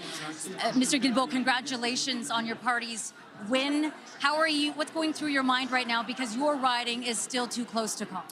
Yes, I think things are looking very well in the riding, but as you rightly say, it's too close to call yet, or it's very early. I think our numbers are very good, but are very early. We're very grateful that Canadians have decided to give us another mandate, and we feel honored, and we will work hard for Canadians. We're asking for a strong government because we know we have tough days ahead, certainly with the U.S. administration and President Trump. We know it's going to be complicated, so the stronger the Canadian government can be, the more united we are, the easiest it's going to be to face President Trump. What do you think made the difference in this election that Canadians have voted for another Liberal government? And how confident are you that it will be a majority government? Well, clearly the numerous attacks by President Trump on the Canadian economy, but not just the economy, on our sovereignty and our very identity, I think have really mobilized Canadians. And I think they saw in Prime Minister Carney someone who has experience on the world stage, someone who has experience with the economy, with finance, who has managed crisis versus Pierre Poilievre, who's never done anything else than work on Parliament Hill in Ottawa. And they felt he was the right person for what's coming ahead and the difficult times we have ahead of us. We appreciate your time. Thank you very much. Thank you very much. Back to you, Catherine. Interesting stuff. And as I said before, all you can do, regardless of how you voted, is just hope that this government that will have a fresh mandate will be able to make changes in Canada that will help average Canadian people. I've seen a lot of policies implemented over the past 5 years since the pandemic, that since I've been following things extremely closely, making content on this channel, that hasn't resulted in positive outcomes for average Canadians. And this was my chief concern with Carney leading into this election is, as a former central banker, to what extent do you condone the actions of central banks and that class of people and their response to various crises? We saw the pandemic hit and the economy closed down, and mass money printing to prop up the economy. Maybe that was the best decision at that moment. Maybe it was the best decision to keep the economy open and to support these businesses and make sure that workers didn't get detached. And maybe that money printing that ultimately did lead to asset and price inflation. Maybe that cost was worth it to keep the ties between workers and the businesses that were kept afloat during that time. I do think that people in Canada paid a very large cost for those policies. The resulting boom in the stock market, devaluation of Canadian dollars, and I think that made it harder for a lot of average people as real estate boomed and more it got out of range for people. That would be the chief concern, is that by voting Carney, maybe you are tacitly supporting these kinds of policies. You got to hope that central bankers and Carney and this class of people have learned that perhaps this kind of policy that results in poor outcomes for average Canadians isn't something that they will go back to, and that the policies that they do implement will actually help the average Canadian, because that's certainly a class of Canadians that has not been doing well, and I think was maybe looking for some more radical change here. It's really hard to have a minority government if you do not have a strong third-party presence. Right. And at this point, yes, the Bloc looks like it's going to get 23, 24 seats, but still, we're used to parliaments where minority rule means many parties that have an official party status. Yes. And at this point, that's not where we're going tonight. So I'm curious to see how the night unfolds. Yeah. I notice there are still loads of places where the vote is barely being counted. Yes, there are probably 2 places where it has barely been counted. Worth remembering here that 6 of the last 8 federal elections have produced minority governments, right? The last majority government we had, of course, was Liberal in 2015. And with 4 parties with official party status, we look like we're going down to 3. I don't really believe there are loads of New Democrat votes hidden in those uncounted votes. No, we might get to 4. Does that concern anyone that there is fewer, less representation of parties inside the House of Commons in terms of what that means for democracy, Andrew? I don't think it's a good thing or bad thing on its own. I mean, again, you get into the issue of how representative is the popular vote in that regard. How well represented is it in terms of the number of seats? Yeah. But ultimately, the electorate is going to decide whether they want to have a multiplicity of parties, or maybe in the present circumstances. That's the question: is this a one-off, or does this represent a greater degree of change? We've seen the NDP written off before they came back. We've seen the Liberals written off before. The Bloc too, yeah. We've seen the Bloc. Yeah. So these are enduring brands, and the wheel goes full circle, and they may come back. Chantal, then Althea. On the NDP, they went from no official party status in '93 to a decade or 2 later, I admit, but they still, at some point, they had presence across the country, from Atlantic Canada to BC, including Quebec. So that possibility is still there. Do not assume that a victory for the Liberals tonight is necessarily a Liberal reign for all times. No. At some point, the seeds of change will come back, and they might have a better chance to bloom. Yeah, and Liberals probably shouldn't assume that either. Andrew, and then Althea. One thing I think we should be looking for is not just, will they get over the majority, will BC put them over the top, but also how will the Liberals do in Western Canada? One of the things people have been very worried about, some people, is will another Liberal victory cause Westerners, and some Westerners anyway, to give up on Canada? I should note that the numbers coming in BC and Alberta are looking pretty close to what the polling numbers were suggesting, and the polling numbers are saying the Liberals are going to do better, at least in the popular vote in those provinces, better than they have since 1968. So that should hopefully dampen down some of the sort of attempts to portray this as the West being shut out yet again. We'll see. We'll see. Last word to you, Althea. Just a few things. So on that is something that the Liberals were quite concerned about, which is why Mr. Carney. It does seem like there has been a large benefit to the Liberals in terms of voter efficiency, where their votes are and the impact that's having. When we look at the popular vote here, it doesn't seem like as dramatic a difference in terms of the what we're seeing and the certainty in which we're calling the Liberal election. 40% of the popular vote versus 44.4% of the popular vote. So this it seems like we still are a country extremely divided, despite the calling of this election in favor of the Mark Carney Liberal government. Agreement as a coalition. The Just Bloc because isn't about to sign a supply and confidence agreement of course with anyone. not. They will do issue by issue as they always have, as they have always communicated. But that will not stop the Conservative Party from framing it in that way. Right. And I think it will make it very difficult, especially if Mr. Poilievre remains the Conservative leader, because I don't see areas where, although there actually are lots of policy areas where they could get together, I don't see the personalities leading to cooperation in the House of Commons, which basically just means that we will have an election, if it is a minority government and the Bloc has a balance of power, either later this year or next year. But at that level, if the NDP doesn't even need official party status, it can have a share of the balance of power. Let's agree that we are not yet in those scenarios where the Bloc was going to become the official opposition. And then I was going to hold a knife to the throat of the government. That's not what's happening. No, I got to get to David Cochrane here. He's got some stuff from the 905. Well, look, this is part of the reason why we are where we are. You see the Liberal number actually retreating a little bit. Right now, they are only at 65 seats in Ontario. They are down 10, down 11. And I'm going to look at the Greater Toronto area, and this gives you a sense of where we are right now. So you can see here, Mississauga is blue, Brampton is blue, another Brampton is blue. So Peel region has been breached by the Conservatives at this point in time. As we were saying earlier, this is the gate that they need to break down and get closer to the downtown part of Toronto if they're going to make it more of a game at the top line numbers, but certainly in Ontario. And the Liberals are having a little bit of a struggle, at least at this hour of the night. Similar story. There we go. In Vaughan Woodbridge, this is a Conservative-held seat. Thornhill, that's Melissa Landsman. But York Centre, this is another Liberal seat that is blue at the moment.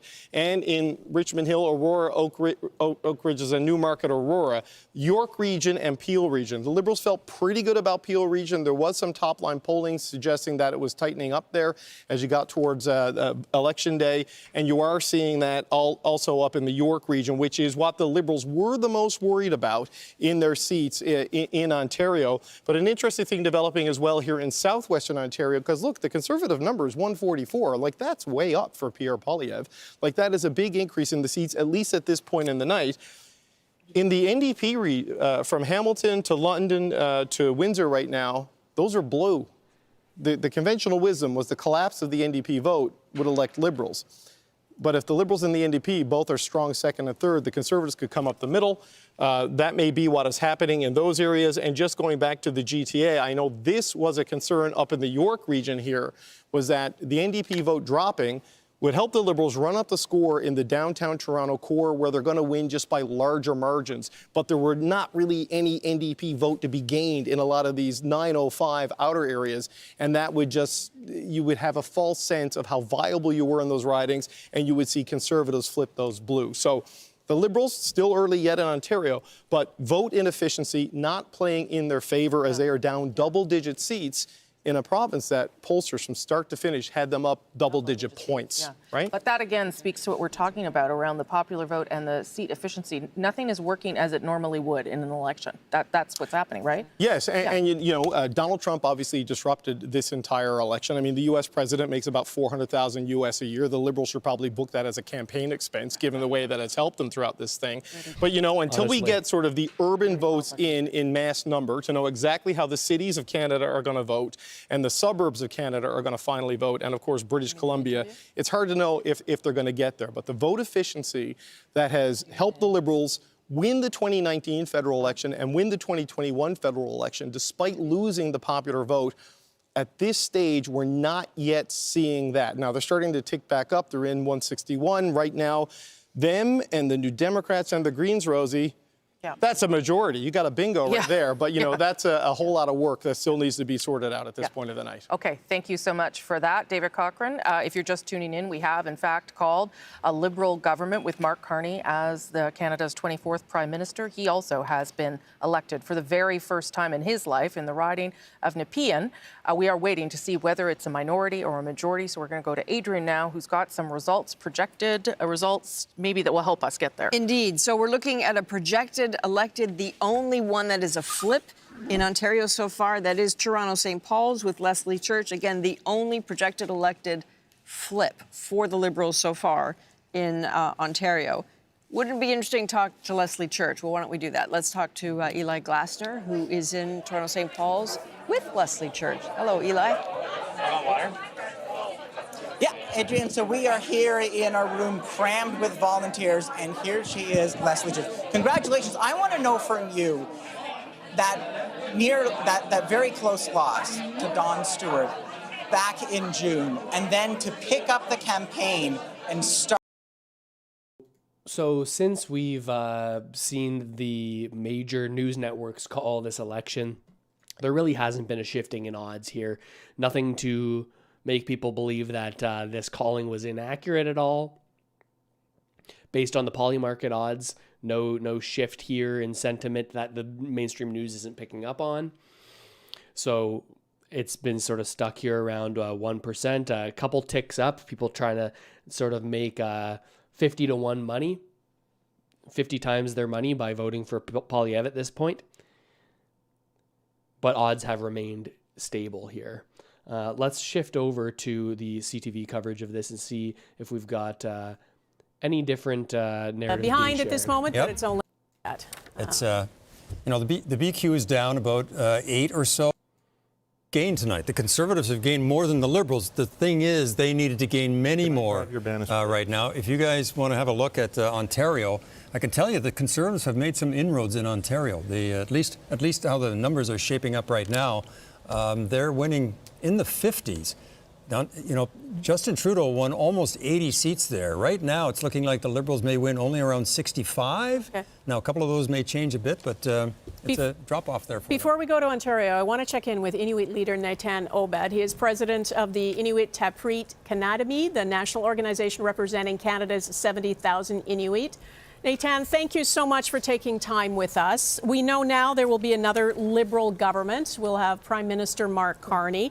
What do you think that means for you and your organization? We've already met with Prime Minister Carney at the tail end of the last government, and we're looking to build upon a lot of the things that we started in the last 10 years. But we also recognize that sovereignty, defense, the militarization of the Arctic are huge issues that are coming at us whether we like them or not. So I look forward to working with Prime Minister Carney and this next government on ensuring that Inuit are participants and help shape Canada's considerations on sovereignty, defense, and the militarization of the Arctic. I remember we spoke during the campaign, and you pointed out how much we need to pay attention to the Arctic and Arctic sovereignty, and this is the homeland of the Inuit people, of course. Do you feel that that got the attention it deserved in the campaign? And then are you fearful that might just be, you know, some sort of window dressing, and once a party takes power, they sort of forget again? Well, I think the U.S. relations really dominated the conversations across this country, and part and parcel with that is the fear of annexation, also the considerations of the Northwest Passage, which is entirely in Inuit Nunangat, and also we are Greenland adjacent, and is no closer than we are from Nunavut to Greenland. So these are issues that I think will be a part of the Canadian conversation, and Inuit are ready to play a meaningful role in Team Canada.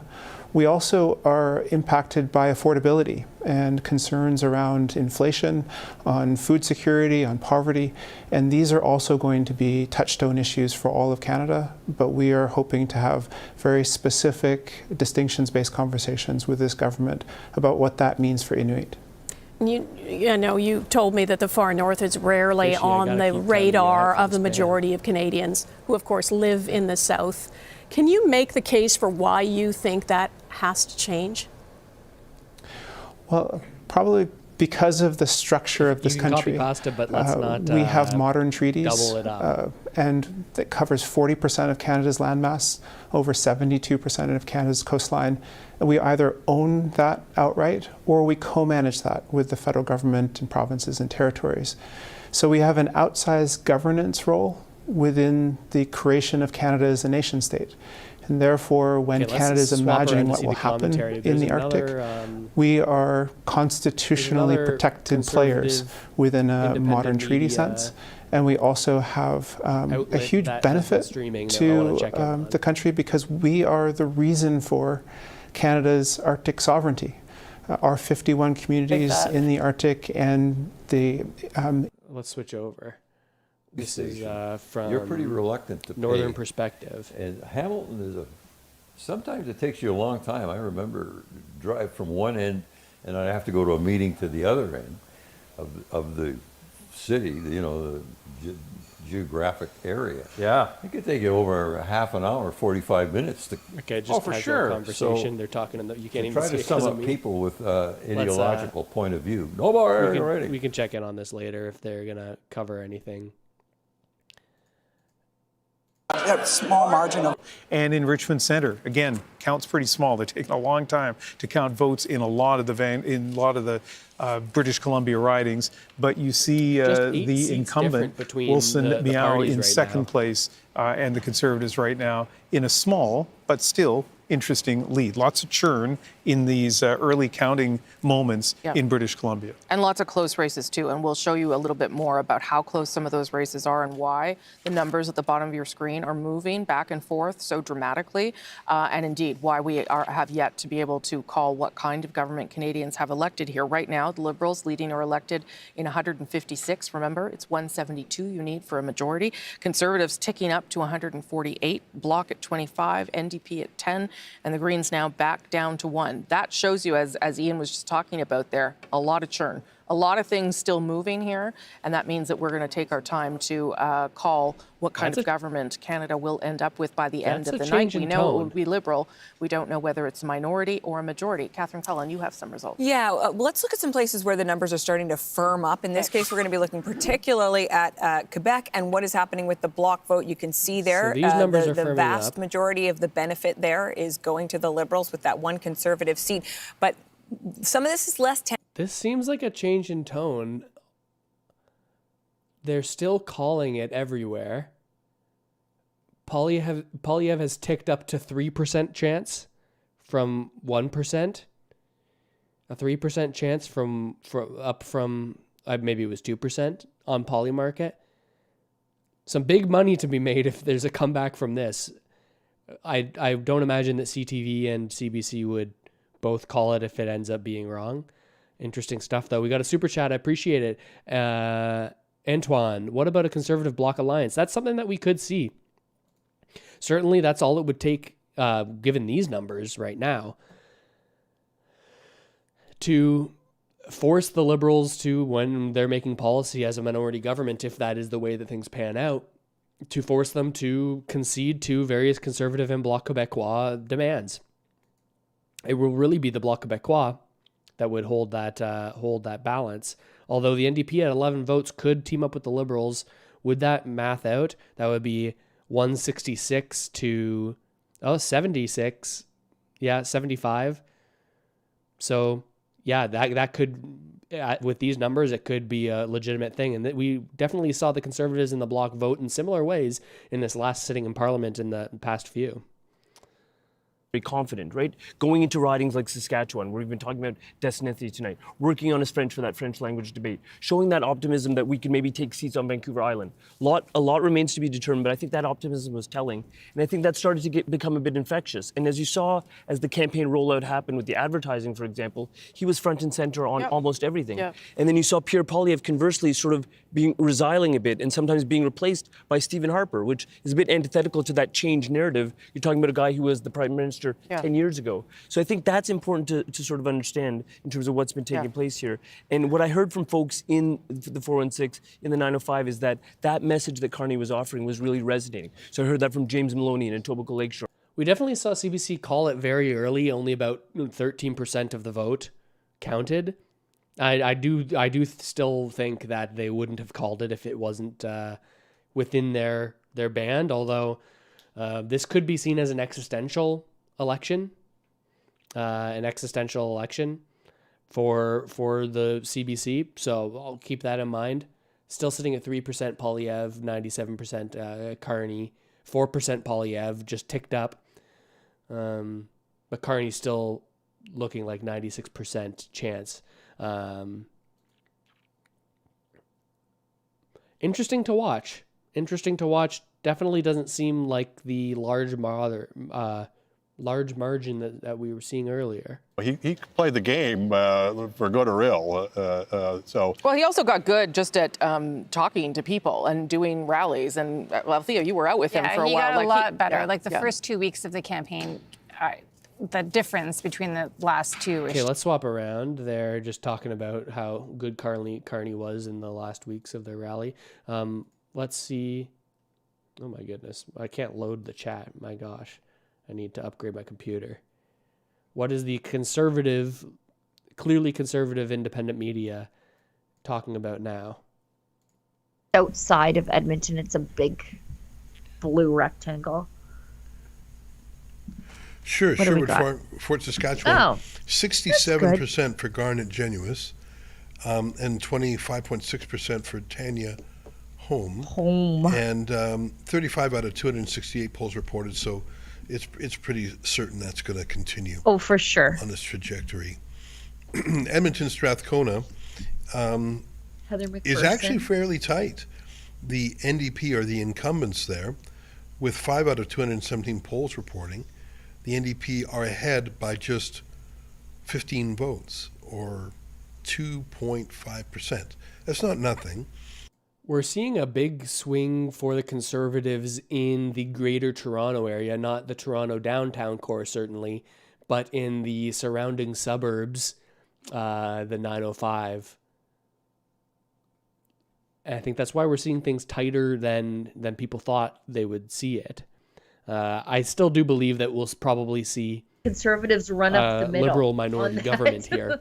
It seems like the sentiment of the CBC of the possibility of a Liberal majority has changed in the way that they're talking about it. Between the Liberal and the Conservative. It's fairly close in Calgary Confederation. And, in the... Let's check in on the other independent Alberta, Saskatchewan conservative ridings that are now would indicate that there's a lower Liberal vote efficiency in this election than in previous ones. Super interesting. Can you walk us through some of the 905 ridings? I'm specifically curious to find out what's happening in York, what's happening in Vaughan, what's happening in Richmond Hill, because those were sort of those were the battleground ridings of this election. Poilievre up to 5% on Polymarket from a 2% low. I'm just going to look off to the side again as I try to read these results. But Richmond Hill South, that's a riding with a Liberal incumbent. Right now, the Conservatives ahead by almost 2,000 votes, about half of the polls reporting. Again, no way to know how much of that is advance vote, but that's certainly a pretty good sign at this point. Markham Unionville, that's a riding that fewer polls reporting, only 75, but the Conservative right now has about a 600 vote lead. And then if you look up to, I think you guys talked about Newmarket Aurora earlier in the night, 80 of the 212 polls reporting, so still some ways to go there. But the Conservative candidate there is up by about 600 votes. Wow. And that's with, to note there, that's with the NDP at 2.2% of the vote. I don't think there's many Conservatives in Ontario who would have thought we could win a GTA riding or have a chance to win a GTA riding with the NDP at below 3% of the vote. And what about the Richmond Hill one? Richmond Hill, Oak Ridges, Aurora? What about? Oh, yes, sorry. Wow. So when we look now at the election 2025 live results of the Globe and Mail, this night might not be over. I don't want to make anybody panic if you were happy with this Liberal call, or anyone overly ecstatic if you weren't. Looking at the latest data from the Globe and Mail, we see the numbers different from what CBC is reporting, of 154 for the Liberals to 152. I don't want to be someone who would say that the CBC would, or the CTV would prematurely call something. I would hopefully think that they would have called this based on their internal data and what they were expecting in places. I don't want to be a conspiracy theorist and say that given the existential nature of the election for the CBC, that would be something that would play in there, although you can interpret that how you'd like, of course. Popular vote, we see the Liberals still leading 43 to 41.4. This could be, depending on how you voted, an absolute disaster or a glimmer of hope, depending on the way that you're looking at things. What is going on here? I don't want to, like I said, cause any panic and now we see it on CBC as well, or any premature hope. To flip from where they are now. I wonder if people are getting their bets in on Polymarket, because this is 155 to 151, which is... Let's not equate minority government with instability or Parliament from hell. They're still talking minority government. This is, there's, even in a crisis, there's two ways in which you can have stability in a crisis. One is one party wins a majority of the vote and just rams everything through. Another is the parties figure out they have to work together. Yeah, I agree. But look at these two. Polyev still sitting at 3% on Polymarket. Have to see. We don't hear the CBC. He believes that the role of the opposition is to... Their metrics as to how they look at people when they're really scared about things. Maybe. Quickly a read for Ronnie, then I got to go to Catherine Cullen. Well, I'll agree with a bit of what Althea said, but just how it looks. So on the point about the advanced polls coming out, that we still need to wait for that. There's no doubt. Is this not closer than... the conversation with respect to crime has absolutely happened by Mark Carney, by the platform that they put out. It talks about things like gun control. It talks about things like investments in officers. What it doesn't talk about is suspending charter rights and invoking the notwithstanding clause. I think that's a mature approach, a professional approach, and one that is required from somebody who aspires to the highest office. Okay. Take a look at the bottom of your screen. That's what's got us all worked up here, because things are moving around very quickly and things are very close. And so that's where we are tonight. Yes, it'll be a Liberal government. What kind is anyone's guess? Catherine Cullen. Yeah, and you see the NDP there hovering just below official party status. But one thing that is a little bit more certain than that, one seat that is a little bit more certain, is that of Alexandre Boulris.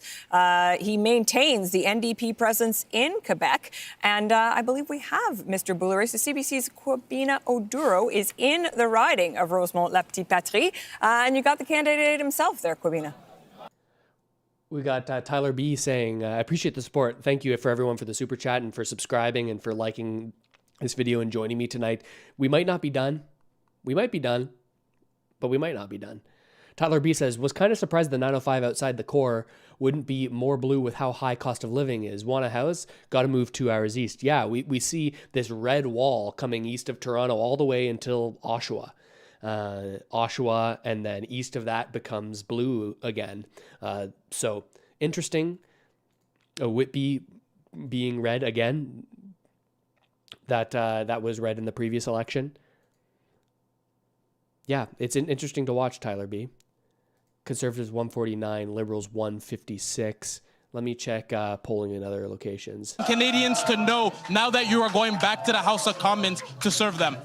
you know, I will be there to talk for their issues, you know, grocery, housing, the cost of living. We will continue to fight for working families, and we will have a close look on the Liberals and Mr. Carney. So you are happy, your fans here are happy, your volunteers are happy. What is it like seeing your party not do so well tonight, though? It's difficult. It's a rough night for the NDP in general. We'll see at the end of the evening. But it was difficult from the beginning because of Mr. Trump changed everything. But we will continue to be there for Quebecers and Canadians. Thank you very much and congratulations. Thank you. Back to you, Catherine. Thank you very much for that, Kwabena. The CBC's Kwabena Oduro in Rosemont-Le Petit-Patrie. And I will note, Rosemary, I believe as of right now, Mr. Boulouris is the only actually projected elected NDP candidate in the country. There are obviously a number of races where they're leading, but that's the only one the CBC's decision desk has said is a go. Okay, so again, at the bottom of your screen there, 156 to 149, but those numbers keep bouncing around back and forth, and that's because we still have so many ridings where we do not have a projected elected, and that's what's going to happen until we get things a little more solidified. As David was pointing out, some of the numbers in Ontario may shift a bit still, with advanced polls being counted and what have you. Okay, it seems like they're still talking about it from this frame of, I guess it's just going to be a minority government, not a majority government. The way that they're saying, we expect things to jump around. We don't really know. Things are bouncing around. Makes me a little bit curious. Again, like I said, I don't think that CTV and Liberal government would call it so early if it wasn't going to be a Liberal government. It seems like it's leaning minority Liberal government, and I don't know. Like, I'm not an expert. I'm not an expert in how everything works and when pre-advanced polls are counted versus when the day of polls are counted and votes are counted, rather. So I can't say anything conclusively, or I can't say anything at all, really. And I wouldn't be a election denier or anything like that in any way. All I'm saying is that to me, as a non-expert when it comes to the way that this whole system works, I'm still watching, and not to provide any false hope or any false anxiety, depending on how you voted or what you're thinking of this. But I'm going to keep watching. Stable basis for what's happening. Right, because again, in Carleton, where they have those 91 people on the ballot, they were allowed to start counting those votes Michael 6 says, hours could the ahead of time. CPC Advanced and the polls Bloc in the rest of the country, it's 2 hours ahead of time. Government instead. You're talking a coalition government. A coalition government. Yeah, I mean, technically, I believe that would be possible. I don't know that it would be... I don't know that it would be something that would be practical. But possible, if the Bloc Québécois has the will. And Brendan P. saying, calling it so early when it's so close smells of BS. I saw some tweets also talking about, okay, 10% of the vote was counted when it was called, or 10 to 15%. And polls closing in 5 minutes, the last polls. So we'll keep on watching. All signs point to a Liberal minority at this point, but it does seem a little bit interesting. More interesting than we expected it to be, certainly, just an hour ago. Will come as no surprise to anybody. The Liberals have increased their vote share by 11 percentage points, but kind of only a moral victory when you consider that is not really translating into a significant change in terms of seats, although even winning one seat in Saskatchewan for the Liberals is significant because it'll be the first time that they've done this since 2015. And the seat we're talking about, and we've mentioned it many times tonight, Desnefe, Missinippi, Churchill River, Buckley Bélanger is going to Ottawa. He's been a provincial Liberal. He's been a provincial NDP MLA. He ran unsuccessfully for the Liberals last time around. Redistribution changed this riding and made it look a lot more favorable for the Liberals. And of course, the Liberals have won there.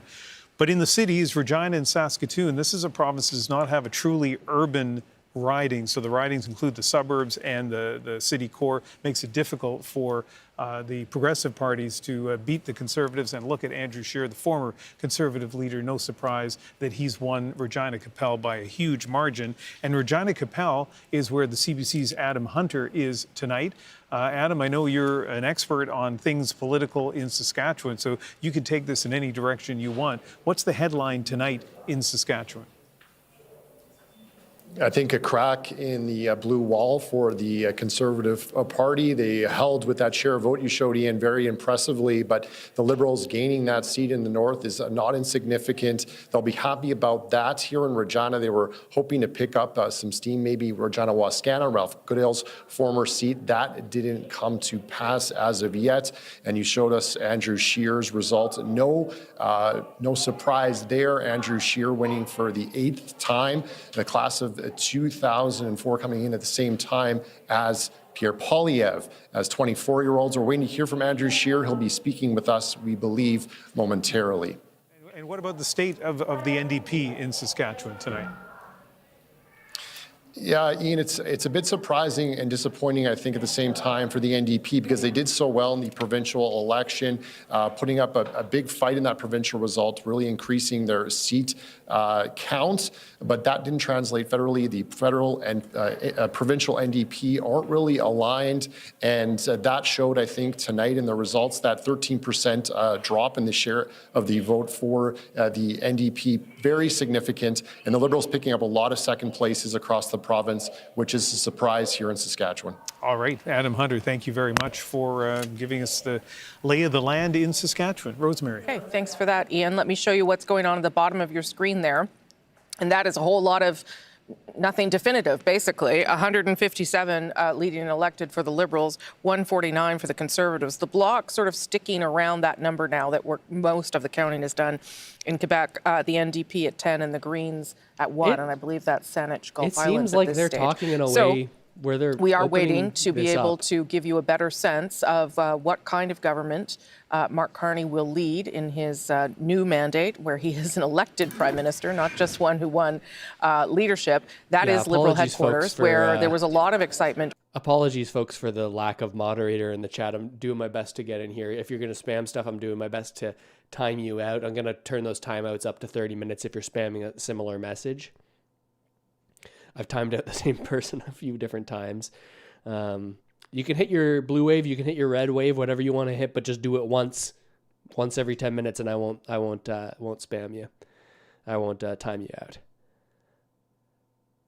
He left the government last year. He's a longtime friend of Mark Carney and has been providing this was over. Advice to him throughout his campaign. Mr. Lemeni, can you just talk about how you're feeling seeing the results come in, especially that projection for the first seat in Saskatchewan? Look, I'm really happy that Mark Carney will continue to be Prime Minister of Canada. I think that's critical. I'm really happy that in the riding I used to represent, Claude Gay has won that riding back for the Liberal Party. And I'm glad that Buckley Bélanger has won a seat in Saskatchewan. I think that's critically important for the government's credibility to be able to support. Oh, apologies. I missed a super chat here. Thank you very much, Gavin McKenna. Gavin McKenna, that's the hockey prospect for the draft next year. My bad. Kevin McKenna, thank you very much for the super chat. I appreciate it. Go to Canadian Press. Actual elected is 111 Conservatives and 105 Liberals. Fake news is fake. Actually elected. Canadian Press, that you can't get access to Canadian Press, can you? Unless you have like a subscription. Let me see. Canadian Press election results. Thank you for the super chat, by the way, and for supporting everyone who's watching. Subscribe to the channel, like the video. It helps me out dramatically. Yeah, CTV News reporting, Carney Liberals beat Conservatives. Globe and Mail election results. Mark Carney's Liberals projected to form next government. Everything reporting Carney to form the government. We see a 9-seat difference between them right now on CBC. Yeah, I guess I haven't really shown. I'm rocking my Leafs cozy here, Leafs Yeti cozy. But for me, Canadian beer, often my beer of choice between this and Steam Whistle is a nice Creedmoor, my type of beer. I'm trying to find this Canadian Press reporting, though. Let's switch over to CTV and see if they're reporting anything differently than the Liberals or than than the CBC is. See if they're talking about this differently at all. This is another rematch of a by-election. There was a by-election here last year, and Layla Dance won for the NDP against Colin Reynolds. Colin Reynolds is ahead right now. Reynolds is a leader in his private sector union. He's an electrician. And we know Pierre Poilievre made paid a lot of attention to private sector unions, woodworkers, laborers, you name it. And this Colin Reynolds was one of the poster guys, if you will, for Poilievre and the Conservatives' pitch there. So that's what's going on in Winnipeg. Let's zip over to Alberta. Let's take a look at Calgary. Right now in Calgary, the only Liberal who's got a seat, George Chahal in Calgary is losing right now to the Conservative. Not by much, 344 votes back with 45 polls in. Now, this riding, Calgary Confederation, this part of Calgary hasn't voted for a Liberal since 1940. It's been a while. But right now, Corey Hogan is the vice president of the University of Calgary, and that's University of Calgary is in this riding, is 169 votes ahead of Jeremy Nixon, a former MLA. Okay, so we've got the Canadian Press now. Okay, so you're just seeing the stats here. Interesting. So you see the differences here, folks. Let me pull out my annotation software because this is pretty interesting. Hollow, just a reminder, make sure to only do one of the same message. If there's spam, and then we'll do a quick timeout.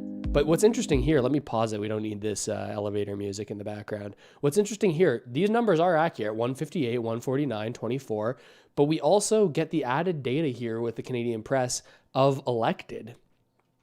So this is where it becomes certain that there's no way for it to switch. And we see that is the case for the Conservatives for 114 seats versus 110 seats for the Liberals, with the Liberals leading in 48 seats, but not outside of a measure where the Conservatives couldn't come back in that amount of seats. Same goes for the Conservatives' 35. So we could see as much as a 35-point swing in favor of the Liberals, going up by 35 here if these swing in the way that they're expected. I'm simplifying, assuming this is a two-party race, but maybe these could go in different directions to the NDP or to the Bloc. So we could see as much as a 35-seat swing upwards for the Liberals, which would take them into majority territory. Keep that in mind. But we also can see that the Liberals are leading in 48. If those were to all go to the Conservatives, that would be a Conservative majority. I wonder what the margins are here. What the margins are on how close these races actually are and where they are. We're not seeing any kind of talk like this on other platforms here, like CBC. And there you go, stage. Projecting and that's because this man, Jonathan Pedno, is the other co-leader. He decided to run. I still think it's going to be a Liberal minority. In fourth, Rachel Bendai. Not trying to claim inaccuracy or premature call just yet. Votes in the Beauce, Maxime Bernier placing third. He is still the leader of the People's Party of Canada. We'll see whether that party continues after tonight. There has been very little success for him tonight and losing badly in his own home riding of the Beauce. All right, let's go back to David Cochran, who's got some updates and some information. We're going to go all the way back to Newfoundland and Labrador and show you what's happening in Terra Nova and the Peninsulas, and let this riding be a lesson for us throughout the night, because the Conservatives were leading in this all night. But look at this. With 2 polls left to go, the advanced polls, where the Liberals are believed to have dominated, Anthony Germain has gone from hundreds of votes back to just under dozens of votes ahead. He's got a 23-vote lead over Jonathan Rowe right now, with 268 of 270 polls reporting. We've seen some change, for example, in Nova Scotia, where Sean Fraser has moved out to a pretty big lead right now, almost 2,000 votes. But Miramichi, Grand Lake is flipping back and forth in New Brunswick, and this is all on the advanced polls. And that's going to be something we've got to watch in Deshmukh, thank you for the super chat. Appreciate it. He says, racism and calling for deporting Indians will not work. Canada is a land of immigrants built by immigrants. Any problems, go back to Caucasus Mountains, or the Caucasus Mountains. Yeah. Fair enough. Fair enough. I don't condone any kind of racism. I've definitely seen some in the chat tonight from some people. We're going to continue watching this. And I'll say that I've said this and I've said it again and again and again. I think that there's nobody that has been exploited more than Indian temporary workers and international students over the past 5 years. It's been incredibly brutal the way that they've been exploited for cheap labor by corporations and been sold this path to permanent residency through the education system when it's not actually there, raking in massive profits for these less than savory education institutions. Time is at 11:30 Eastern. Polls have all been closed since 10 o'clock Eastern. An hour and a half in, yes, we've said who's going to form government. But because those numbers continue to shift around a lot, because of the way this election has unfolded, really being a race between the two main parties, that is where we're at tonight. Still lots of movement there and still not able to make a call on what kind of government you will end up with by the end of this night, or who knows, maybe early into tomorrow morning. Let's go to this result, though, that has been projected elected. Or not? Here it's coming. There you go. And that is in the riding of University Rosedale. Chrystia Freeland has been projected elected with a significant lead, more than 8,400 votes. And Chrystia Freeland joins me now. Congratulations to you, Chrystia Freeland. Thank you, Rosie Barton. How are you feeling about where the Liberal Party is tonight? Yes, you're going to form government again. Not sure what kind of government, but what do you make of what has been a remarkable turnaround? I think it's a remarkable turnaround, Rosie. You know, I look back to where we were as recently as December, and you know as well as I do that at that point, people had totally written us off. People were even talking about whether the Liberals would retain official party status. And right now, you are talking about what the strength of our government will be. So to me, that is a remarkable dramatic comeback, increase and I really in chat want to rate say in the stream. kudos I'll say to our Prime Minister, Mark Carney, who showed in his few weeks as Prime Minister that he is totally up to the job, and he has been a remarkable campaigner. So this is a great night for the Liberal Party. It's a great night for Canadians. What I have experienced in my own riding, supporting 27 other candidates in Ontario and places like Saskatchewan, is Canadians recognized that this was a critical moment for our country. Canadians understood that the ballot question is who can fight for Canada, who can stand up to Donald Trump, and the answer is the Liberal Party and Mark Carney. How much responsibility do you take for where we are at tonight? Because one could argue that part of your move to quit is what triggered Justin Trudeau's resignation, Mark Carney's arrival. Do you take any solace in that difficult decision given where you are tonight? You know, Rosie, obviously I did not have a crystal ball on that morning when I took the really tough decision to resign from the cabinet, but I knew it was the right thing to do. I didn't know what would happen next, but I knew that we were headed whether you're in liberal the or wrong conservative, I kind of call bull on that. I think that is kind of all a calculated thing. Carney was always going to be the replacement, for good or for bad. For good or for bad. Let's jump around here a little bit. Let's see if we got an update here. This is still looking similar. An 11 elected, still 115 with a conservative lead, but the Liberals are leading in 49 versus the 33 leads for Conservatives. Unofficial results, of course. Unofficial results. Let's check in on global. Those poll numbers come in, we're seeing a bump in a lot of jurisdictions, so hopefully that holds. I will say we had a strong turnout during advanced polls, but what that meant was that those volunteers could poll, identify new Liberals in the last 10 days of the election, and be able to pull those. Thank you for the super chat. Right here from Upsies. You guys are all actual bots. Let's just let in millions more of Indians. Escape the Matrix, brokies. Don't know what to say to that. People will have their different views. People will have their different views on the way they see things. Elections Canada is not 60% counted yet, says Robin Morales. Yeah, it's interesting to watch these numbers as they come in. Certainly, I still do think that it's going to be a minority Liberal government. The interesting number here to watch is the difference between this number and the sum of these two numbers, Conservatives and the Bloc Québécois. I guess the Liberals, you can kind of put them together with NDP, so add the NDP and the Liberals together and the Conservatives and the Bloc Québécois together. And I think that's interesting numbers to watch in terms of what actually gets passed and what this government can do. Appreciate the support also from Mason Guy or Mason Guy.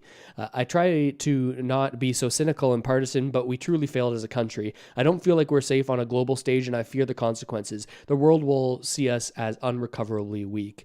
I think that some people will agree with that.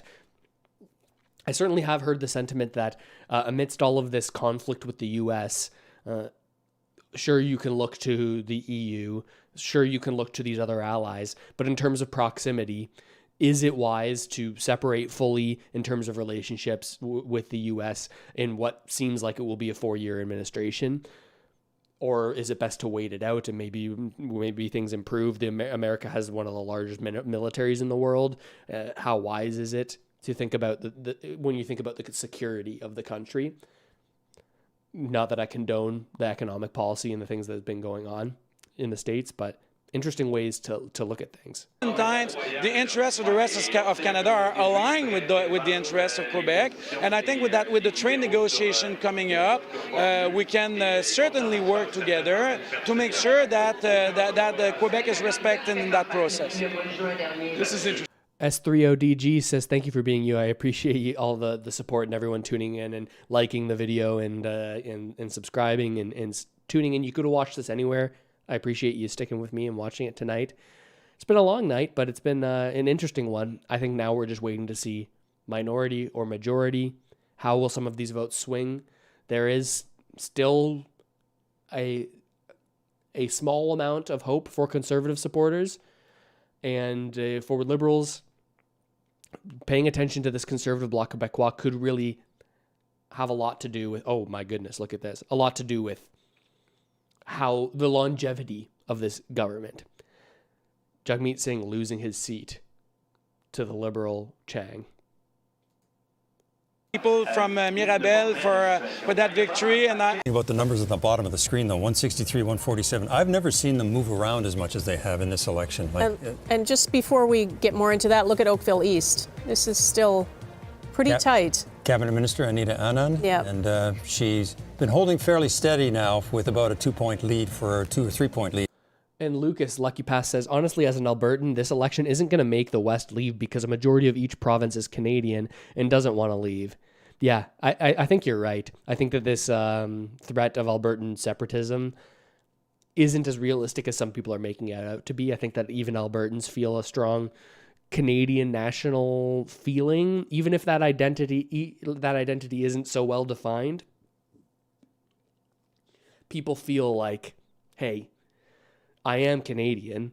What does that mean to me individually? I think a lot of people think like that, even if economically there's an argument to be made about the benefits. That's a hard thing to sell where there hasn't been sentiment like that historically, like there has been in Quebec. Conservatives catch the Liberals, and I think if we look at the seat distribution across the country, you get a sense of it. There's nothing to surprise. This is interesting. Look like they might actually catch them, and then all of a sudden it's spread back out again. But I can tell you a little bit about what I think is happening, because you'll wonder, right? Why didn't the Liberals, we're going over here. Okay. why didn't the Liberals do better tonight, and why didn't the Conservatives catch the Liberals? And I think if we look at the seat distribution across the country, you get a sense of it. There's nothing to surprise us really too much. First of all, in what you're seeing out in British Columbia, there's a bit of a spread from the Conservatives and Liberals. We'll pause it because this is interesting. Thank you very much, Christian, for the super chat. Incredible support. It really makes... Yeah, I appreciate that. What Canada needs is to spend trillions of dollars it doesn't have and to bring in quadrillion immigrants it shouldn't need so housing prices can go up infinitely forever. Yeah, I mean, like, there's a lot to do with that housing prices. People talk like it's all a supply issue. It's also a demand issue, right? How many people do you have to house? This is certainly something that you need to consider when you think about housing policy. I think the larger impact on housing, though, has been the response to the pandemic, the dramatic boom that we saw there as a result of the dollars being less valuable with the creation of money. This is something that I'm really concerned about. I don't think it makes it easier for Canadians to own a home when you respond in that way. It's frustrating for sure. The next time you go to the Canadian Press YouTube page, make sure you unpause it. Yeah, good call, Colin. I'll go check that out. I'm leaving Canada. 51st state said upsies. Yeah, I mean, a lot of people are going to be frustrated with this result. A lot of people are going to be extremely happy thinking that Carney is the guy to respond to this threat from the South. But people who maybe don't think that threat is as... maybe that it has been overstated. I think a lot of people will be saying maybe this wasn't the right decision for the country. All you can do is hope that whoever forms government, Liberals in this minority government likely, all you can hope is that the policies that are implemented actually help average Canadians and not the already wealthy. That's my hope. I want to listen in here on what he's saying about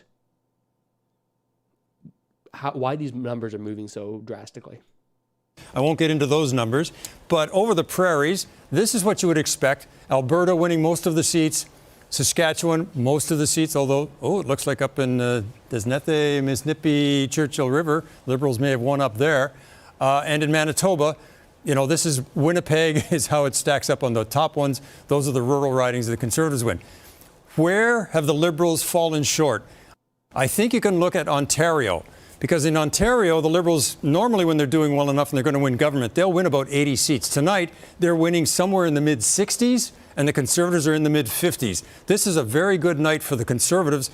Not doing as well as they normally do in Ontario is what is keeping the Liberals from getting to a majority. At the same time, why couldn't the Conservatives catch them then? That's where you go further east. And it seems, in today's politics for the Conservative Party, the further east you go, the more difficulty they have in connecting with voters in the way they used to in the Mulroney days, even in the Diefenbaker days. But right now, the Conservatives are kind of stuck up around 10 seats in Quebec. 10 is, 10 out of 78. When you do that in Quebec and in Atlantic Canada, right now they're getting about 7 out of the 32. They're not getting more than just a fraction of all the seats in Eastern Canada. And I think that when they fail to do that, they make it so difficult for themselves to then form a government because they have so many seats they can count on. There's disappointment for the Conservatives in not doing better because they know they're going to do well in the West. They've made some inroads in Ontario. That may have prevented the Liberals from getting to a majority, but they have not done well enough in Quebec and Eastern Canada, which has been their problem really ever since the Progressive Conservative Party blew up in 1993. They have, they've moved that center of gravity for the Conservatives. I think he's honing in on the problem here. Conservatives have made inroads in most places. The change has been the drop of support for Bloc Québécois and the drop of support for the NDP, and those voters turning to the Liberals as their solution. The Liberals are governing as they've governed so often. They just keep winning, 2 or 3 elections before the Conservatives can win an election. So at the moment, we're seeing it kind of unfold. Some of the reasons why the Conservatives are doing better and reasons why the Liberals are still holding on. 149 seats is not nothing where they're at right now, but it's not enough. And a lot of that is what they did in Ontario to pick up. Eric, thank you. Let's go over to David Aiken, who is with Daryl Bricker from Ipsos. Yeah, thanks, Donna. So Daryl, of course, Daryl Bricker of Ipsos. People have been out doing exit polls, asking voters as they come out of a voting booth a whole range of interesting questions. I mean, there's 80, 90 questions loaded in here. We could Yeah, spend we an could go hour and a all half night, there. yeah. But let's start off with, we were going to start off with, I think, wild card. Right. Is Canada on the right track? So this is someone who voted today, might have voted for a Liberal, might have voted for a Conservative. Here's all voters, 7,000 people, and we're not on the right track, says people who voted today, and they didn't throw the bums out. Right. So this is the context of the campaign. So Mark Carney is seen as the man of the moment on one issue. The Liberals designed their entire campaign around it. It was dealing with Donald Trump in the United States. So on that issue, fine. But as far as the Liberal record is concerned, what they've produced in Canada over the last 10 years, this is the effect. More people, by a considerable amount, feel that the country's on the wrong direction rather than the right direction. And we can say, folks going through it, boomers, Gen Xers, it's pretty consistent right across the board. Yeah. We're going in the wrong direction. Now, I think it was attitudes on Canada. Oops, sorry, I did that. Is that me? That was me. Okay, there we go. Canada is broken. This is what Pierre Poilievre was saying last fall. He got criticized for saying that, and yet quite a few people agree. A fifth of us strongly agree with Pierre 1 in 5. Poilievre was saying. Almost half of us overall think that Canada is broken. This, again, underscores the fact that people are not satisfied with the direction of the country, not satisfied with the last 10 years of a Liberal administration.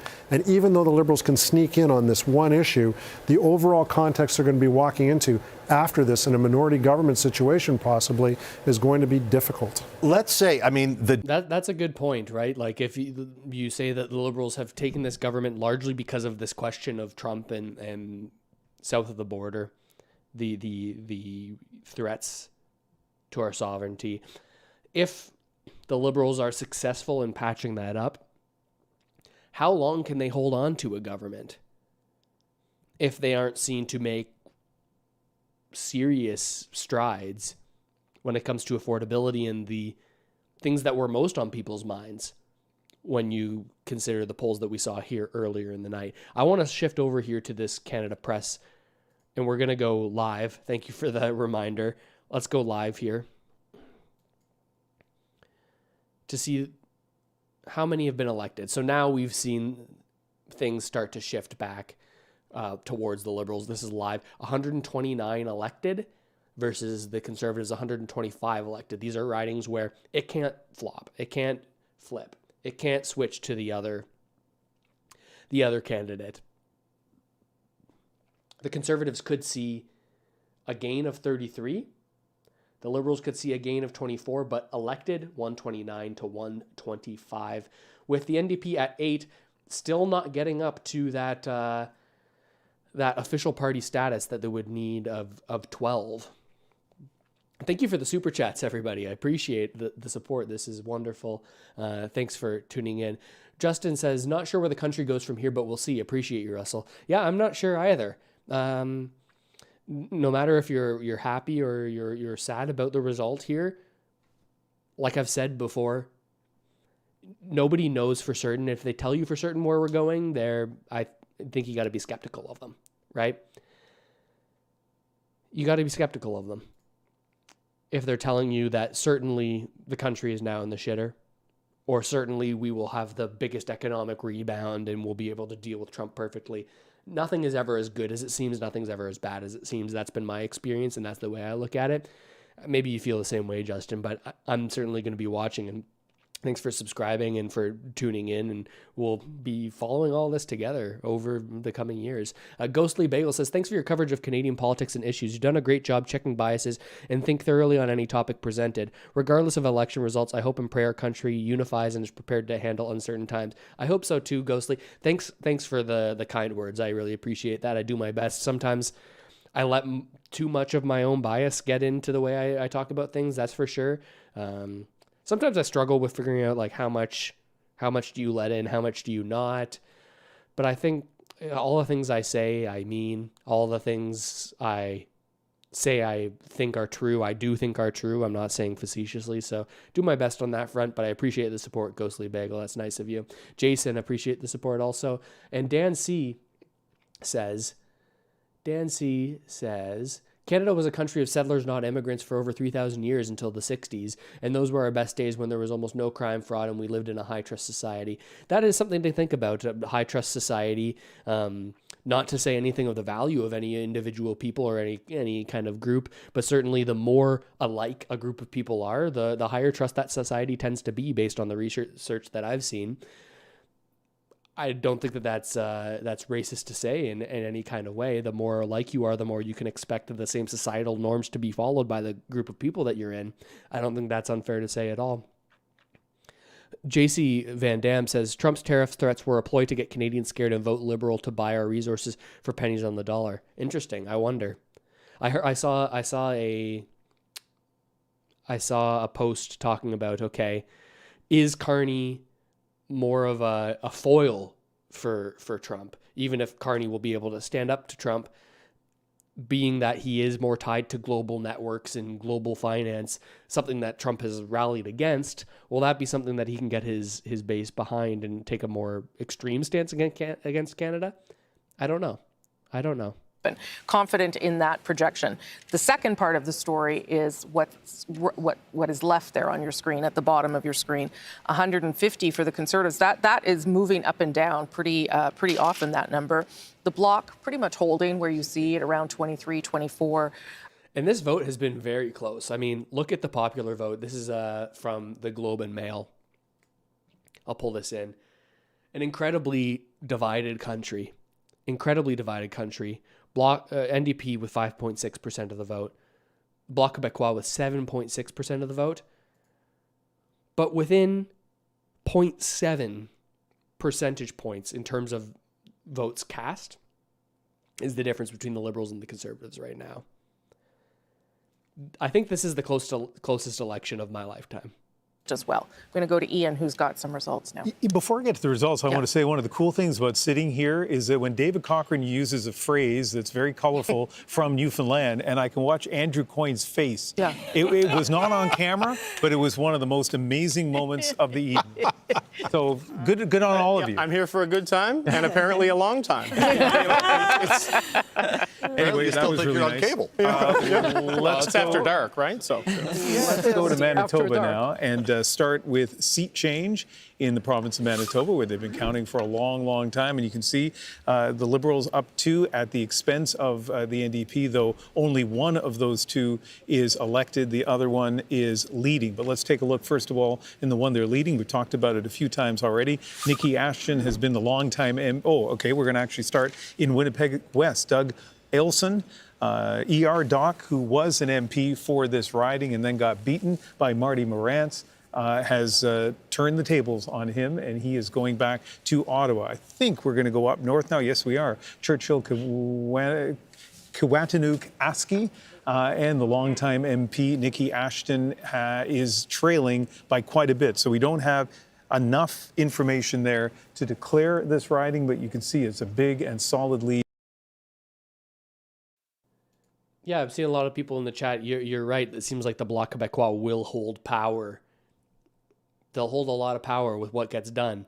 Now, depending on the policies that you support from the liberal platform and the ones that you don't support, that's going to change how you feel about that. The Bloc Québécois certainly are less pro-immigration than the Liberal government, very hyper-concerned about the preservation of their culture and preservation of the French language, and are hyper-concerned about the addition of people into their society and whether or not they speak French and are part of their cultural values.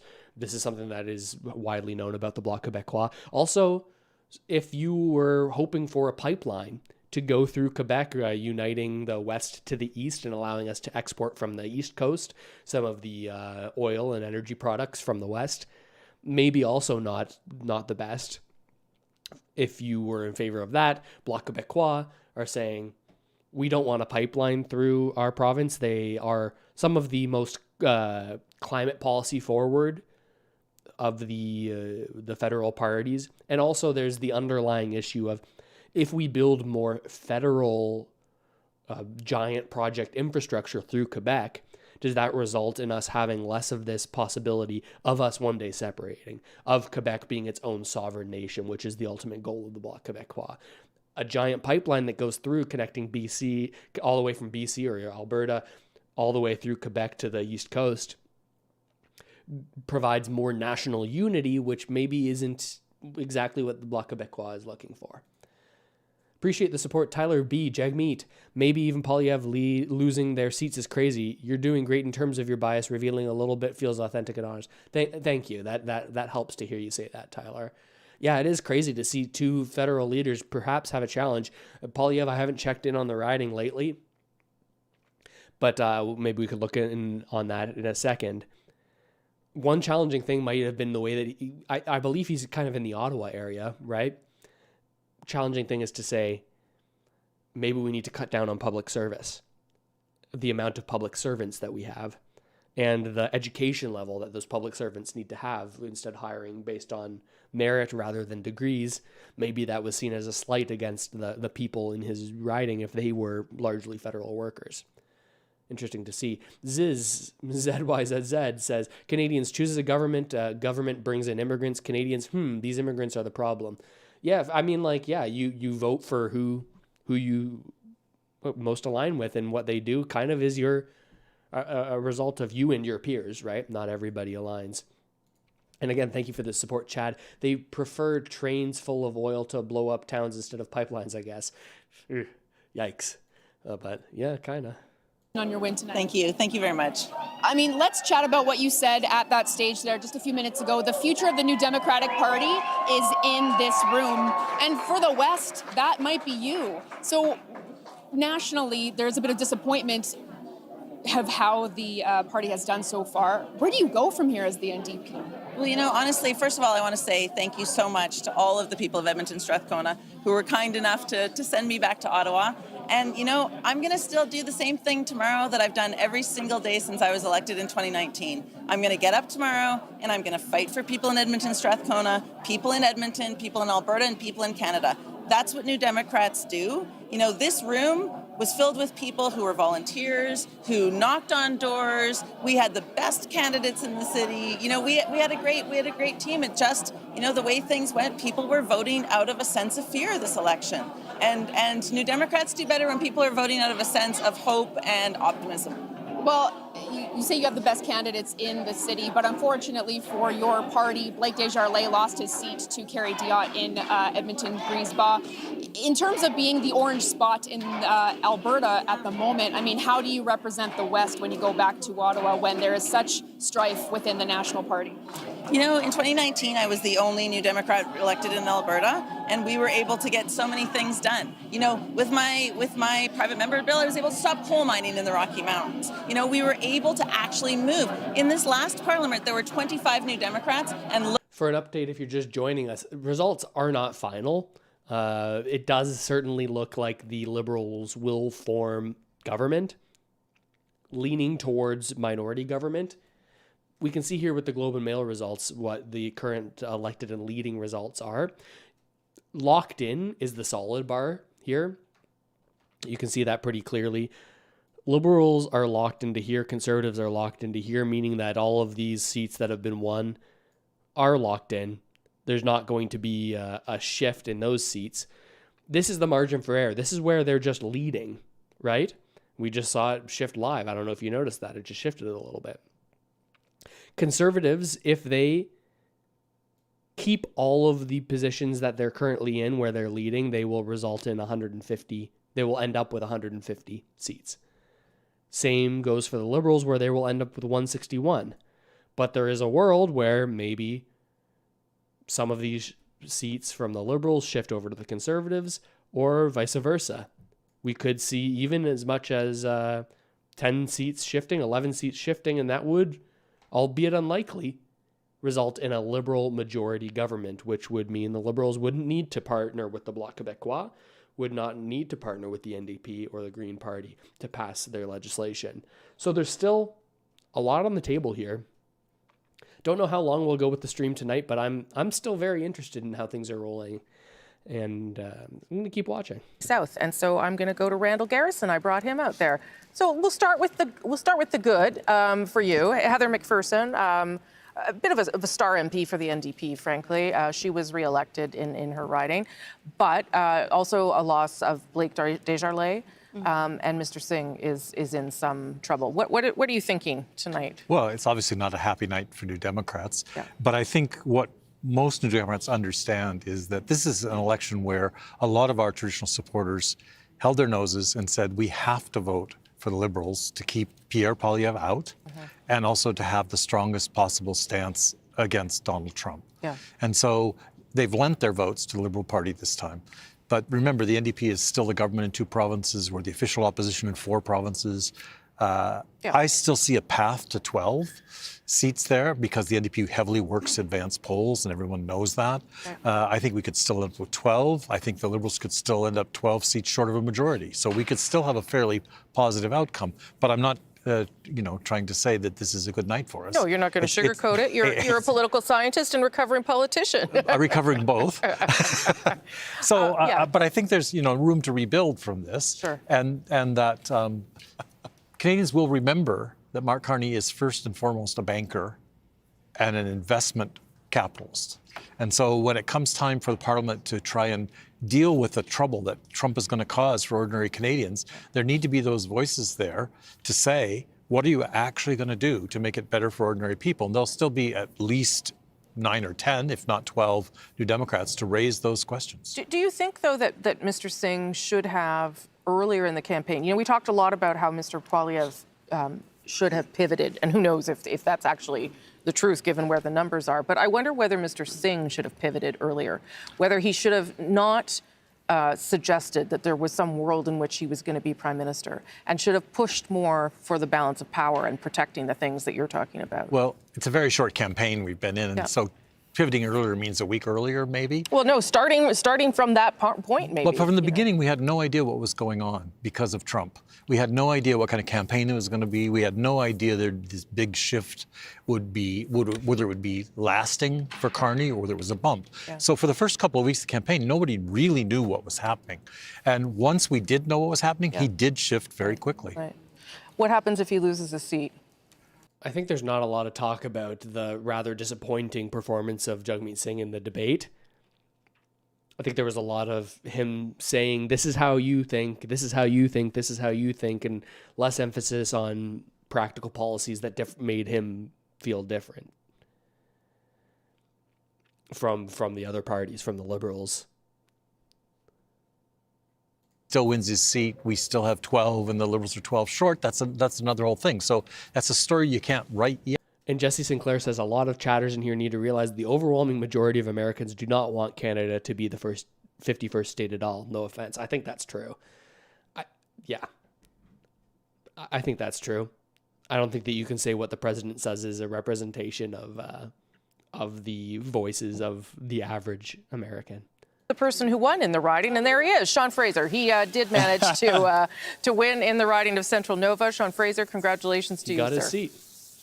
Thank you so much. We get to be together on election night anyway, Rosemary. Okay, so it turns out that idea to not retire and spend time with your family worked out for you here. How are you feeling about that? He'll likely be a cabinet minister. I'm feeling really good about the path ahead. Obviously, it's an invigorating experience to be successful in an election, to have the privilege to represent your community in the House of Commons. My family's actually really excited. We were all together earlier this evening watching the results come in, and this is an incredible opportunity to continue our service. Yeah, and I'm totally teasing you about that. But what do you make of what the numbers are so far and the fact that this has been a two-party race throughout this election campaign, and that is reflected here tonight, and we don't know exactly how this is going to end. You are forming government. Mr. Spanky, that is a naughty comment. Yeah, look, I'll reserve judgment on the final numbers that come in, but the results we're seeing tonight reflects my experience on the doorstep over the course of the last number of weeks. People were faced with a very clear choice. Who was best to represent Canada in defending Canada, standing up to the threat that we're seeing coming from south of the border? People have very different views as to the appropriateness of one party or another, but that's what elections are all about. More than any election I've been a part of, this was a very clear choice with a clear issue, and thankfully, locally and nationally, the voters have made the choice that I think was the right one. Right, but still not. I realized that the bar, 3 months ago was let's just survive. But as the election went on, it seemed like the bar was let's try and get to a majority. Could still happen, I suppose, but I think it's getting increasingly less likely. A minority government, is that something that you think Liberals can deal with and work with going forward with Mr. Carney if that's where we end up? Well, look, I anticipate, and you got to keep in mind that the future of the government is not up to political parties, but it's up to Canadians. The Canadian people. Chad, you're right. Alberta is larger than the largest state. A lot of valuable resources in that province. Those of us who get elected to work across the aisle as much as possible to ensure that we implement the kinds of policies that are going to serve the Canadian people and the way the Canadian people see fit. If not, you may find ourselves back in an election. But in the meantime, I think we're going to have an opportunity to work in a cross-partisan way to try to defend Canada's interests, in particular in the face of threats from Donald Trump and the United States. And tell me, do you think it is possible for the Liberal Party to work with the Conservative Party? We were discussing it with the At Issue panel. I mean, it just seems, given the way the election unfolded and how difficult Mr. Poilievre was before the election in terms of how he confronted the Liberal government, I don't know how that works going forward. Do you see a path for people to work together in the face of Donald Trump? The CBC production value. Look, it may depend on the specific issue. Obviously, sure. One of the things that I heard on the doorstep and something that reflects my experience. I want to move around here in terms of coverage. Let's check in on some of the independent media that we haven't seen in a moment, if they're still live, and how they're talking about things. % of the popular vote at this point, which again, I've said this several times, but that would have been enough to win any other election in any other circumstances. So, with good reason that they were feeling good. And still, I mean, it's so close at this point, Waleed, that it really will come down to how they will form a coalition. Have you had any other interesting conversations with Conservative supporters? Anything else that you're hearing on the ground there? Well, we've heard from quite a few supporters, a very, very young, energetic room, actually. A lot of people closer to my age and people that really believe that they had a chance at winning and that now they're looking at possibly changing plans for their future, looking at housing as a mainstream issue among the young demographic. We covered this previously on our report on the difference of priorities between older and younger voters, housing versus Trump. So I definitely got the sense that the room was a very good mix between young and old across the country, frankly. But I also do know, I heard personally from people like Goldie Gomari, who held a seat before with the provincial Conservatives, that they believe in the leadership of Pierre. Maybe this is not the result they want. Yeah, that's something that I'm curious about that he brings up. I'm curious about that. Over time now, if we see that the Conservatives have had the young vote, does that make each following election now more challenging for the Liberals? Especially if there's not a looming threat of Donald Trump. Does it make it more challenging? Or are we in a world where people are not so tied to their votes of previous elections and will make that decision based on the policies of the day? I'm curious about that. So I'm looking at it right now. He's down by about 1,100, almost 1,200 votes. That seems to be a margin that has sort of solidified in that riding. My guess is that all of the advance vote has now been counted. And so what we're going to see now come in is election day vote. We're at 64 of 266 polls reporting. So actually there's still quite a few polls that have to come in, but not sure how much vote is out there. I think it's going to be very close. It's pretty clear to me that in that riding, the NDP essentially collapsed their vote to the Liberal. You can also wonder if potentially all the reporting about Pierre's seat being in danger caused some NDP voters in that riding to vote strategically in a way they may not have if they had thought that Pierre was going to win that riding easily. Interesting. Let's swap back. It seems like not trying to position himself as some kind of political genius. I believe David. Oh, look, Doug Ford just went through an election. I have differences of opinion with him. I don't like how he's managed healthcare or education, but out of respect, we didn't say anything. Yeah, you're absolutely right, Tyler B. Also, percentage share difference is even closer by only 0.8%. That's, popular vote. very, very close, if I believe that's what you're referring to. I think federal party, we didn't get in his way. When it was our turn to run an election, he couldn't stay out of our business, always getting his criticisms and all his opinions out, distracting our campaign, trying to make it about him, trying to position himself as some kind of political genius that we needed to be taking cues from. Was it him specifically? Was it his campaign manager, Corey, tonight? Do you see Doug Ford as a problem for the federal party in the outcome of this race? I see Doug Ford as a problem for Ontario and for Canada. I think he's not doing a great job in running this province, and now he's trying to exercise his influence over other levels of government, and it's not like this guy is doing anything particularly well. I mean, you did used to work for him. I did. I'm speaking from experience. I tried to fix problems in this province, and he kept getting in his way and all his goons around him all the time. They wouldn't make anything better, and now we're seeing him because this guy's a political genius because he beat Bonnie Crombie and Stephen Del Duca, and now we got to sit around getting advice from him? No. He has taken the provincial Conservative Party and turned it into something hollow, unprincipled, something that doesn't solve problems. He's glad-handing with Chrystia Freeland, having coffees and lattes with Mark Carney. And I'm sitting here saying we need to be fighting for change and something new and something different, not being a hype man to the Liberal Party. Somewhat interesting. Christian says the legalization of MAID will also accelerate the decline of the boomer Liberal voting base.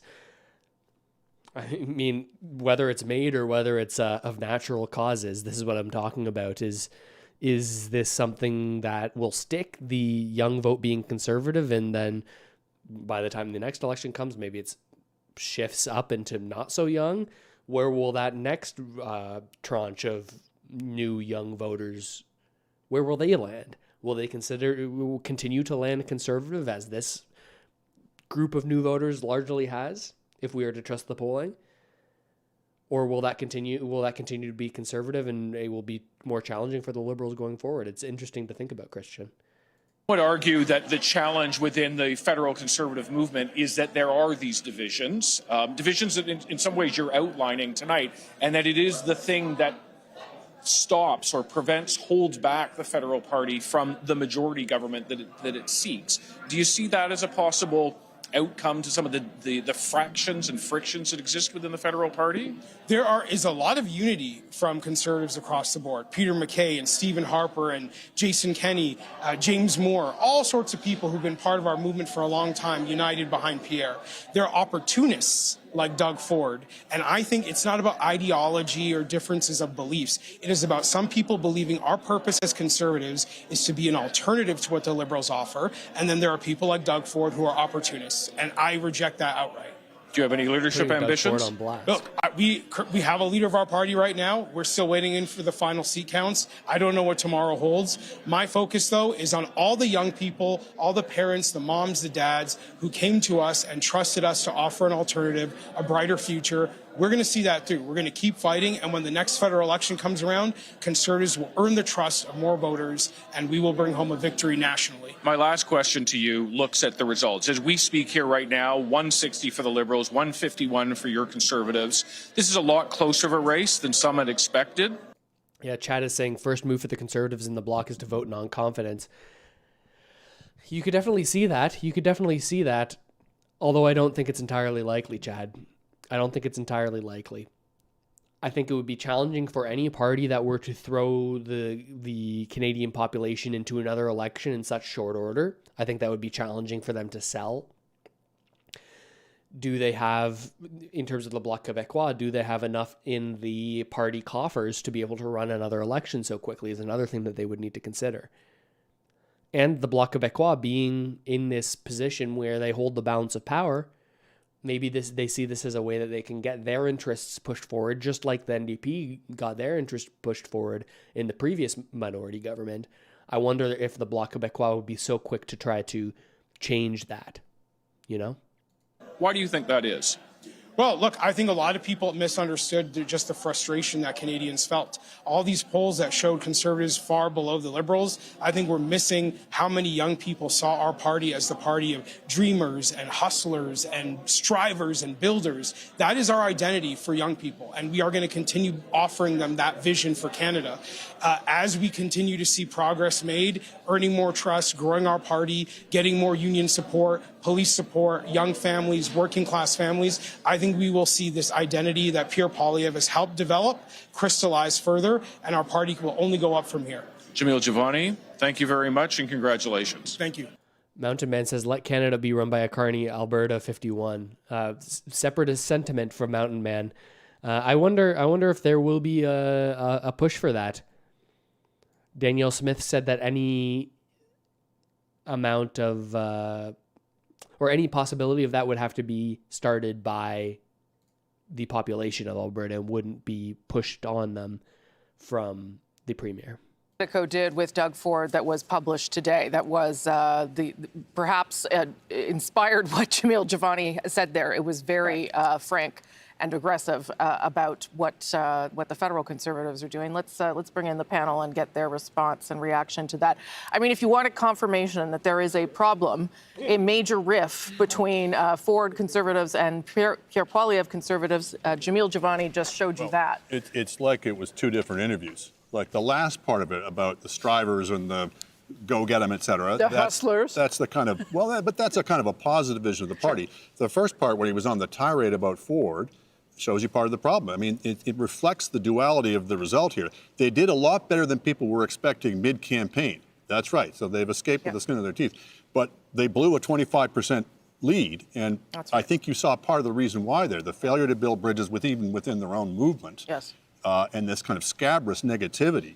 I mean, you know, people talk about, oh, well, it's only because the NDP vote collapsed. A big part of the reason the NDP vote collapsed was Pierre Poilievre's leadership and the specter that he presented to, at least to progressive voters. Yeah. When conservative leaders are scary, NDP voters are more likely to listen to the Liberal siren call of you have to vote with us. Yeah, and the favorability for Pierre Poilievre never improved. In fact, I probably did the opposite through the polls, Chantal. But if you're going to run possibly a fragile government, it's good news to hear this interview because you know the Premier of Ontario will continue to be working with you as the Liberal Prime Minister of Canada. That's right. And in the end, Chad says the plebiscite for the Alberta separation will happen. I doubt they will get to 50% plus one. Okay, so you think that there will be some sort of action, but just the vote won't go through. That's interesting. I'm curious to hear from all the Conservative leaders, Daniel Smith included, on exactly what happened here. Carlos says, love the vids. With rising inequality, don't we need true working class solutions? Pro-worker talk is cheap if they don't govern/vote that way. I'll say. I think that there's a big divide between the average Canadian and the average politician in the way that they act and the way that they vote. I think there's a lot of talk about policies that will help the average Canadian or the aspiring Canadian. There's a lot of talk about the way these policies will build you up, but ultimately the economic policy at the end of the day tends to benefit asset holders, people who hold stocks, people who hold real estate, people who hold assets like these, rather than savers, rather than people who are living paycheck to paycheck and can't afford to put money aside to invest. I agree with you, Carlos. I agree with you. And Colin Jenkins says, let me pull this up. And thank you for the support. I appreciate it all. And thank you for choosing to watch the election night with me tonight. I appreciate it. Colin says, is Canada just too spread out? I've been hearing for years about how the West is so different than the East. I wonder what would happen if each province became its own country. Would it end up being better or worse? It's an interesting sentiment, right? We heard Yves-Francois Blanchet, the leader of the Bloc Québécois, say something along these lines just a couple of days ago. Like, Canada is not the tightest nation, right? We've got a lot of different interests in different places. We got Alberta in the energy industry. We've got Ontario in the Laurentian elite ideas, right? We got the Quebec and an entirely different culture. Are we stronger together? Are we stronger apart? I would tend to think that we can serve all of our interests best when we have such a large population and a larger economy than we would separately. Less squabbling between each other than perhaps we would if we were independent nations, but who knows? Who knows? To be a chastened leader at this point. He threw away a 25% lead, and it's because of things like that. And if he doesn't learn from this experience, then he's going to reap all he sows. He still, though, I mean, if these numbers hold, the last vote was at 128. He's 150. He may hold the Liberals to a minority. I mean, that will protect his leadership potentially, right? Yeah. The first question, will he be in the House of Commons? Yes. Because I keep looking at those results in Carleton, and I'm waiting for them to find the stack of votes that puts him back on top. Yeah. There are still lots of polls in Carleton that have not been counted. But he has not led that race yet. Oh, he is significantly behind. It's not a close race at this point. Yeah. Jason Kenney, we snuck Jason Kenney in there because I also heard Jamil Javani say your name as someone who is a conservative that he likes and points to as someone who is able to bring people together. What did you make of that? And there is obviously a problem here between Ford conservatives and Poilievre conservatives, and I don't know if it matters, but there's some deep animosity. Well, there are certainly some personal differences, and to state the obvious, I have a firm grasp of the obvious. By which I mean, I think this is actually much more personal than it is ideological or factional. Okay. Every party has certain issue factions and personality factions. In this case, there seem to be 2 or 3 personalities that have really ramped up what I think is an unnecessary conflict that simply needs to get resolved. Yeah. And, I know Jamil, for whom I have enormous regard. He's a incredibly talented a guy with an amazing story. Yes. He has a particular series of grievances. And I just, none of this should have been in the public domain. Let's put it that way. No, for sure. And I agree there should have been earlier efforts to engage get those relationships well settled much earlier. But it's not like there's a huge rift. Most of the people going door to door for federal Conservative candidates in the last 5 weeks were going door to door for Doug Ford's candidates a few weeks before that. And you know what? The Ontario PC critique has been that Poilievre's team doesn't know how to win in Ontario. He's right now over 45% of the popular vote. Mr. Ford won 43% of the popular vote earlier this year. So the federal Conservative campaign is getting a better result, a larger total raw vote count, and a higher share of the popular vote. Yeah. That's nothing to sneeze at. And I think so a little bit of everybody has to put some water in their wine and put the best interests of the country first. Yeah. And maybe the common interests of partisan conservatives somewhere in there as well. Yeah, I mean, I think if Pierre Poilievre had called Doug Ford right from the get-go, the same way that Mark Carney did, he went and had breakfast with him, it probably would have helped. Whether it matters at this stage, I don't know. Well, remember, it's not just Poilievre versus Ford. It's Poilievre versus Tim Houston in Nova Scotia. Yeah. And it seemed like there were a series of candidates who looked like they could be perfectly acceptable and presentable candidates for the party who just didn't fit in with the Poilievre clique. Yeah. I mean, Mike DeJong in BC, why was he not allowed to be a candidate? So, it's one thing, you can have a tent that's too broad and you lose all definition and you don't stand for anything, but you can have a tent that's too narrow and you just wind up defeating yourself. Okay, I want to go to Conservative Party headquarters, if we can. Maybe, possibly. Much, Anne-Marie. Lots of things to keep our eyes on. That's just a look inside the room where, that's what it looks like when you have not won an election and you're waiting to see more. Let's go to Kate McKenna, who's, I imagine, been talking to people and getting a sense of how people are feeling in that room tonight. Kate, yes, they haven't won, but it does look like they have improved over what they got in the last vote. But tell me what people are telling you. Well, what your guest just mentioned about the federal Conservatives doing better in Ontario than the provincial Conservatives did, that's something that the campaign has been going around talking about. That's something that is very much being discussed in this room. And yes, they are losing. They're aware that they're losing. However, they're happy. Well, I wouldn't say they're happy, but they're encouraged by their gains that they've made. They're encouraged by the amount of popular vote that they're getting. But that's hanging in this room is that Pierre Just Poilievre muted has the not live won stream when I his was seat trying to yet. mute In my fact, mic he and appears just to be gave you a trailing pure in burp his into seat. the We are mic. hearing that he is set That to was talk something. in a few minutes, but they did play the Jamil Giovanni interview here. At the same time, obviously, it was on the CBC broadcast, and there was a lot of applause in the room for the things that he was saying. There was a lot of hollering and cheers for the people in this room who feel that Doug Ford's interventions in this campaign were not helpful, and they did not advance the Conservative cause in this very competitive election. So this ongoing rift appears to still be taking place within this party, and we'll be watching to see how it manifests over the next few days. Okay, Kate McKenna, thank you so much for that. I'm going to now go to Ian Hannah-Mansing, who's got some results. Ian. Yeah, well, let's take a look at Greater Vancouver and see how the NDP are doing there in terms of seat change, first of all. So let's swap over. It seems like Jagmeet Singh has lost his seat.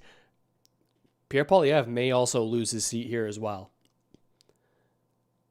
That was a pretty significant interview with Jamil Giovanni, friend of J.D. Vance in the States.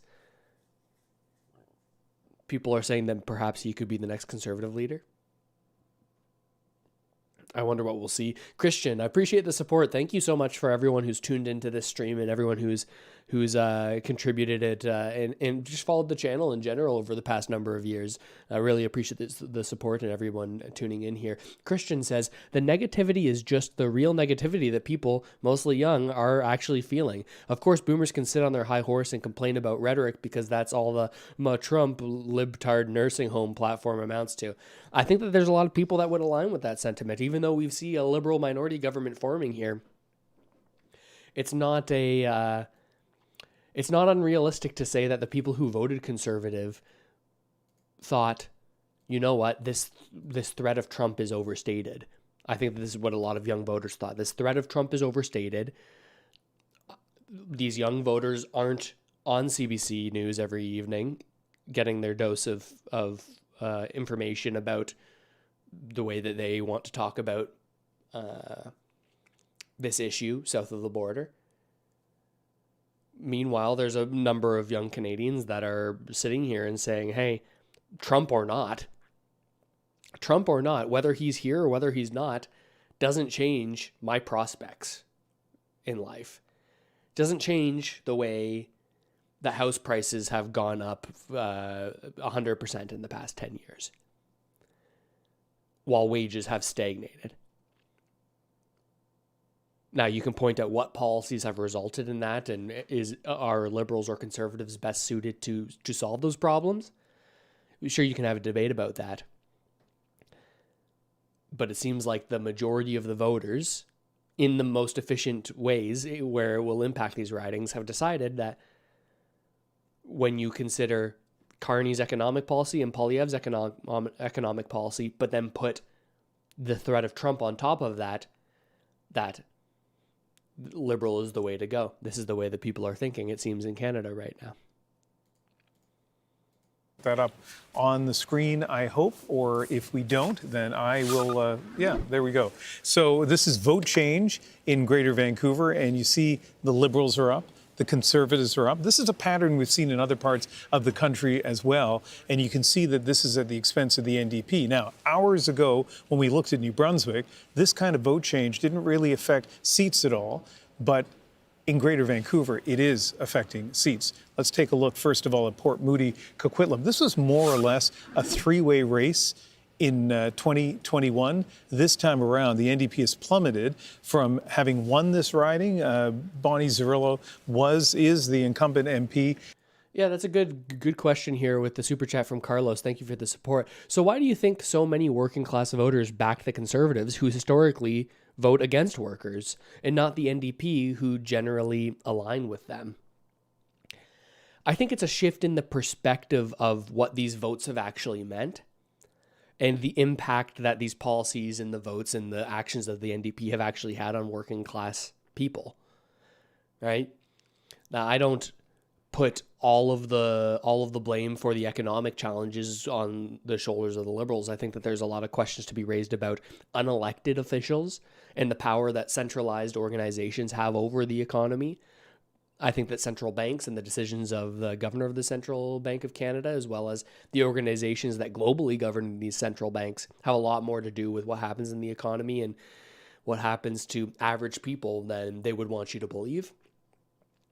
But I think that in this situation, a lot of NDP people who were like workers first, unions first, stopped and said, well, I just saw the NDP support the Liberals for so long, and I don't agree with the way the Liberals have handled things. So maybe that makes you lose a little bit of faith in the NDP, who traditionally have been a union worker party, shifting and saying, hey, you know what? They might have gotten some pharmacare introduced. They might have gotten some dental care introduced. Maybe I didn't see that personally. I have a job where I make over $80,000, so I'm not going to get any of the benefits that the NDP are saying they're bringing. Where is the strength for unions? Where is the strength for wage gains for workers? I think that maybe those messages that would have been stronger in the past from the NDP maybe weren't as strong this time. That's a great question. As leader and leader of the opposition, he will have overwhelming support to do so.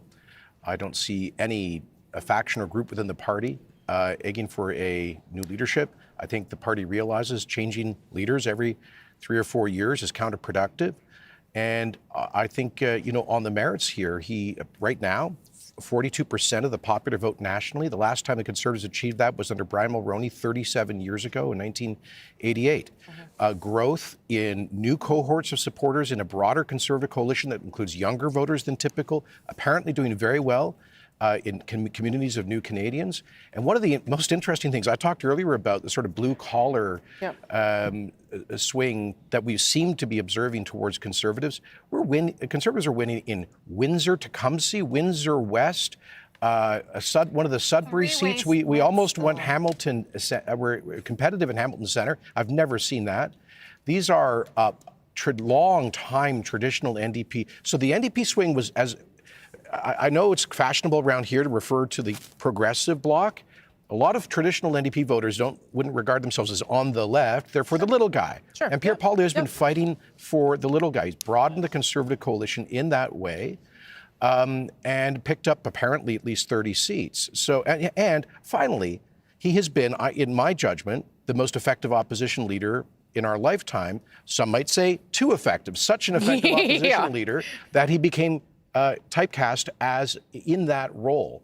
And he also got rid of the very things that were going to help him, Justin Trudeau and a carbon tax. I mean, that was his own success brought that to him as well. More than that, look, I mean, I heard my friend Arif here dismissively referring to Mr. Poilievre's 3-word slogans. Look, he created the issue matrix that has been dominating Canadian politics for the past 2 years around affordability, the cost.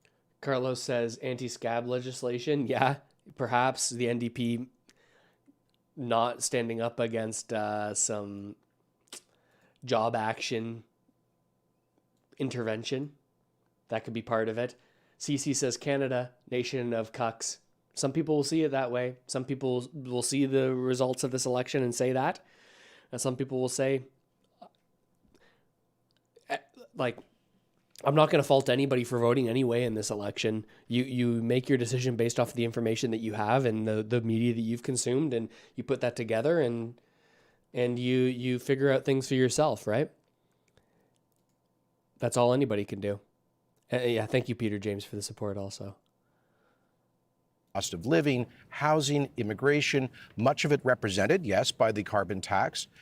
He's also taken some principled and courageous positions. I think he took on the Liberals on their class warfare baiting on the capital gains tax increase. I believe he's the only leader who in French and English pointedly opposed the Quebec Bill 21 law against religious symbols in Quebec. Did somebody else? Don't go there. No. He didn't. He actually has fudged whether he would intervene in the Supreme Court on it. So I heard his clear opposition to it. So my point. He says he's opposed to it, but he doesn't say what he would do about it. I think he ran a substantive campaign. He set up the issue set. He helped to defenestrate Justin Trudeau. and he's got the best result for a Conservative leader since 1988. Okay, and I take all those points, and they're excellent points, and I'm going to let Jagmeet Singh speak in a moment, except that wasn't the bar. The bar was 25 points ahead, and you were going to form government. And you're telling me no one in the party is going to be angry with him? Oh, there's going to be a desire for sure for a retrospective. And I think any leader after this circumstance should show some humility, should take a step back. And I think the important thing is, does a leader have the ability to learn and to grow? I think we've seen him modify his tone, his approach, his issue focus over the past several months. I think that demonstrates such an ability. He'll have to demonstrate that to the party, but I don't see anybody gunning for his job.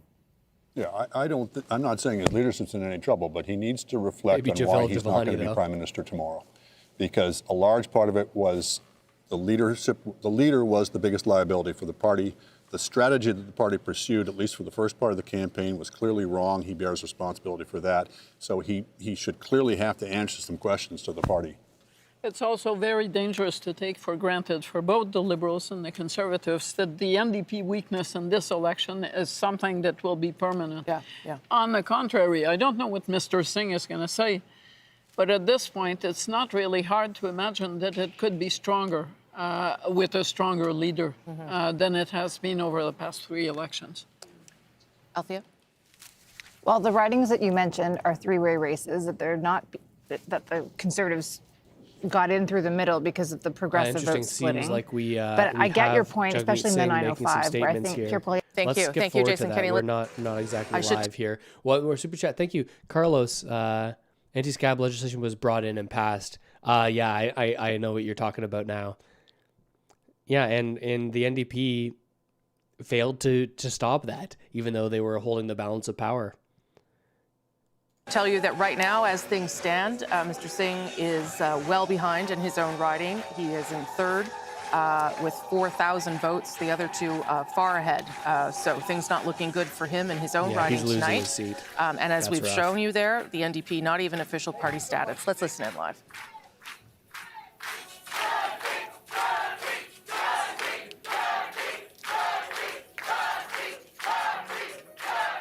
Bring back Jack Layton. Thank you, thank you, thank you.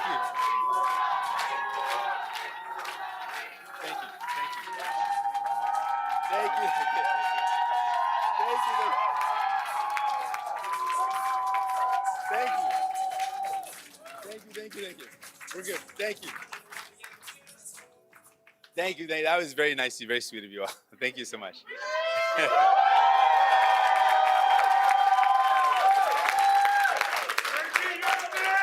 You're gonna get me all choked up here, guys. Gotta keep it together here, folks. My prediction is that he comes out and says,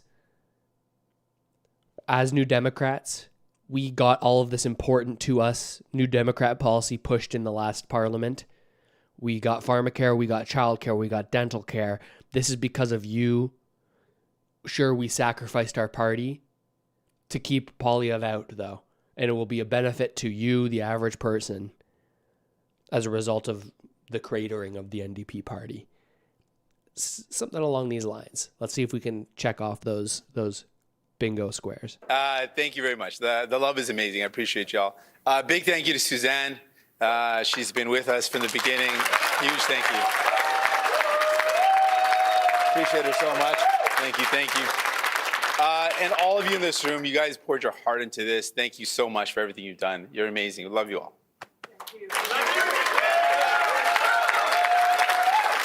And I know in election parties, night parties across the country, people are gathered. I want to thank them all for all their hard work. They're amazing people gathered together across the country. I want to take a moment to congratulate Prime Minister Carney on his victory. He has an important job to do, to represent all Canadians and to protect our country and its sovereignty from the threats of Donald Trump. Tonight and every night, all of us here, we're on Team Canada. We want Canada to thrive, and we're going to continue to fight for Canada.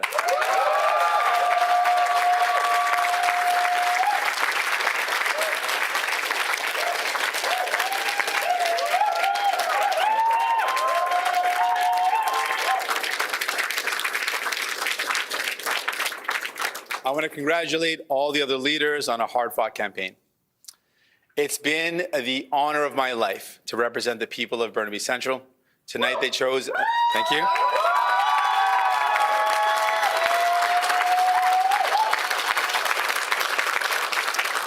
Tonight they chose a new member of parliament, and I wish them well as they continue to work hard for this community. Obviously, I know this night is a disappointing night for New Democrats. We had really good candidates that lost tonight. I know how hard you worked. I spent time with you. You're amazing. I'm so sorry you're not going to be able to represent your communities. I know you're going to continue to fight for them. I know on how many doors you knocked, how many family dinners you missed, how many nights your kids went to bed without you there to tuck them in. I know it was a tough sacrifice, and I just want to thank, and we can get a round of applause to every single candidate that ran for us. Thank you. Even when they're told that there's no room for them at the table.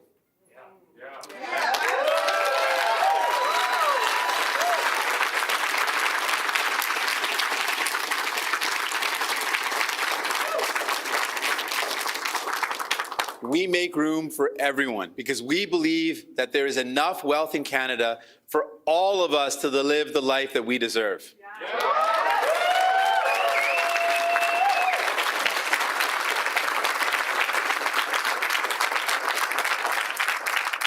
Honestly, I got to avoid making eye contact with certain people because then it's going to get too emotional up here. So I just made the mistake of doing that, so I'm going to look away now. You know who you are. Don't look at me again. Almost 8 years ago, I was elected the leader of this incredible party, this incredible movement.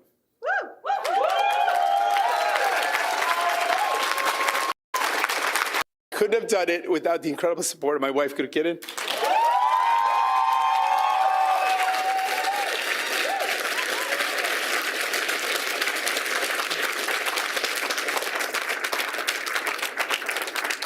She has been my rock. She's been my foundation. For the past couple of years, I've been regretting that I didn't thank her on the night of the last election. So this is my opportunity to make up for it. She has literally been my rock. I couldn't have done this without her. She's backed me up and supported me.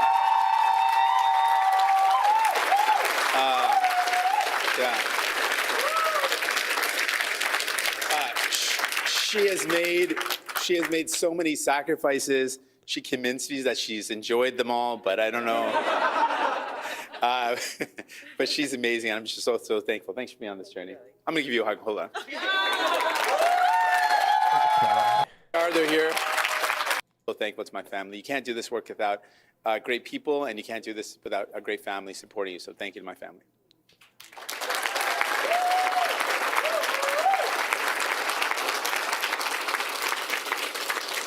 I'm spilling my water and everything. It's getting a little bit, trying to be graceful here, folks.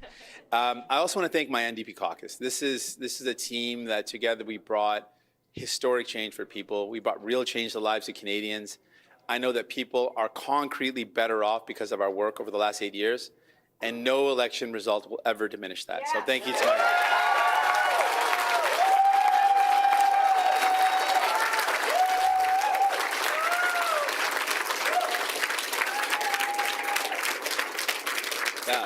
my caucus, honestly, I'm so thankful to them all. We did some incredible work together. Seriously, every one of you, thank you from the bottom of my heart. And I might break down this part too. Forgive me if I do. I can only do this, and we can only do this work because of a great staff. And y'all just poured your heart into me, into the work that we did. So.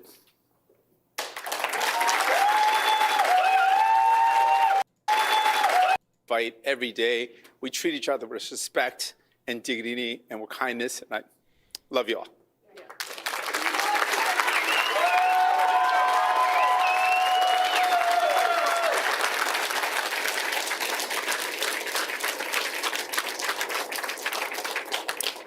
All right. We're almost there, folks. I got a couple other things I really want to get off my chest here. One other thing is, nothing's too spicy, it's just good stuff. I often speak about something my mom taught me. It's a Sikh teaching of Chardi Kala. And this is something fundamental to who I am. And it means, the words break down, Chardi means rising and Kala means spirits. And it's something that it captures a big part of who I am. And it's the idea that in the fight for justice, in the fight for fairness, in the fight that we fight, we want to have optimism in the face of struggle. We want to have a defiant optimism. It's like this eternal resilience. And this is the spirit that I carry tonight. Obviously, I'm disappointed that we could not win more seats. But I'm not disappointed in our movement. I'm hopeful for our party. I know that we will always choose hope over fear and optimism over despair and unity over hate. New Democrats literally built this country.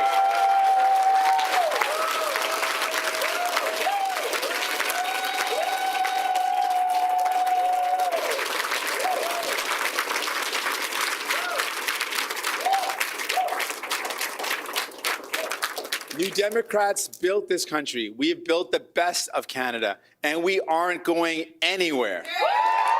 Thank you so much. Love you all. You're amazing. Merci infiniment. Appreciate it so much. Appreciate you all so much. Thank you. You're amazing. Love you all. Every one of you. You're amazing. Thank you. Thank you. Thank you. Okay, that is Jagmeet Singh. Conceding, first of all, his own riding of Burnaby South, where he continues to be in third place, and announcing that he will step down as leader as soon as a new interim leader can be chosen. He was the leader of the NDP since 2017. Marina von Stackelberg is in the room there. Marina, obviously a very emotional room, and I must say, a very gracious speech by Jagmeet Singh tonight.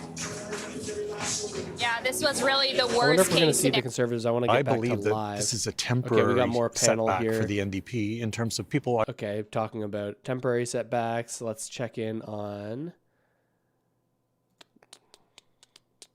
global. I'm curious the to see balance if of we power, do hear and I can tell you, anytime from the you heard tonight. from the speakers here the words "balance of power," there was a big cheer that we heard tonight. Donna, well, Mike, did he talk about who he's prepared to work with? not at all, and it's interesting. I mean, we've heard from him in recent weeks where he's talked about Mark Carney being parlable, somebody that you can speak to. I don't know how much attention it got outside Quebec, but at the debates, Mark Carney gave Yves-François Blanchet his cell phone number, and that seems to be. That was something that... Yeah, what they're saying here does make a lot of sense. It really seems like the big winners here, apart from the Liberals forming minority government, they would have liked a majority government, but it seems like the big winner here is the Bloc Québécois, because whether they work with the Conservatives or the Liberals, they will be the ones that get the most influence here, holding the balance of power, being the ones that determine whether or not any confidence votes actually go through, if we're plunged into an election, and they'll have a lot of cards to play in this next session of Parliament. That is for sure. Mike Armstrong in Montreal at the headquarters of the BQ. Thank you. Just looking at some of the numbers, there are still 12 races where the spread between the first two are less than 1%. I was looking to see in terms of where the Liberals are right now. They're in second place in some of those, in 4 of those races. We're going to see Pierre Poilievre concession speech, it seems. Just didn't mean to interrupt you, Eric. We're just watching Pierre Poilievre arriving at his headquarters with his wife, Anna. Maybe while he's waving, because he may not talk for a second, if they can put up for a split second what's happening in Carleton. Yeah, I haven't seen the latest on his riding. Is he in position to win? He's going to lose his seat. It's been pretty steady. That's more than half the polls reporting now, and Bruce Fanjoy has held onto about That's a not 5 or 6 point lead most of the night. Prospects of holding power. Like 2,200 votes right now that he'll have to make up. Yeah. All right. Thank you, listen everyone. in. Dear Canadians, dear fellow Canadians, thank you. Thank you, dear fellow Canadians. I love you too. I love you too. Thank you, thank you, thank you. It's with profound gratitude that I stand before you today at the moment of this historic election. Because only in Canada could the story that Anna and I bring to the stage be possible. Adopted son of school teachers and a Venezuelan refugee. Stand on this stage in front of our proud country, offering ourselves up to serve for the future. After millions of people have shown up and marked their X, spoken their voice, and exercise their democratic rights. We could not be more proud. We could not be more grateful for the opportunity the Canadians have given us.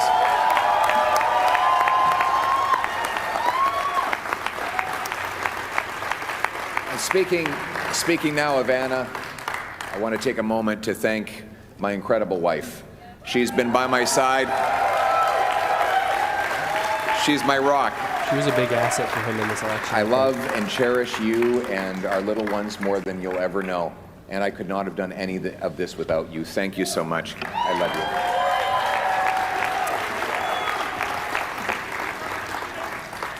you. Now, my message to Canadians.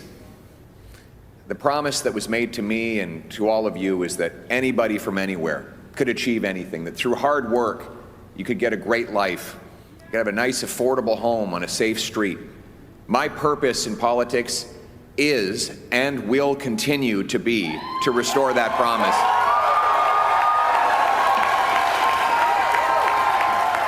Interesting. Hard to lead if you don't have a seat. You might still get it.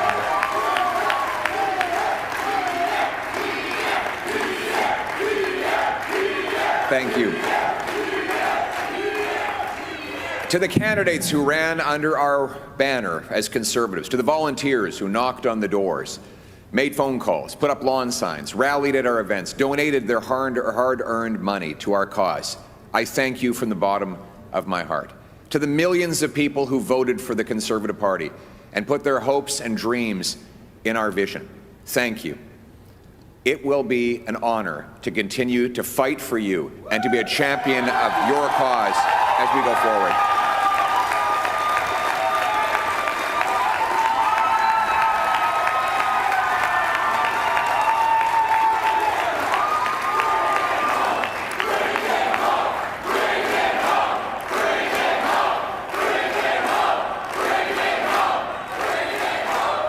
Ça serait un grand honneur is kind of a gut punch, I'd imagine. To carry on fighting for you.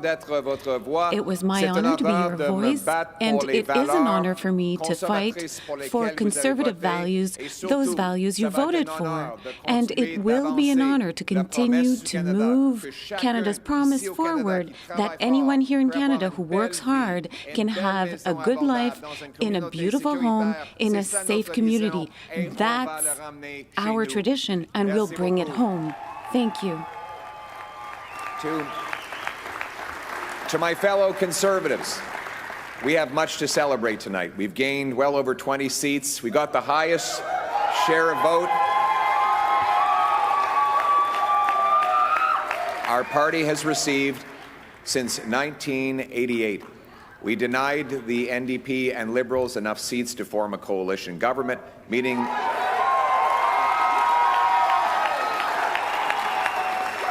and we did all of this in a very difficult environment.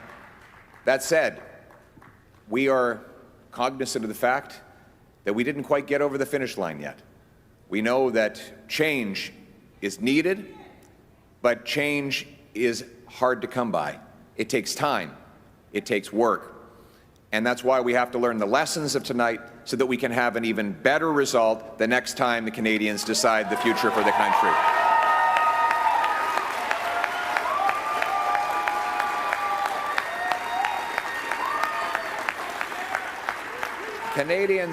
Canadians have opted for a razor-thin minority government, a virtual tie in the vote count. So I would like to congratulate Prime Minister Carney on leading this minority government. We'll have plenty of opportunity to debate and disagree, but tonight we come together as Canadians. We will do our job. Yes, we will do our job to hold the government to account. But first, we congratulate people from all political backgrounds on participating in the democratic process. And as I said, while we will do our constitutional duty of holding government to account and proposing better alternatives, we will always put Canada first as we stare down tariffs and other irresponsible threats from President Trump.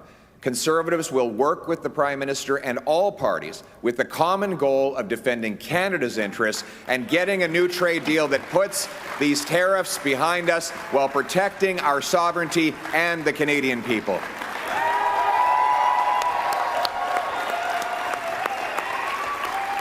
I want to thank my Conservative team, my caucus, my members of the Conservative staff and others who've helped reshape the entire political landscape in this country. Conservatives have achieved major breakthroughs tonight. We brought in record support from blue-collar and unionized workers, youth, new Canadians. We gave voices to countless people across this country who've been left out and left behind for far too long. We won the big debates of our time on the carbon tax, on inflation, on housing, on the drug crisis, on crime. Conservatives have been leading the debate, and we will continue to put forward the best arguments to improve the lives of our people right across this country. But we will not stop there. Every single day, our Conservative caucus and I will be holding the government to account on behalf of the millions of Canadians who believed in the message of change. En tant que parti, as a party, we have expanded our support, and every day the Conservative caucus and myself will work in Ottawa to keep the government accountable on behalf of millions of Canadians who voted for real change. It's been my honor to go across the country to speak to thousands of people who shared their concerns and their Everywhere hopes. I went, hardworking people took precious time out of their day to tell me about their struggles, their pain, their fears, but also their hopes and dreams. Welders and waitresses, farmers and factory workers, seniors, small business owners and single mothers, young Canadians and young families pleading for the chance to own a home, parents who worried that their kids would never be able to move out of their home, grandparents who saw their grandchildren suffering from the shortfalls of our economy, and countless others who are afraid to go outside because of the rising wave of crime. All of these stories touched my heart and gave me inspiration to work towards something better. These people continue to need voices, and I will continue to fight for them every day, and every day we will never give up on fighting for the Canadian people.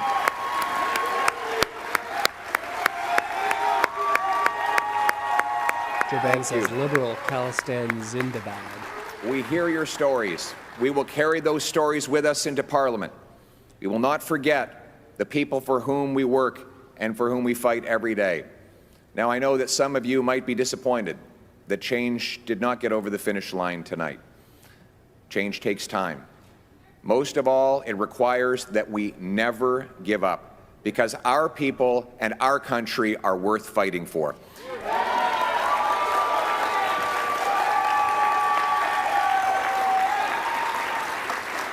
Je vous ai entendu. I've heard you, and I took your stories with me throughout the entire campaign, and your stories will stay with me whilst I fight with my team to defend you and to move your interests forward.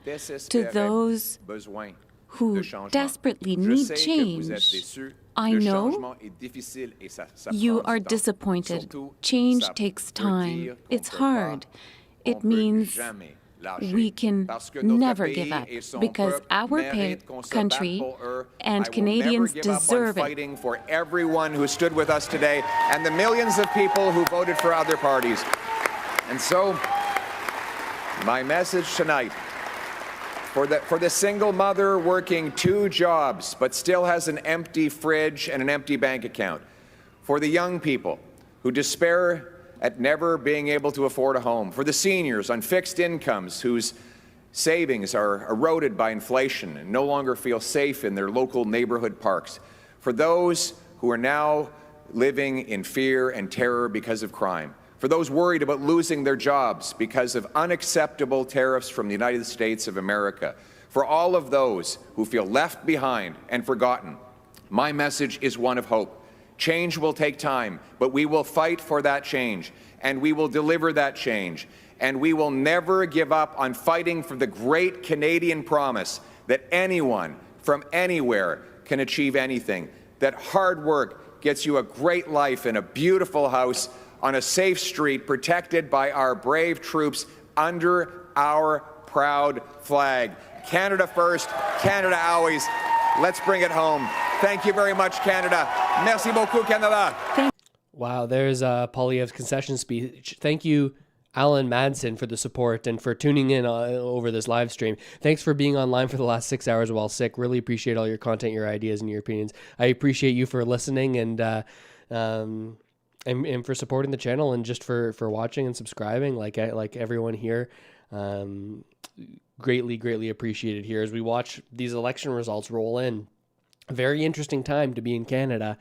You got to hope, regardless of what result you wanted to see, whether you're ecstatic tonight or whether you're depressed tonight. I would say it's never as good. I've said this before tonight. It's never as good as it seems. It's never as bad as it seems.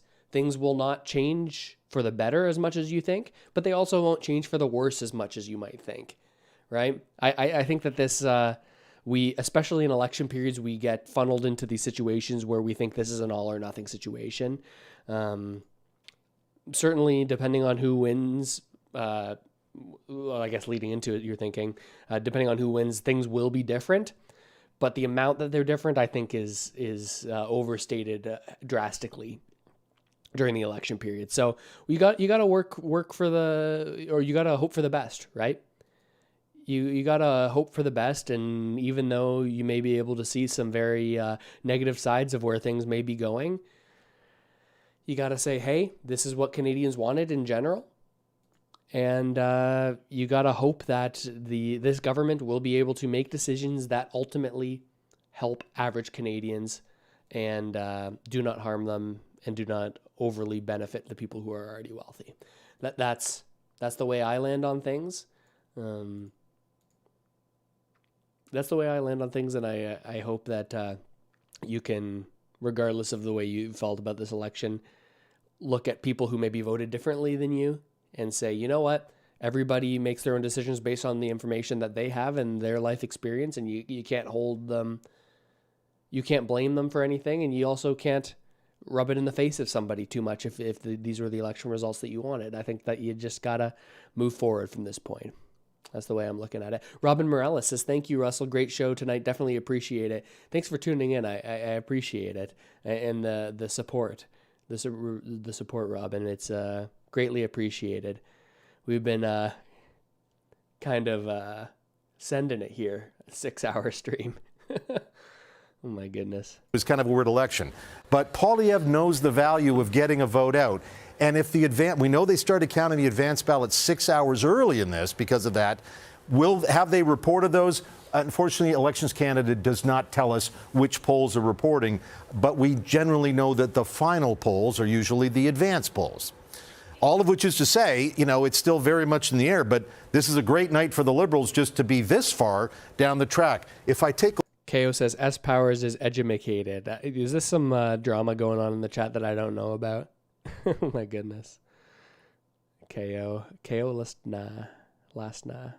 Loses that riding. Where does that leave him? You're if allowed he's to think still whatever you want in this very chat. good question, of the Doc. party, then he can't sit in the House of Commons, right? He cannot. Now, there's been strange situations in our political history. William Lyon Mackenzie King, 22 years as Prime Minister, longest serving PM, lost twice.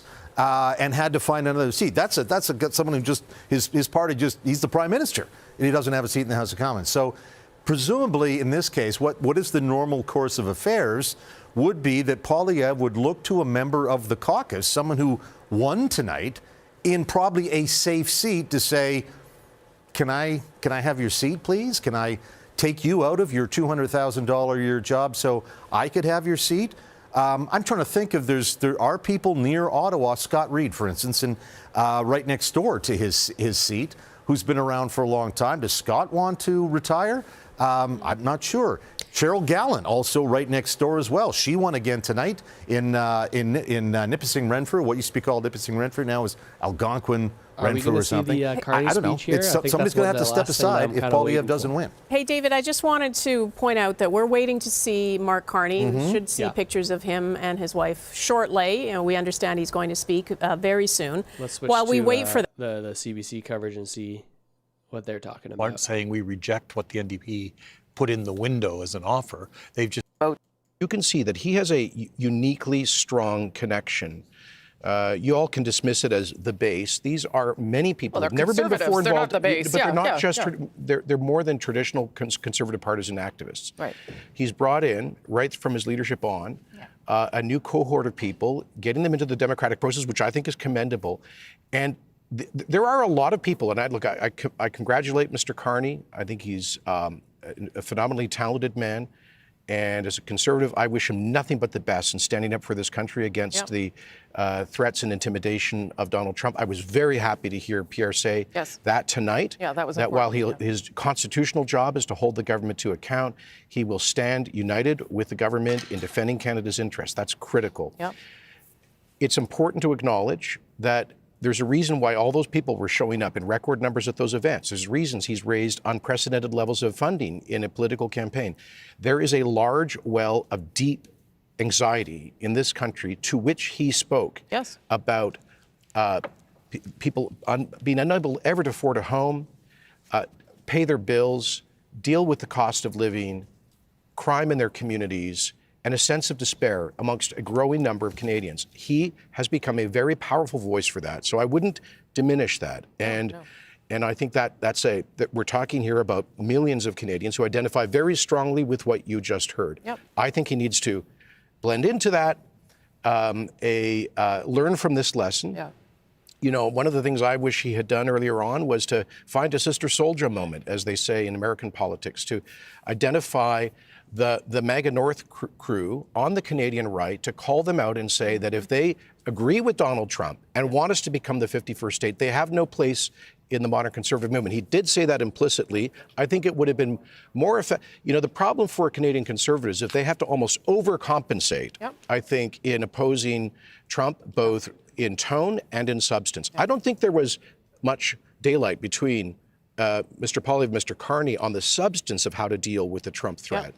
But there was a presumption from a certain set of typically older Canadian voters that somehow conservatives in general, or Pierre in particular, weren't really all that fussed about Trump's threats. I don't agree. By the way, for me, one of the positive things tonight is the total disappearance of the People's Party of Canada at less than 1%. Stick a fork in it. For all the MAGA North people on social media who have been championing Trump's against this country, you're less than 1% of the population. So that should no longer be a distraction for the Conservative Party. And I think it's an opportunity saying to 51st state? Acknowledge some real progress that has been made by the party, but also a moment for humility to see how it could have been done differently. Okay, let's have our friends over there beside you weigh in. Althea? I think what we saw during this broadcast is the divisions that exist within the party. Do you want to be angry like Jamil Javani and call people names, or do you want to be a bridge builder? And I think that is the discussion that caucus is going to have. Mr. Poilievre has clearly said he has no intention of leaving. He actually can stay. The party can pay a salary for him to remain the leader of the party while there is an opposition leader in the House, and Mr. Poilievre can run in a by-election. But I think that, you compare and contrast Mr. Singh's speech and Mr. Jamil Javani's words and Pierre's words, and I think there's big divisions within caucus about the direction that the party wants to go. I hear you and I agree with you on where the base, if you want to call it, of the party and all the new people he brought in since the leadership. I think he speaks to that anger. I think he not only has given voice to those people's anxiety, but I think he has helped fuel those people's anxiety in a way and capitalize on that in terms of fundraising dollars. And I mean, that's the way our system is built. But he has crafted a message that has allowed more people to be angry and donate more money and get more eyeballs and more social media. And I think the tone we will very soon know in the House is, do you want to be the statesman-like person that we saw during the debates? Or do you want to be this angry person that we saw through Jamil Javani? I do think I don't agree with that characterization. Some of the campaign did pivot towards trying to be hopeful, to take the frustration of Canadians. I think that this isn't an accurate representation of the actual angst amidst a lot of young Canadians. That message has been like that even in the beginning, even since the Canada is broken moments, because it was Canada is broken and I will bring hope. Yeah. Okay, Andrew. I thought it was a very good speech, first of all, struck the right note, reassuringly normal. And I absolutely agree with Jason that one of his achievements is to have been to destroy the People's Party. But there was a cost to that. And when he's looking at what might have been tonight, where he might have been the Prime Minister, that long period when he was talking about the World Economic Forum and Bitcoin and firing the Bank of Canada governor, it printed itself into people's brains. And, it wasn't a given that when Donald Trump reared his ugly head, it wasn't a given that that would have to be at the cost of the Conservative Party. Supposing there had been a leader who had a reputation as being reassuring and unifying and statesmanlike, people might have turned to him in that crisis.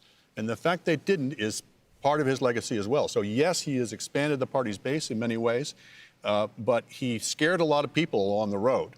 And he now has an opportunity, now that the People's Party, let's assume, maybe we'll have to eat our words, but let's assume the People's Party is no longer a threat to the Conservatives. He has an opportunity now to pivot towards the center, to pivot towards the mainstream, and to continue the tone that he set tonight. Yeah, as Jason Kenney said, to rid yourself of. Yeah, I agree with you, Tyler. Shouldn't there be a division in the party? They're supposed to represent their constituents, not just the party interests. Yeah, I'm sure that there will be people pushing for different paths forward here for the Conservative Party moving forward. It's not going to be just Pierre's decision on whether or not he stays on. It will matter the views of the people around him, for sure. I think it's too easy to underestimate what it means not to have a seat for Pierre Poilievre. We have not called it yet, okay? Just to be clear. But if that's where we're going, it's singular that for the entire evening, every time 10 new polls have been counted, that margin 6 points behind has been maintained. But without a seat, this is someone who needs to be in the House of Commons. He's never going to want to delegate, so he needs to be there. But that's where he's best. That is where he's best. Yep. But when Parliament convenes, the game is going to be different. Why? Because we will be in that battle against it in the tariff war, against the Donald Trump musing about 51st states. So at some point, it will require a different approach to the job of leading critic of the government, because Canadians are going to want to see some sense that their politicians are united. Yeah. And you cannot forever. Thank you for the support, all. The government of Canada and the battle that we're going into. Clearly. It's been easy. The flags and buying local, that's the easy part of what's coming. Yeah. He is, you just saw on the board there the results where they are right now. Again, still trailing the Liberal. He's 4 points back now. So that is why we are being careful here. And we also don't know how the advanced vote went, and of course the long ballot issue is another complicating factor in Mr. Poilievre's riding. So we'll hold on before making any other decision here. As you can see there on the bottom of your screen, we're waiting for Mark Carney to emerge. I'll just get maybe a final thought from Jason Kenney before I let you go sleep if you want. Thank you. It's been a pleasure. Here comes Carney and his wife. Just quickly, because I got Mr. Carney's wife walking. And I hope we hear from Mr. Carney a real voice, a message of unity. Yes. It's not just about Mr. Trump. There are divisions in this country that have been highlighted in this campaign about winners and losers in our economy and our society, and we need to take those very seriously. Jason Kenney, thank you for coming in from Alberta and giving us all your time. Really great to have you here. Okay, let's listen in live now to the Prime Minister's wife, Diana Fox-Carney. Bonsoir Canada, et merci pour votre vote. Hello, Canada, so and thank you for your vote. To you. Thank you for supporting your Liberal candidates. And thank you for choosing my husband's vision of a positive, unified, and above all, a strong country.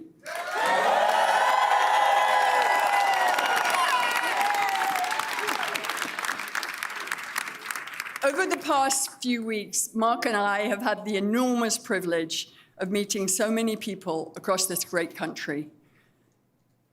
Everywhere we've visited, we've been energized by the passion, the commitment, and the kindness and belief that we have encountered, not to mention the beauty and diversity of this amazing country. As we've traced a path from winter into spring,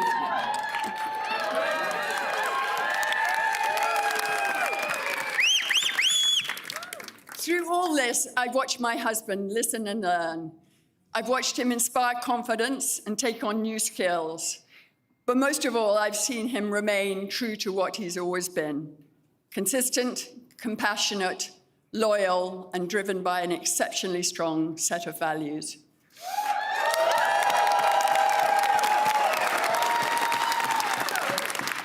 He's thoughtful, respectful, and honest. And I think and hope that you now have come to appreciate that alongside his capacity for dealing with the most serious of matters, he has a great mind for trivia, a wicked sense of humor, and a wonderful smile. He's been that way since our very first date, back when we were young grad students, when we went to that dinner, and he said to me, he stopped the conversation, and he said to me, "I want you to know I'm committed to move back to Canada and to work in the public service." So here we are.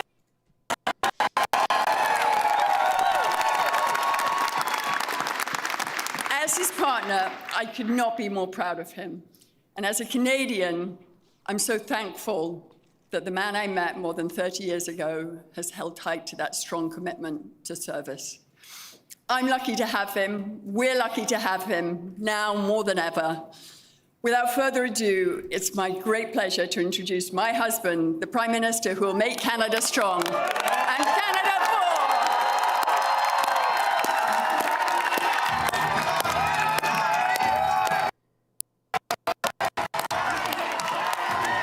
What's with the feed?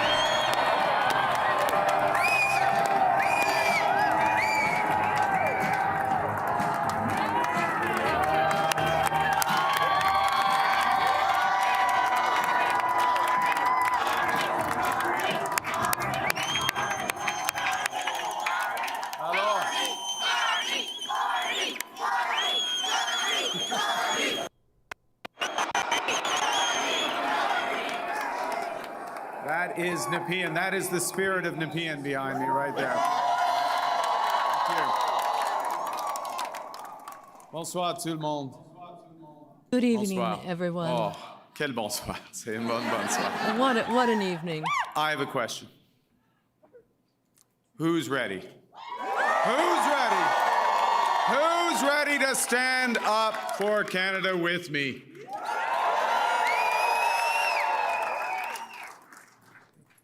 And who's ready? Who's ready to build Canada strong? Okay, we got that settled. That's good. Avant de commencer, je voudrais féliciter Before I les autres begin, chefs de parti I would like to congratulate the other party leaders on their campaign and all the work that they did. I want to thank them for their service to Canada, now and in future. I want to thank the leaders of the other parties. I want to salute the contribution of Jagmeet Singh. I noticed his remarks. Yeah. Leading on progressive values. Elizabeth May, who will be returning. François Blanchet. And I want to congratulate Pierre Poilievre on a hard-fought, fair, good campaign, his commitment to the country that we both love.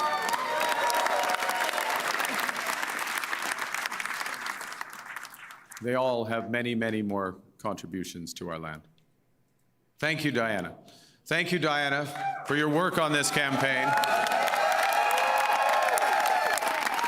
Thank you, Diana, for the commitment and compassion you bring to everything that you do. Tonight simply would not have been possible without you and without the support of our 4 children who inspire me to service every single day.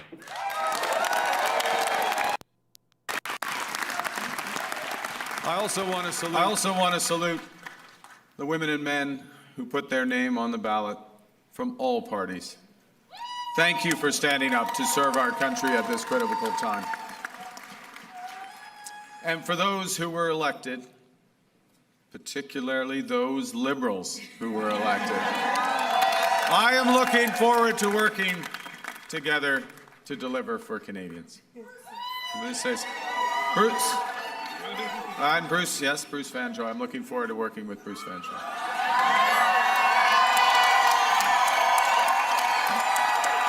Fantastic. He will be a great MP. We're going to have fun tonight. Yes, we're going to have fun. Bien sûr.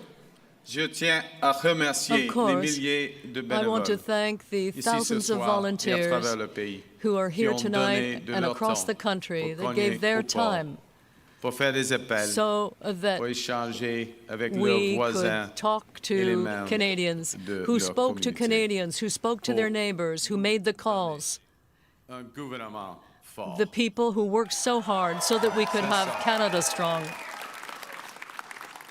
You know, I chose to enter politics because I felt we needed big changes in this country. But big changes guided by strong Canadian values. Values that I learned at the dinner table from my parents, Bob and Verley, and from my siblings. I appreciate this more in retrospect from my siblings. My siblings, Brenda, Sean, and Brian. Values that I learned on the ice from my coaches. Values that have been reinforced as I've met with Canadians across this great country. And those include three values that I want to highlight this evening. Humility. It's Canada after all. Ambition. It's Canada after all. And unity. It's Canada.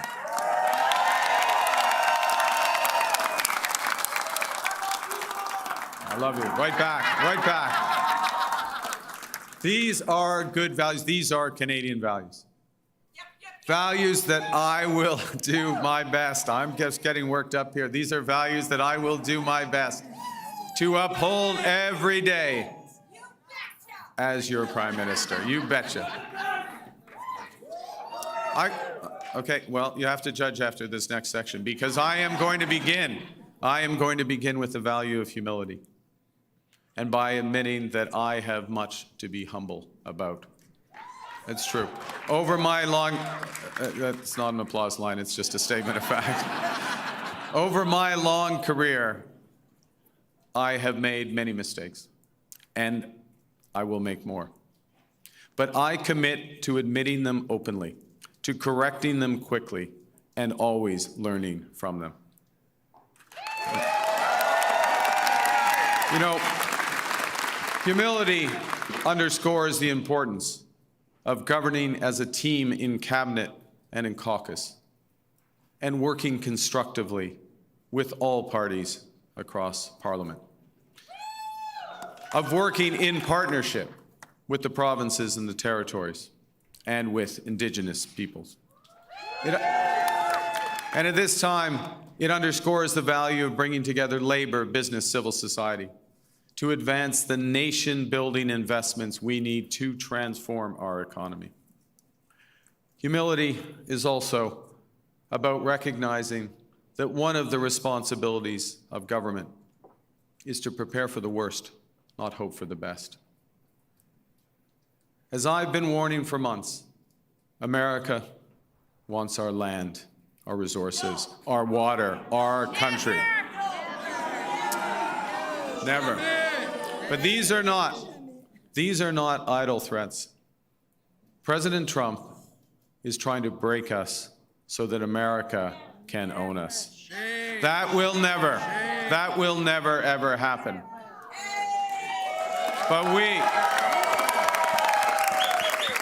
But we also must recognize the reality that our world has fundamentally changed.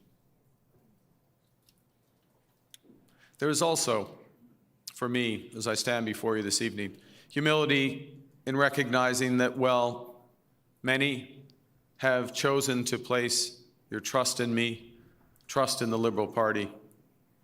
Millions of our fellow citizens preferred a different outcome. And my message to every Canadian is this: no matter where you live, no matter what language you speak, no matter how you voted, I will always do my best to represent everyone who calls Canada home.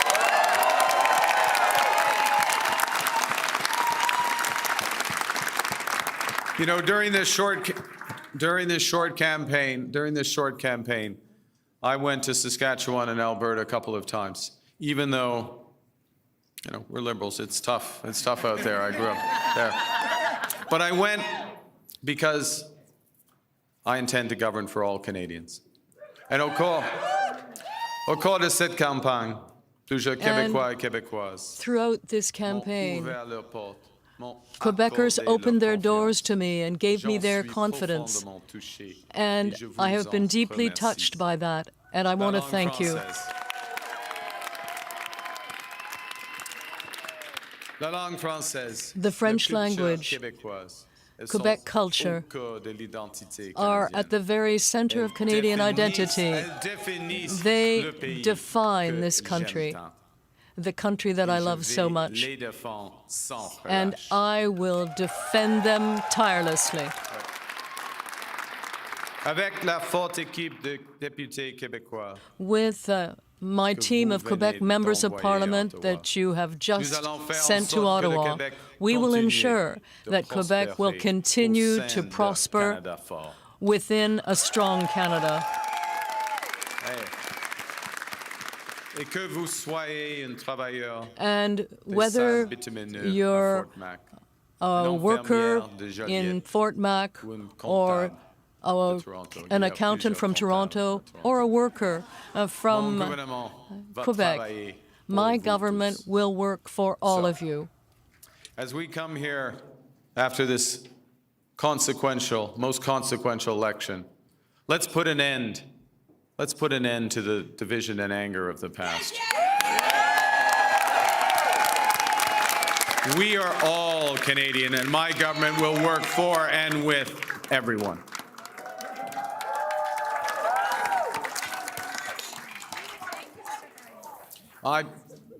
I began with humility, but Canadians are ambitious.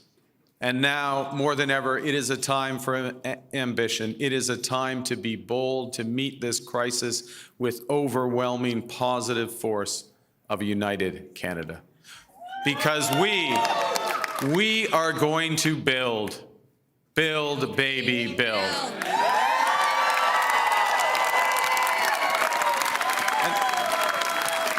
Exactly. Throughout, we're building now. We've gotten over that bit.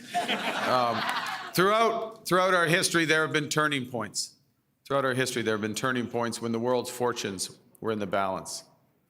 That was the case at the start of the Second World War, just as it was at the end of the Cold War. And each time, Canada chose to step up, to assert ourselves as a free, sovereign, and ambitious nation, to lead the path of democracy and freedom, and, because we are Canadian, to do so with compassion and generosity. We are once again at one of those hinge moments of history.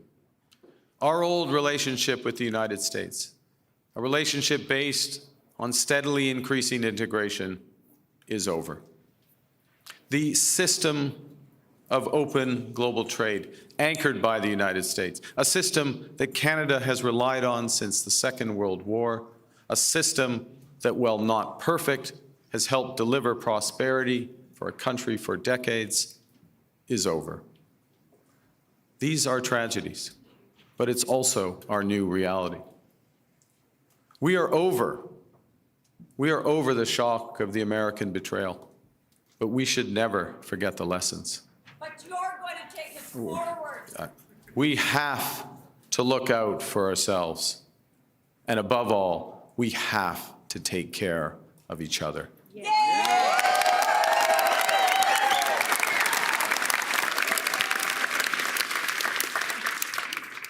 When I sit down with President Trump, It will be to discuss the future economic and security relationship between two sovereign nations. And it will be with our full knowledge that we have many, many other options than the United States to build prosperity for all Canadians.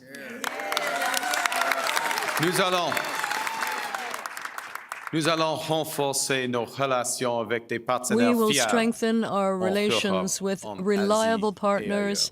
in Europe, Et si les Asia, and États-Unis elsewhere. ne veulent And if plus the United jouer States un rôle de premier plan no longer dans wants to be in the l'économie mondiale, forefront le Canada of the le global fera. economy, We Canada will lead, will. not the Americans. Nous sommes maîtres chez nous. We are masters in our own home. We will build millions of housing units. We will become an energy superpower. We will provide good careers in skilled trades and one economy, not 13. Because this is Canada, and we decide what happens here.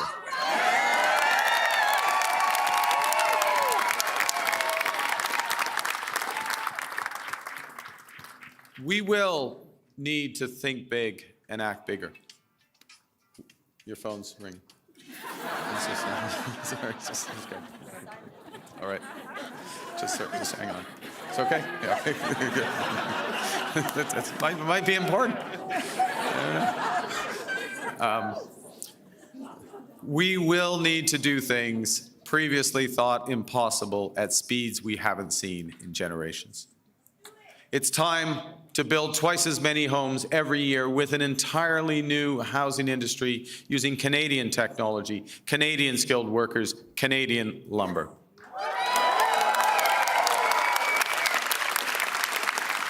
It's time to build new trade and energy corridors, working in partnership with the provinces, territories, and Indigenous peoples. It's time to build hundreds of thousands of not just good jobs, but good careers in the skilled trades. It's time to build Canada into an energy superpower in both clean and conventional energy.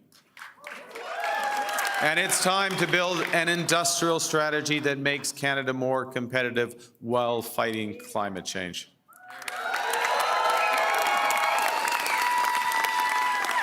We will build one Canadian economy, not 13, with a government committed to free trade in Canada by Canada Day. The point is that we can give ourselves far more than the Americans can ever take away. But even given that, I want to be clear. The coming days and months will be challenging, and they will call for some sacrifices. But we will share those sacrifices by supporting our workers and our businesses.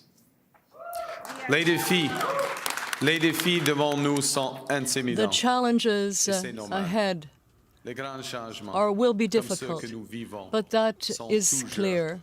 Major changes, such as the ones we're seeing, are always concerning. We have a long way to go, but I'm confident.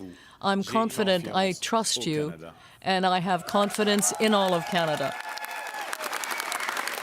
Because Canada is more than a nation. We are, and we always will be, a confederation, a sacred set of ideas and ideals built on practical foundations.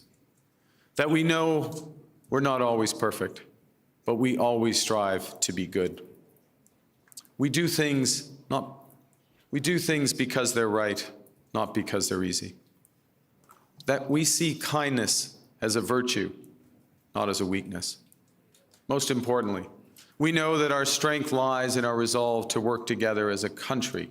It relies on our unity. You know, on the second day of this campaign, I went to Gander, where on 9/11, they welcomed thousands of passengers into their homes without question or hesitation. I sat down with two of the many heroes of the time, Diane Davis and Beulah Cooper. And during our conversation, they showed me a thank you card that they'd received from a young girl called Ellie, who wrote, "Your kindness motivates me to use my kindness." That touching phrase captures what Canadians instinctively know, that virtue is like a muscle that grows with its exercise. We become just by doing just acts, brave by doing brave acts. When we are kind, kindness grows. When we seek unity, unity grows. When we are Canadian, Canada grows.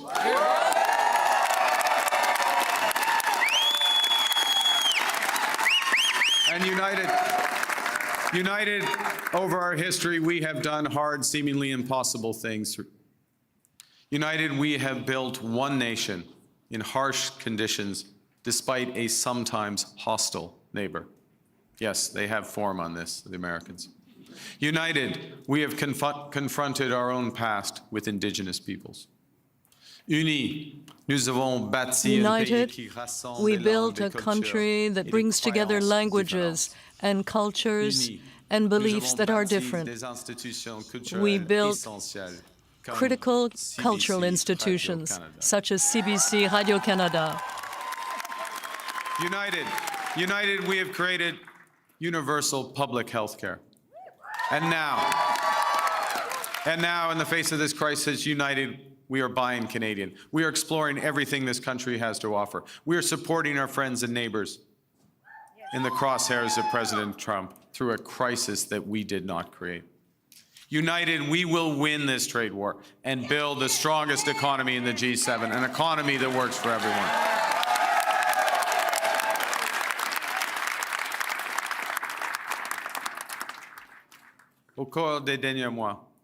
In recent months, Canadians have done their part.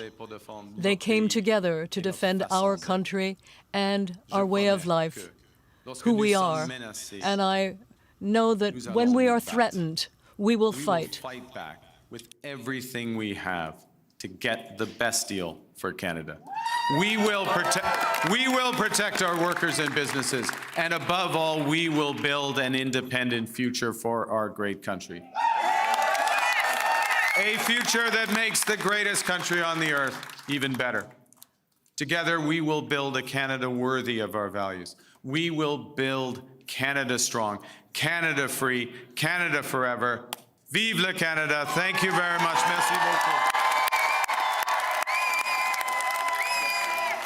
There is the Mark Carney victory speech. Wow. So there's one thing that I certainly agree with in that speech, and we're at a turning point, I think, globally. Not just Canada, not just the way that we handle ourselves domestically, but we're at a turning point. I think that everyone can agree with that, with the new views of the U.S. and the way that they're handling things. And as a Canadian, and I think every Canadian, no matter of how you voted, you gotta hope and pray that this view, this vision for Canada, this idea of turning away from the States, building partnerships with the EU, mass government intervention and investment to hopefully build more homes. You got to hope that these policies are going to result in a better Canada for people. I know that a lot of people are certainly convinced of that, given the way the election has gone. There's a lot of people who aren't convinced that will be the case, but you got to be hoping that this government can actually make a meaningful difference for Canadians.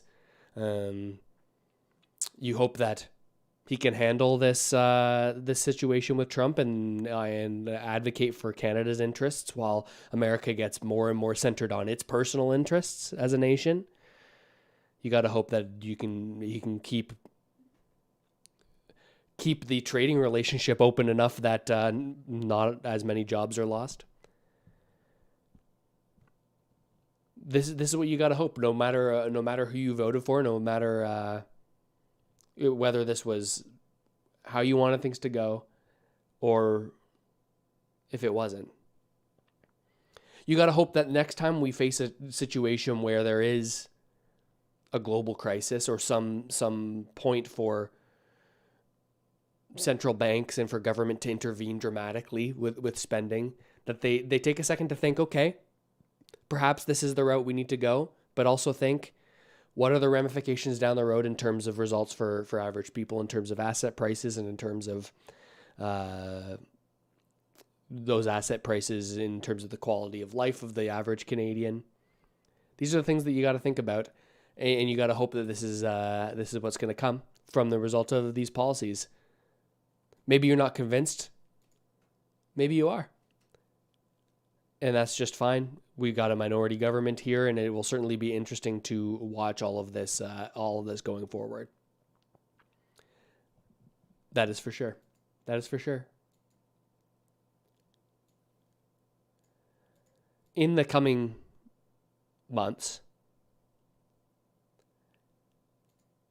there will be a lot going on. In the coming months, we'll see this parliament resume.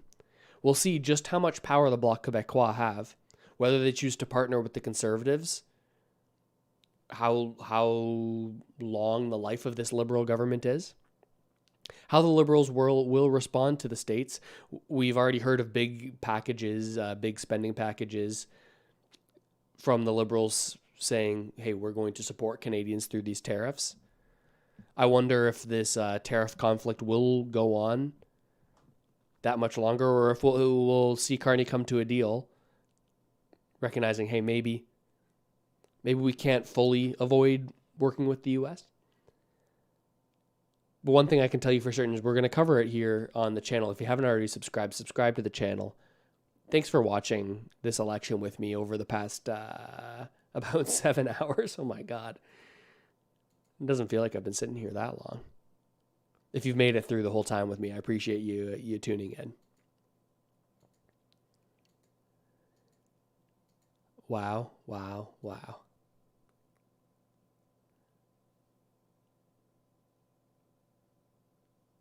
Yeah. Going to be a lot of interesting stuff going forwards. Interesting stuff going forwards. And we'll keep on following it. And I'll leave you with this sentiment, the one that I've been saying multiple times throughout these 7 hours of this stream.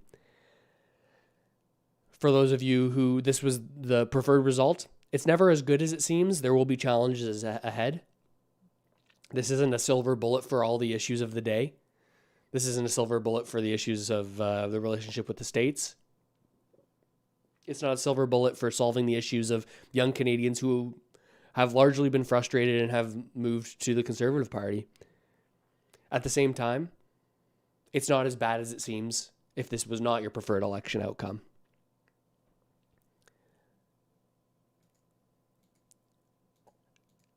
Things will change for the positive less than you think. Things will change for the worse less than you think. If this has been something that's consumed you, regardless of if this is the result you wanted, I'd say take some time, look around, look at the things in your life, look at your children, look at your family members around you, your friends, the warming weather in Canada as we go out and walk. We have a beautiful, beautiful country. There are economic challenges for people. You can blame that on government. You cannot blame that on government. You can blame that on anything. But I find if you get consumed in that type of stuff, it's important to know about. That's why I cover this kind of stuff. It's important to know about. But you also have to look at the not online world and see what your world looks like when you're not looking at your phone and when you're not looking on Twitter and you're not looking at Reddit. So that would be the way that I frame the end of this election. Take the advice or don't. But that's where I'm currently at. I think we'll start to wrap this up, though. Thank you very much, everybody, for tuning in. We heard from Jagmeet Singh. No longer an official party, the NDP has lost that status, sacrificed the NDP for the sake of making sure the Conservatives did not get into power. Bloc Québécois holding the balance of power. This is a change for Canada. Liberals with a minority government, just as they had before. But with some changes. I'll see you tomorrow. We'll talk more. But with all that said, thanks so much for tuning in, everybody. Election 2025. That's a wrap. More to come. Bye, everybody. I appreciate you. Peace. Go Leafs, go. Go